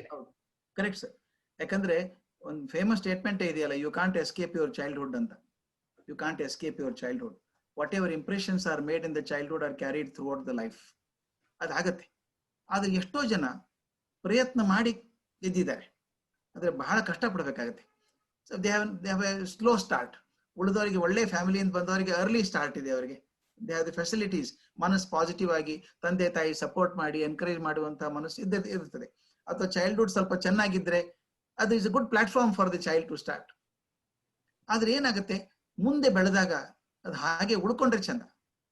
ಈಗ ಅರ್ಲಿ ಸ್ಟಾರ್ಟ್ ಸಿಕ್ಕಿದೆ ಅವನಿಗೆ, ಅರ್ಲಿ ಸ್ಟಾರ್ಟ್ ಸಿಕ್ಕಿದೆ ಅಂತ ಅದು ಹೇಳ್ತಲ್ಲ, race between the hare and the tortoise. ಆರಾಮಾಗಿ ಮಲ್ಕೊಂಡ್ಬಿಟ್ರೆ ಮುಂದೆ ಟಾರ್ಟಾಯ್ಸೇ ಗೆದ್ಬಿಡುತ್ತೆ. ಹಾಗೂ ನೋಡಿದೀವಿ ನಾವು, ತುಂಬಾ ಒಳ್ಳೆ ಮನೆತಂದು ಬಂದಂತ ಮಕ್ಕಳು. ನಾನು ಎಷ್ಟೋ ಸಲ ನೋಡಿದ್ದೆ. ರಾಮಕೃಷ್ಣ ಆಶ್ರಮದಲ್ಲಿ, ನಾನು ಮೈಸೂರಲ್ಲಿ ಸ್ಕೂಲ್ ಇದೆ, ಐಡಿಯಲ್ ಕಂಡೀಷನ್ ಅಲ್ಲಿ ಬೆಳೆಸ್ತಾರೆ ಅವ್ರ ಮಕ್ಕಳನ್ನು. ಹೇಗೆ ಮಾಡಬೇಕು, ನೈತಿಕ ಶಕ್ತಿ ಎಲ್ಲ ಹೇಳ್ಕೊಡ್ತಾರೆ. ಕೆಲವು ಹುಡುಗರು ತುಂಬಾ ಕೆಟ್ಟ ಹೋಗಿದ್ದಾರೆ. ಸ್ವಾಮಿಗಳಿಗೆ ಕೇಳಿದಾಗ ಯಾಕೆ ಹಿಂಗಾಯ್ತು ಅಂತ ಕೇಳಿದಾಗ, ಏನೋಪ್ಪ ಇಲ್ಲಿ ಚೆನ್ನಾಗಿದ್ದವನು ಹೊರಗಡೆ ಹೋಗ್ತಾ ಸಡನ್ ಆಗಿ ಫ್ರೀಡಮ್ ಸಿಕ್ಬಿಡ್ತಾವ ಅವನಿಗೆ, ಜಗತ್ತಲ್ಲಿ ನೋಡೋಕ್ ಸಿಕ್ತು ಆಯ್ತು ಅಂತ ಹೇಳ್ತಾರೆ. ಹಾಗೂ ಆದದ್ದಿದೆ. ಅಥವಾ ಕೆಲವು ತುಂಬಾ ಕಷ್ಟದ ಪರಿಸ್ಥಿತಿಯಲ್ಲಿ ಬಂದವರು ಸುಧಾರಿಸ್ಕೊಂಡವ್ರು ಇದ್ದಾರೆ, ಒಳ್ಳೆ ವಾತಾವರಣ ಸಿಗದೆ ಇದ್ದವರು ಕಷ್ಟದ ಪರಿಸ್ಥಿತಿ. ಫಾರ್ ಎಕ್ಸಾಂಪಲ್ ಕಾರ್ಲ್ಸನ್ ಅಂತ ಒಬ್ಬ ಮನುಷ್ಯ, ಅವನು ಕಷ್ಟ ಲೆಕ್ಕಕ್ಕಿಲ್ಲ, ಅಷ್ಟು ಕಷ್ಟಪಟ್ಟ ಅವನು ಬಾಲ್ಯದಲ್ಲಿ ಏನೇನೂ ಸಿಗ್ಲಿಲ್ಲ. ಅವ್ನು ಬಡ್ತಾ ಯಾವಾಗ್ಲೂ ಸ್ಟೆಪ್ ಮದರ್ ಹೊಡಿಬೇಕು, ಶಾಲೆಗೆ ಹೋಗಕ್ಕಾಗಲ್ಲ. ಅವ್ನು ಹೇಳ್ತಾನೆ, ಕೊನೆಗೆ ನಾನು ರೈಲ್ವೆ ಸ್ಟೇಷನ್ ಕೆಲಸ ಮಾಡ್ತಿದ್ದೆ, ರೈಲ್ವೆ ಟ್ರೈನ್ ನಲ್ಲಿ ಕೆಲಸ ಮಾಡ್ಬೇಕು ಹುಡುಗ, ಸ್ಟೀವರ್ಡ್ ತರ ಕೆಲಸ ಮಾಡ್ಬೇಕು. ಆದ್ರೆ ಅದನ್ನ ಕೆಲಸ ಚೆನ್ನಾಗಿ ಪ್ರಾಮಾಣಿಕವಾಗಿ ಮಾಡ್ತಾ ಇದ್ದ, ಕೆಲಸ ಒರೆಸೋದು ಕ್ಲೀನ್ ಆಗಿ ಮಾಡೋದು ಮಾಡ್ತಿದ್ದ. ಅವ್ ಯಾವನೋ ಒಬ್ಬ ಟ್ರೈನ್ ನಲ್ಲಿ ಪ್ಯಾಸೆಂಜರ್ ಹೋಗೋನ್ ಕೇಳಿದಂತೆ, ಹುಡುಗ ಚೆನ್ನಾಗಿ ಮಾಡ್ತಿಲ್ಲ, ಮುಂದೆ ಏನ್ ಮಾಡ್ಬೇಕಂತೀವೋ ಅಂತ. ಅವನದ ಇಲ್ಲೇ ಕೆಲಸ ಮಾಡೋ ವಿಚಾರ ಇಲ್ಲ ಸರ್, ನನಗೆ ನಾನು ಬೇರೆ ಓದ್ಬೇಕು, ಲಾ ಓದ್ಬೇಕು ಅಂತಿದ್ದೀನಿ, ಆದ್ರೆ ನನಗೆ ಅವಕಾಶ ಇಲ್ಲ, ಅದಕ್ಕೆ ಇಲ್ಲಿ ಕೆಲಸ ಮಾಡಿ ಬಂದ್ ದುಡ್ಡನ್ನ ನಾನು ಕಾಲೇಜಿಗೆ ಫೀಸ್ ಕಟ್ತೀನಿ ಅಂತ ಹೇಳಿದಂತೆ. ನೀನ್ ಅಡ್ರೆಸ್ ಎಲ್ಲ ಕೊಟ್ಟು ಹೋಗು, ಯಾವ ಕೋರ್ಸ್ ಸೇರ್ಕೋತೀಯ ಬರೆದು ಕೊಟ್ಟು ಹೋಗು ಅಂತ ಹೇಳಿದಂತೆ. ಬರೆದು ಕೊಟ್ಟ. ಇವನು ವೆಕೇಶನ್ ಆದ್ಮೇಲೆ ಕಾಲೇಜ್ಗೆ ಹೋಗ್ಬೇಕಂತ ಹೋದ್ರೆ ಆಫೀಸಲ್ಲಿ ಹೇಳಿದಂತೆ, your all entire course fees paid by somebody. 1 ವರ್ಷದಲ್ಲ 4 ವರ್ಷದ ಕೋರ್ಸ್ ಫೀಸ್ ಕಟ್ಟಿಬಿಟ್ಟಿದ್ದಾರೆ ದುಡ್ಡು ಎಲ್ಲರೂ. ಯಾರು ಕಟ್ಟಿದ್ದಾರೆ ಅಂತ ನೋಡಿದ್ರೆ, one of the finest man, Dale Carnegie had paid the fees for the entire boy. ಆ ಹುಡುಗ ಬೆಳ್ಕೊಂಡು he became the chief justice of the supreme court of US, Carlson. ಅವನು ಹೇಳ್ತಾನೆ, ಬಾಲ್ಯದಲ್ಲಿ ಕಟ್ಪಟ್ಟಂತ ಕಷ್ಟ ನನಗೆ ಯಾರಿಗೂ ಬೇಡ, ಅದು ನನಗನಿಸ್ತು, ಕಷ್ಟ ಇತ್ತು, ಆದ್ರೆ ಅನ್ಕೊಂಡೆ ನಾನು ಮುಂದೆ ಏನ್ ಮಾಡೋದು, ಹೀಗೆ ಕಳ್ಕೊಂಡಾಗ್ಬೋದು. ನೀವು ಹೇಳ್ದಂಗೆ ಬಹಳಷ್ಟು ಜನ ಹಂಗೆ ಆಗ್ಬಿಡ್ತಾರೆ ಸರ್. ಅವರು ಸ್ಟ್ರೀಟ್ ಫೈಟರ್ಸ್ ಆಗ್ತಾರೆ, ವೆಗಬಾಂಡ್ಸ್ ಆಗ್ಬಿಡ್ತಾರೆ, ಬ್ಯಾಡ್ ಇದಕ್ಕೆ ಹೋಗ್ತಾರೆ. ಯಾರು ಅದರಲ್ಲೇ ತೃಪ್ತಿ ಪಟ್ಕೊಂಡ್ಬಿಡ್ತಾರೆ, ಆಯ್ತು ಇದೇ ಬಿಡು ನಮ್ಮ ಲೈಫು ಅಂತ ಹೋಗ್ತಾರೆ. ಅವ್ರಿಗೆ ಯಾರಾದ್ರೂ ಒಬ್ಬರಾದ್ರೂ ಮಾರ್ಗದರ್ಶಕರು ಸಿಗಬೇಕಾಗ್ತದೆ. ಅವಾಗ ಯಾರಾದ್ರೂ ಮಾರ್ಗದರ್ಶಕರು ಸಿಕ್ಕು ಅಡ್ವೈಸ್ ಮಾಡೋದಾದ್ರೆ it is possible. Difficult, I agree, very difficult. Childhood impressions are permanent scars, ಉಳ್ಕೊಂಡ್ಬಿಡುತ್ತೆ ಸ್ಕಾರ್ಸ್ ಅದು. ಆದ್ರೆ ಕೆಲವರು ಪ್ರಯತ್ನ ಮಾಡಿ ಹೊರಗೆ ಬರ್ತಾರೆ, ಕೆಲವರು ಬರಲ್ಲ. ನನಗೇನಂದ್ರೆ, if that percentage of people becoming better increases, it's good for our country and the world. Thank you. Thank you sir. Dr. Sumana Narayan next question ಕೇಳ್ತಾರೆ. ನಮಸ್ಕಾರ ಸರ್, ತುಂಬಾ ಚೆನ್ನಾಗಿತ್ತು. So just to go on, ನನ್ನ question ಬೇರೆ ಇದೆ. ನಾನು just to go on ಇವ್ರು ಪ್ರಸಾದ್ ಅವರು ಹೇಳಿದ್ದಲ್ಲಿ, ನನ್ನ ನಂಬಿಕೆ ಏನಂದ್ರೆ, ಡಿಪೆಂಡಿಂಗ್ ಆನ್ ಎನ್ವಿರಾನ್ಮೆಂಟ್ ತುಂಬಾ ಪ್ಲೇ ಮಾಡುತ್ತೆ ನಿಮ್ಮ ಅಪ್ಬ್ರಿಂಗಿಂಗ್ಗೆ, ಒಪ್ಕೋತೀನಿ. ಬಟ್ ಆಸ್ ಎ ಪರ್ಸನ್, ಒಬ್ಬ ಆತ್ಮ, ಒಬ್ಬ ಹುಟ್ಟಿದಾಗ ಒಂದು ಆತ್ಮಕ್ಕೆ ಒಂದು ಸ್ಪೆಸಿಫಿಕ್ ಪ್ರಾಪರ್ಟೀಸ್ ಇರುತ್ತೆ ಅಂತ ನನ್ನ ನಂಬಿಕೆ. And also Chinmaya Mission part of ಅಲ್ಲಿ ಅಪ್ಬ್ರಿಂಗಿಂಗ್ ನಂದಿತ್ತು. ಸೊ ಅವ್ರು ಹೇಳೋ ಹಾಗೆ, ಒಂದು ಮಗುಗಾಗ್ಲಿ ಒಂದು ಜೀವಕ್ಕಾಗ್ಲಿ ಅವ್ರದೇ ಒಂದಷ್ಟು ಪ್ರಾಪರ್ಟೀಸ್ ಇರುತ್ತೆ. ಅವರು ಎನ್ವಿರಾನ್ಮೆಂಟ್ ಇಂದ ಒಂದಷ್ಟು ಅಬ್ಸರ್ವ್ ಮಾಡ್ಕೋತಾರೆ ಇರಬಹುದು, ಬಟ್ ಆಸ್ ಇಟ್ ಈಸ್ ಅವ್ರಿಗೆ ಒಂದು ಒಳ್ಳೆ ಗುಣಗಳು, ಒಂದಷ್ಟು ಸತ್ವಗುಣಗಳು, ಒಂದಷ್ಟು ತಮೋಗುಣಗಳು ಜೊತೆಗೆ ಬಂದಿರತ್ತೆ ಅನ್ನೋ ಒಂದು ನಂಬಿಕೆ. ಅದು ನನ್ನ ಅನಿಸಿಕೆ. That might be that. ನನ್ನ ಕ್ವೆಶ್ಚನ್ ಬಂದು, ಸರ್, ನೀವು ಬ್ಯೂಟಿಫುಲ್ ಮೈಂಡ್ ವಾಸ್ ಅಮೇಝಿಂಗ್. ನನಗೆ ಕಷ್ಟ ಆಗೋದು ಕಾನ್ಫಿಡೆನ್ಸ್ ಆಗ್ಲಿ ಅಥವಾ ಏನ್ ಒಳ್ಳೇದ್ ಮಾಡ್ಬೇಕು ಕೆಟ್ಟದ್ ಮಾಡ್ಬೇಕು ಅದ್ರ ಬಗ್ಗೆ ಈಸಿಯಾಗಿ ಅರ್ಥ ಆಗುತ್ತೆ. But there are certain circumstances which are beyond our control ಇರುತ್ತಲ್ಲ ಸರ್. ಕೆಲವು ಫ್ಯೂಚರ್ ಇರ್ಬೋದು, ಅಂದ್ರೆ ಮಕ್ಕಳು ದೊಡ್ಡವರಾದ್ಮೇಲೆ ಹೇಗಾಗ್ತಾರೋ ಅನ್ನೋದಿರ್ಬೋದು, ಅಥವಾ ಇವಾಗ ಕರೆಂಟ್ಲಿ ಸಿಚುಯೇಷನ್ ಅಲ್ಲಿ ಕರೋನಾ ಇದಾಗಿರೋದ್ರಿಂದ ನಮ್ಮ ಅಪ್ಪ ಅಮ್ಮ ಇಂಡಿಯಾಲಿದ್ದಾರೆ, ಅವ್ರು ಏನಾದ್ರೂ ತೊಂದರೆ ಆಗ್ಬಿಡತ್ತೇನೋ ಅನ್ನೋ ಯೋಚನೆ ಬರುತ್ತೆ. ಆ ಯೋಚನೆಯಿಂದ ಸಾಕಷ್ಟು ಸ್ಟ್ರೆಸ್ ಆಗತ್ತೆ, ದುಃಖ ಆಗತ್ತೆ, ರಾತ್ರಿ ನಿದ್ದೆ ಬರ್ದಿರೋ ಅಷ್ಟು ಸ್ಟ್ರೆಸ್ ಗಳಾಗತ್ತೆ. ಅದನ್ನ ಹೇಗೆ for situations which are not in our control, ಮನಸ್ಸನ್ನ ಹೇಗೆ ಗಟ್ಟಿ ಮಾಡ್ಕೊಳ್ಳೋದು ಸರ್? ನೀವು ಮೊದಲೇ ಪ್ರಶ್ನೆ ಹೇಳ್ಬಿಡ್ತೀನಿ, ಅದು ನಿಮ್ಮ ಜೆನೆಟಿಕ್ ಆರ್ ಎನ್ವೈರನ್ಮೆಂಟ್ ಅಂತ. ಅದನ್ನ ನಾವು ಸೈನ್ಸ್ ಬೇಕಾದ್ರೆ ಜೆನೆಟಿಕ್ ಆರ್ ಎನ್ವೈರನ್ಮೆಂಟ್ ಅಂತ. ಒಬ್ರು ಯಾರೋ ಡಾಕ್ಟ್ರು ಒಂದು ಸ್ಕೂಲಿಗೆ ಹೋದ್ರಂತೆ, ಚೀಫ್ ಗೆಸ್ಟ್ ಅಂತ ಕರೆದಿದ್ರು ಅವ್ರನ್ನ. ಅವರು ಭಾಷಣ ಮಾಡಿದ್ರು, ಚೆನ್ನಾಗಿ ಮಾಡಿದ್ರು. ಮಕ್ಕಳ performance is based on either of the two, environment or genetics ಅಂತ ಹೇಳಿದ್ರಂತೆ. ಭಾಷಣ ತುಂಬಾ ಚೆನ್ನಾಗಿತ್ತು. ಅವ್ರ ಮಗನೂ ಅದೇ ಶಾಲೆಯಲ್ಲಿ ಓದ್ತಾ ಇದ್ದ ಹುಡುಗ, ಅವ್ರ ಮಗ ಡಾಕ್ಟರ್ ಮಗ. ಸಾಯಂಕಾಲ ಹುಡುಗ ಹೋಗಿ ಅಪ್ಪನಿಗೆ ಪ್ರೋಗ್ರೆಸ್ ಕಾರ್ಡ್ ತೋರಿಸಿದ್ನಂತೆ, ತನ್ನ ರಿಸಲ್ಟ್ ಶೀಟ್ ಕೊಟ್ಟಿದ್ದಾರೆ, ಅದನ್ನ ಎಲ್ಲದರಲ್ಲೂ ಫೇಲ್ ಆಗಿದ್ದ ಹುಡುಗ ಪ್ರೋಗ್ರೆಸ್ ಕಾರ್ಡ್ ಕೊಟ್ಟು ಹೇಳಿದಂತೆ, ಅಪ್ಪ tell me which is responsible, genetics are the environment ಅಂತ. ಎರಡಕ್ಕೂ ಅವರೇ ಕಾರಣ ಅಲ್ವಾ? ಹಂಗಾಗತ್ತೆ. ಅದರಿಂದ ಈಗ ಹೇಳ್ಬೋದು ಆತ್ಮಗುಣ ಅಂತ ಹೇಳ್ತೀವಿ ನಾವು. ಕೆಲವ್ರ ನೇಚರ್ ಹಾಗೆ ಇರ್ತದೆ, ಅವ್ರ ಸ್ವಭಾವನೆ ಹಾಗೆ ಬಂದ್ಬಿಡ್ತದೆ, ಅದನ್ನ ಬದಲಾಯಿಸೋಕೆ ಆಗಲ್ಲ ಅಂತ ಒಂದು ಥಿಯರಿ ಇದೆ. ಈಗ ನಿನ್ನೆ ಬೆಳಗ್ಗೆ ಒಂದಿಷ್ಟು ಕ್ವಶನ್ ಬಂದಿತ್ತು. ಕರ್ಣ ನೋಡಿದ್ರೆ ಒಳ್ಳೆ ಜೆನೆಟಿಕ್ ಲೈನಿಂಗ್ ಬಹಳ ಚೆನ್ನಾಗಿದೆ, ಲೈನೇಜ್ ಬಹಳ ಚೆನ್ನಾಗಿದೆ. ಅವನು ಸೂರ್ಯನ ಮಗ, ಕುಂತಿ ಮಗ, ಅವನ್ ಹಾಗಾದ. ಕರ್ಣ ಹಾಗಾದ ಪಾಪ ಏನ್ ಮಾಡ್ತಾನೆ, ಎನ್ವೈರನ್ಮೆಂಟ್ ಸರಿ ಇಲ್ಲ ಒಂದು ಅಂತ.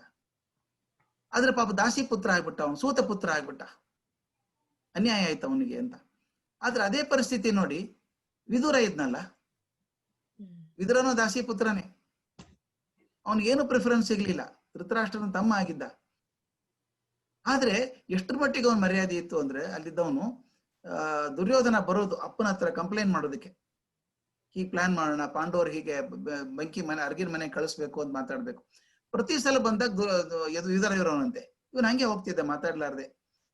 ಕೊನೆಗೊಂದ್ಸಲ ವಿದುರ ಇಲ್ದಾಗ ಅಪ್ಪ ಕರೆದ ಮಗನ, ಏನೋ ನೀನು ಬಂದ್ ಹೋಗ್ತಾ ಇದೆಯಾ, ಏನೋ ಹೇಳ್ತಾ ಇಲ್ಲ ಅಂತ. ಅವ್ನು ಹೇಳಿದಂತೆ ನನ್ನ ಪ್ರಾಬ್ಲಮ್ ಏನು ಅಂದ್ರೆ ವಿದುರ ಇದ್ರೆ ಕೆಟ್ಟ ಮಾತು ಬರೋಲ್ಲ, ಮಾತಾಡಕ್ಕೆ ಹೆದರಿಕೆ ಆಗುತ್ತೆ ನನಗೆ ಅಂತ. ಕಂಪೇರ್ ಮಾಡಿ ನೋಡಿ, ಎರಡು ಅದು ಬೇರೆ ವಾತಾವರಣ, ಒಂದೇ ತರದ ಬ್ಯಾಕ್ ಗ್ರೌಂಡ್ ಇಂದ ಆದಂತ ಪರಿಸ್ಥಿತಿ. ಆದ್ರೆ ವಿದುರ ತನ್ನ ಬೆಳೆಸ್ಕೊಂಡದ ರೀತಿ ಬೇರೆ, ಕರ್ಣ ತನ್ನ ಬೆಳೆಸ್ಕೊಂಡದ ರೀತಿ.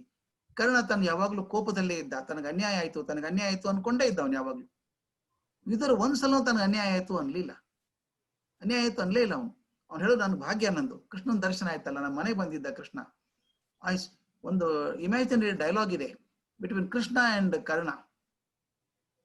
ಕರ್ಣ ಹೇಳ್ತಾನೆ ಕೃಷ್ಣನಿಗೆ, ನೀನ್ ಪುಣ್ಯವಂತಪ್ಪ, ನನ್ನಂಗೆ ಕಷ್ಟಪಟ್ಟಿಲ್ಲ ನೀನು, ನನ್ಗೆ ಎಷ್ಟು ಅನ್ಯಾಯ ಆಯ್ತು ಗೊತ್ತಾ, ಹುಟ್ಟಿದ ತಕ್ಷಣ ಒಯ್ದು ನನ್ನ ಇದು ಸಮುದ್ರ ನೀರಲ್ಲಿ ಹಾಕ್ಬಿಟ್ಲ ಮಾಮ, ತಾಯಿನೇ ಹಾಕಿದ್ಲು.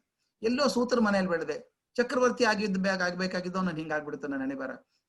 ಗುರುಗಳ ಕಡೆ ಹೋದೆ, ಗುರುಗಳು ಶಾಪ ಕೊಟ್ಟರು ನನಗೆ, ಪರಶುರಾಮರು.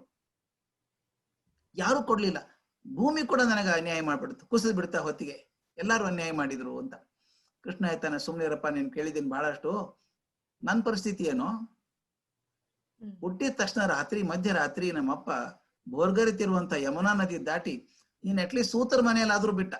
ನೀನು ಬಾಣ ಬಿಲ್ಲು ರಥ ಕುದುರೆ ನೋಡಾದ್ರೂ ನೋಡ್ತಿದ್ದೆ. ನಾನು ಬೆಳೆದದ್ದು ಸೂತ್ರ ಮನೆ, ಇದು ಗೊಲ್ಲರ ಮನೆಯಲ್ಲಿ ಬೆಳೆದದ್ದು. ಬಾಣ ಬಿಲ್ಲು ನೋಡ್ಲೇ ಇಲ್ಲ, ಬರೀ ಚಿಣಿದಾಂಡು ಆಡಿದ್ದೆ ನಾನು.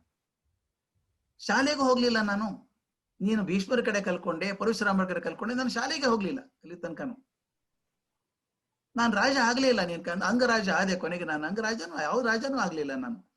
ಆದ್ರೆ ಜಗತ್ತು ನಗತ್ತ ಮರ್ಯಾದೆ ಕೊಡ್ತದೆ, ಯಾಕೆ ಗೊತ್ತಾ? It is because of my choices. ಅದ್ಭುತ ಮಾತು ಹೇಳ್ತಾನೆ, it is choices that we make. ನಾನು ಹುಡುಕಿ ಒಳ್ಳೆಯವ್ರ ಕಡೆ ಹೋದೆ, ಪಾಂಡವರ ಕಡೆ ಹೋದೆ. ನೀನು ಹುಡುಕಿ ದುರ್ಯೋಧನ ಹಿಡ್ಕೊಂಡೆ, ನೀನು ಬೇಡ ಅಂದ್ರೂ ಕೇಳಲಿಲ್ಲ. Ultimately you became a villain because the choices you made were like this. ಹುಡ್ಕಾಡ್ಕೊಂಡು ಹೋದೆ ಅಲ್ಲಪ್ಪ, ನಾನು ಹುಡ್ಕಾಡ್ಕೊಂಡು ಒಳ್ಳೆಯವ್ರು ಹುಡುಕಿದೆ. ಆಕ್ಚುಲಿ ದುರ್ಯೋಧನ ಮತ್ತು ಕೃಷ್ಣ ಬೀಗರಾಗ್ಬೇಕು. ದುರ್ಯೋಧನ ಮಗನಿಗೆ ಕೃಷ್ಣನ ಮಗಳು ಕೊಟ್ಟಿದ್ದಾರೆ, ಸಂಬಂಧಿಗಳು ಬೀಗರು. ಅವನಿಗೇನು ಮುಲಾಜಿ ಇಲ್ಲ, ಅವನಿಗೆ ಹೊಡೆದು ಹಾಕಿದ ದುರ್ಯೋಧನನ. ಯುದ್ಧ ಮುಗಿದ್ಮೇಲೆ ಧರ್ಮರಾಜ ಹೇಳ್ತಾ, ನಿನ್ನಿಂದ ಉಳಿದಿವಪ್ಪ ನಾವು, ಪಾರ್ ಮಾಡಿದೆ ನಮ್ಮನ್ನ ಅಂತ. ಅವತ್ತ ನೀನು ಪಾರ್ ಮಾಡ್ಬೇಕು ಉದ್ದೇಶ ಇರ್ಲಿಲ್ಲ. Because you are on the side of virtue, I was with you. If you were to be on the side of the wrong, I would have killed you first. ಅಷ್ಟು ನಿರ್ಮಮೋ ನಿರಹಂಕಾರ. ಅಂದ್ರೆ ಕೃಷ್ಣ ಕೂಡ ಬೆಳೆದಿದ್ದ ಅವನ್ ಚಾಯ್ಸ್ ಅಲ್ವಾ.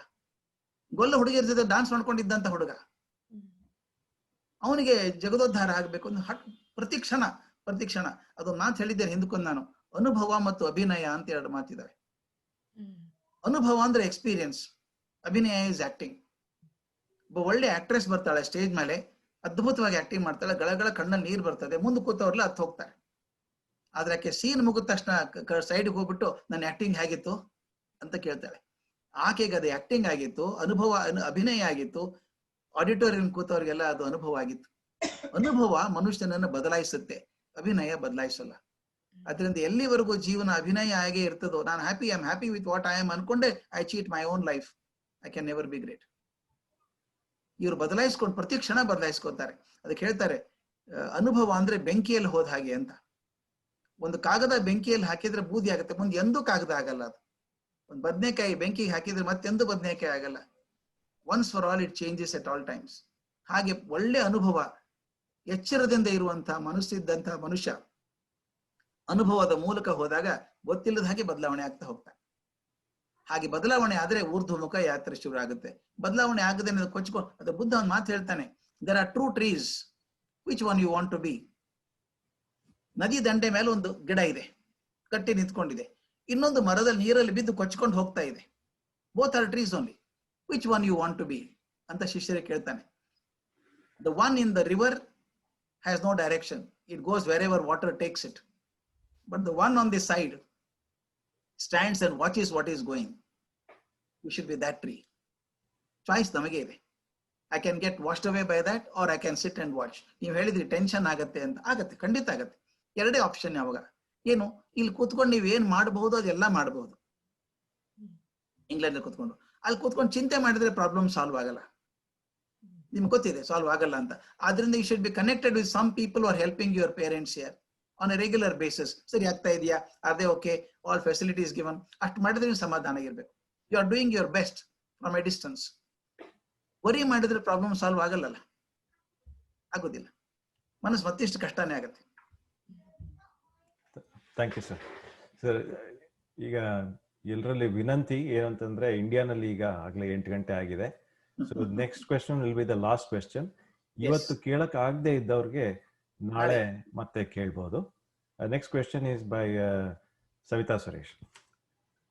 Thank you Girish sir. ನಮಸ್ಕಾರ ಮತ್ತೊಮ್ಮೆ. ನಮಸ್ತೆ ಸವಿತಾ. ನಮಸ್ತೆ.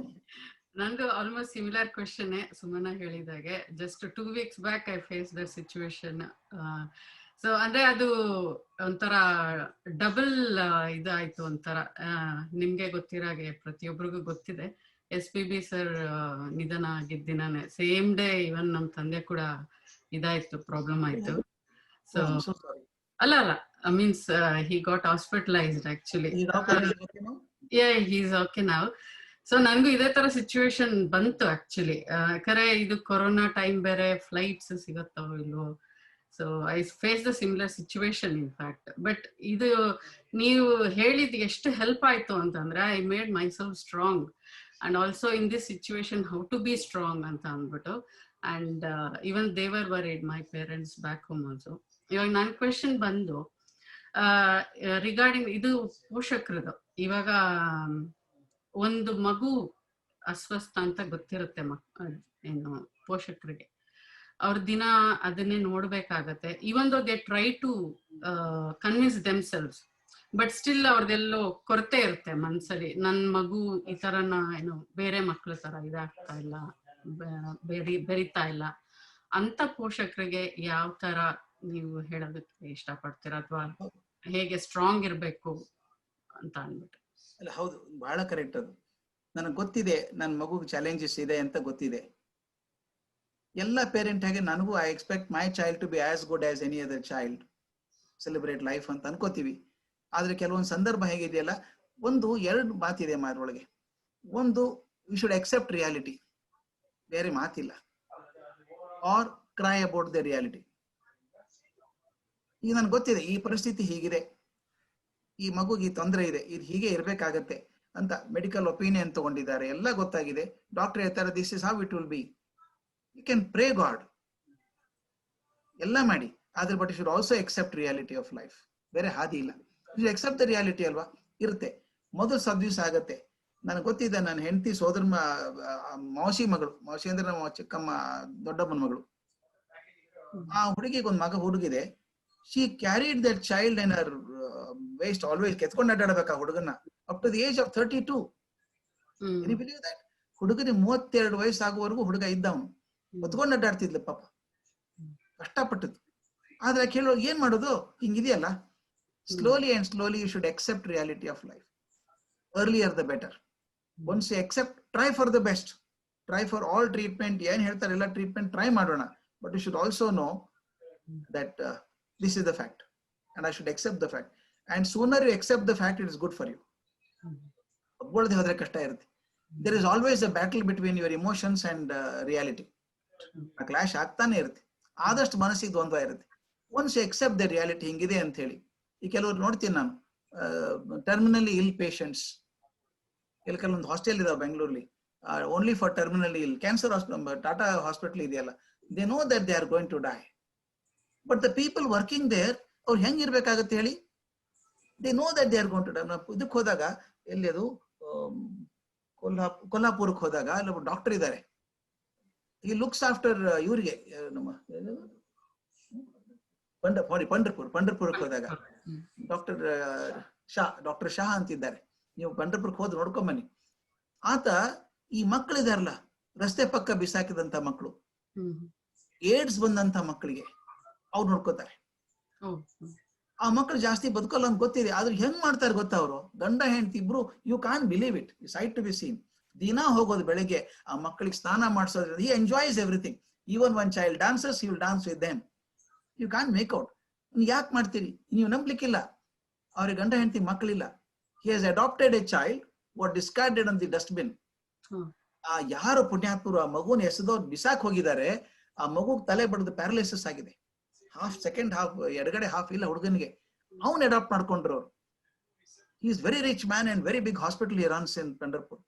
ಅವ್ನು ಯಾಕೆ ಕೇಳಿದೆ, ಶೇಷ ಯಾಕೆ ತಗೊಂಡ್ರಿ ಇದನ್ನ ಅಂತ ಕೇಳಿದೆ. ಅವ್ರು ಹೇಳಿದ್ರು, ಸರ್ ಒಳ್ಳೊಳ್ಳೆ ಮಕ್ಕಳನ್ನ ಎಲ್ಲರೂ ತಗೋತಾರೆ ಸರ್, ಇದನ್ನ ಯಾರು ನೋಡ್ಕೋಬೇಕು, ನಾನೇ ಮಾಡ್ಕೋತೀನಿ. ನೀವು ನಾನು ಒಂದು ನಾಟ್ ಎ ಡಿಗ್ರಿ ಎಕ್ಸಾಗ್ರೇಷನ್. ನಾವು ಅವ್ರ ಮನೆಗೆಲ್ಲ ಹೋಗಿ ಬಂದಿದ್ವಿ ಎಷ್ಟು ಸಲ, ನಮ್ಮ ಮನೆಯವರೆಲ್ಲ. ಆ ತಾಯಿ ಇದ್ದಾಳಲ್ಲಪ್ಪ, ನಮ್ಮ ದಿನ ನಮಸ್ಕಾರ ಮಾಡ್ಬೇಕ್ರಿ ಯಾಕೆ ಮನಸ್ಸು ನೋಡಿದ್ರೆ. ಇಷ್ಟು ಶಾಂತವಾದ ಹೆಣ್ಮಗಳು. ಆ ಮಗನ್ ಹೇಗ್ ಬೆಳೆಸಿದ್ದಾಳೆ ಅಂದ್ರೆ, ಅಂತ ಒಳ್ಳೆ ಮಗು ಜಗತ್ತಲ್ಲಿ ಸಿಗೋಕ್ ಸಾಧ್ಯ ಇಲ್ಲ, ಹಂಗ್ ಬೆಳೆಸಿದ್ದಾಳೆ. ಆ ಪ್ರೀತಿ ಕೊಟ್ಟು ಎಲ್ಲೋ ಸಿಕ್ಕಂತ ಮಗು ಆ ಪ್ರೀತಿಯಿಂದ ಬೆಳೆಸೋದಿದೆಯಲ್ಲ. ಆಕೆ ಕೇಳಿದೆ, ನಿಮ್ಗೆ ಎಲ್ಲಿ ಬಂತು ಪ್ರೀತಿ ಇದು ಅಂತ ಕೇಳಿದೆ. ಆಕೆ ಒಂದೇ ಮಾತು ಹೇಳಿದ್ಲು, ಅದು ನಿಮ್ಮ ಮನಸ್ಸಲ್ಲಿ ಇರ್ಲಿ, ಬಹಳ ಚೆನ್ನಾಗಿದೆ. ಯಾಕೆ ಹೇಳ್ತಾರೆ, every child is A gift of god. I can't find fault with it. Gift ಇರ್ತದೆ, ಗಿಫ್ಟ್ ಕೊಟ್ಟಿದ್ದಾನೆ ದೇವರು, ಇರ್ಲಿ ಚೆನ್ನಾಗಿ ಬೆಳೆಸೋಣ ಅದನ್ನ. ಆ ಹುಡುಗನ ಮದುವೆ ಮಾಡಿದ್ರು ಅವನಿಗೆ, ಈಗಾಗಲೇ ಅಷ್ಟು ಚೆನ್ನಾಗಿ ಬೆಳೆಸಿದ್ದಾರೆ. ಹಾಸ್ಪಿಟಲ್ ಅಲ್ಲಿ ಒಂದು ಕೆಲಸ ಕೊಟ್ಟವನಿಗೆ ಈ ಟೆಸ್ಟ್ ಮಾಡ್ತಾರಲ್ಲ, ಡಯಾಗ್ನೋಸ್ಟಿಕ್ ಟೆಸ್ಟ್ ಮಾಡ್ತಾರಲ್ಲ, ರಿಪೋರ್ಟ್ ಎಲ್ಲ ಏನೋ ಕೆಲಸ ಕೊಡ್ಬೇಕು ಅವನಿಗೆ, ರಿಪೋರ್ಟ್ ಎಲ್ಲ ಫೈಲ್ ಮಾಡಿ ಇಟ್ಕೊಂಡು ಕಳಿಸ್ತಾನೆ, ಚೆನ್ನಾಗಿ ಮಾಡ್ತಾನೆ ಕೆಲಸ. ಮೊನ್ನೆ ಮದುವೆ ಮಾಡಿದ್ರು ಅವನಿಗೆಲ್ಲ. ಯಾಕೆ ಹೇಳ್ತಿದ್ದೀನಿ ಅಂದ್ರೆ, he realized this is how my son going to be. He can't be a doctor. ಆಗಲ್ಲ. ನಾವ್ ಇದೀವಲ್ಲಪ್ಪ, ಆ ಹುಡುಗನ್ ಬೆಳೆಸೋಣ. ಅದೊಂದು ಚೈತನ್ಯ. ಹೇಗೆ ಅನ್ಕೊಂಡ್ರು ಗೊತ್ತಾ ಅವರು, this a gift of God which has come to me. I should nurture it well.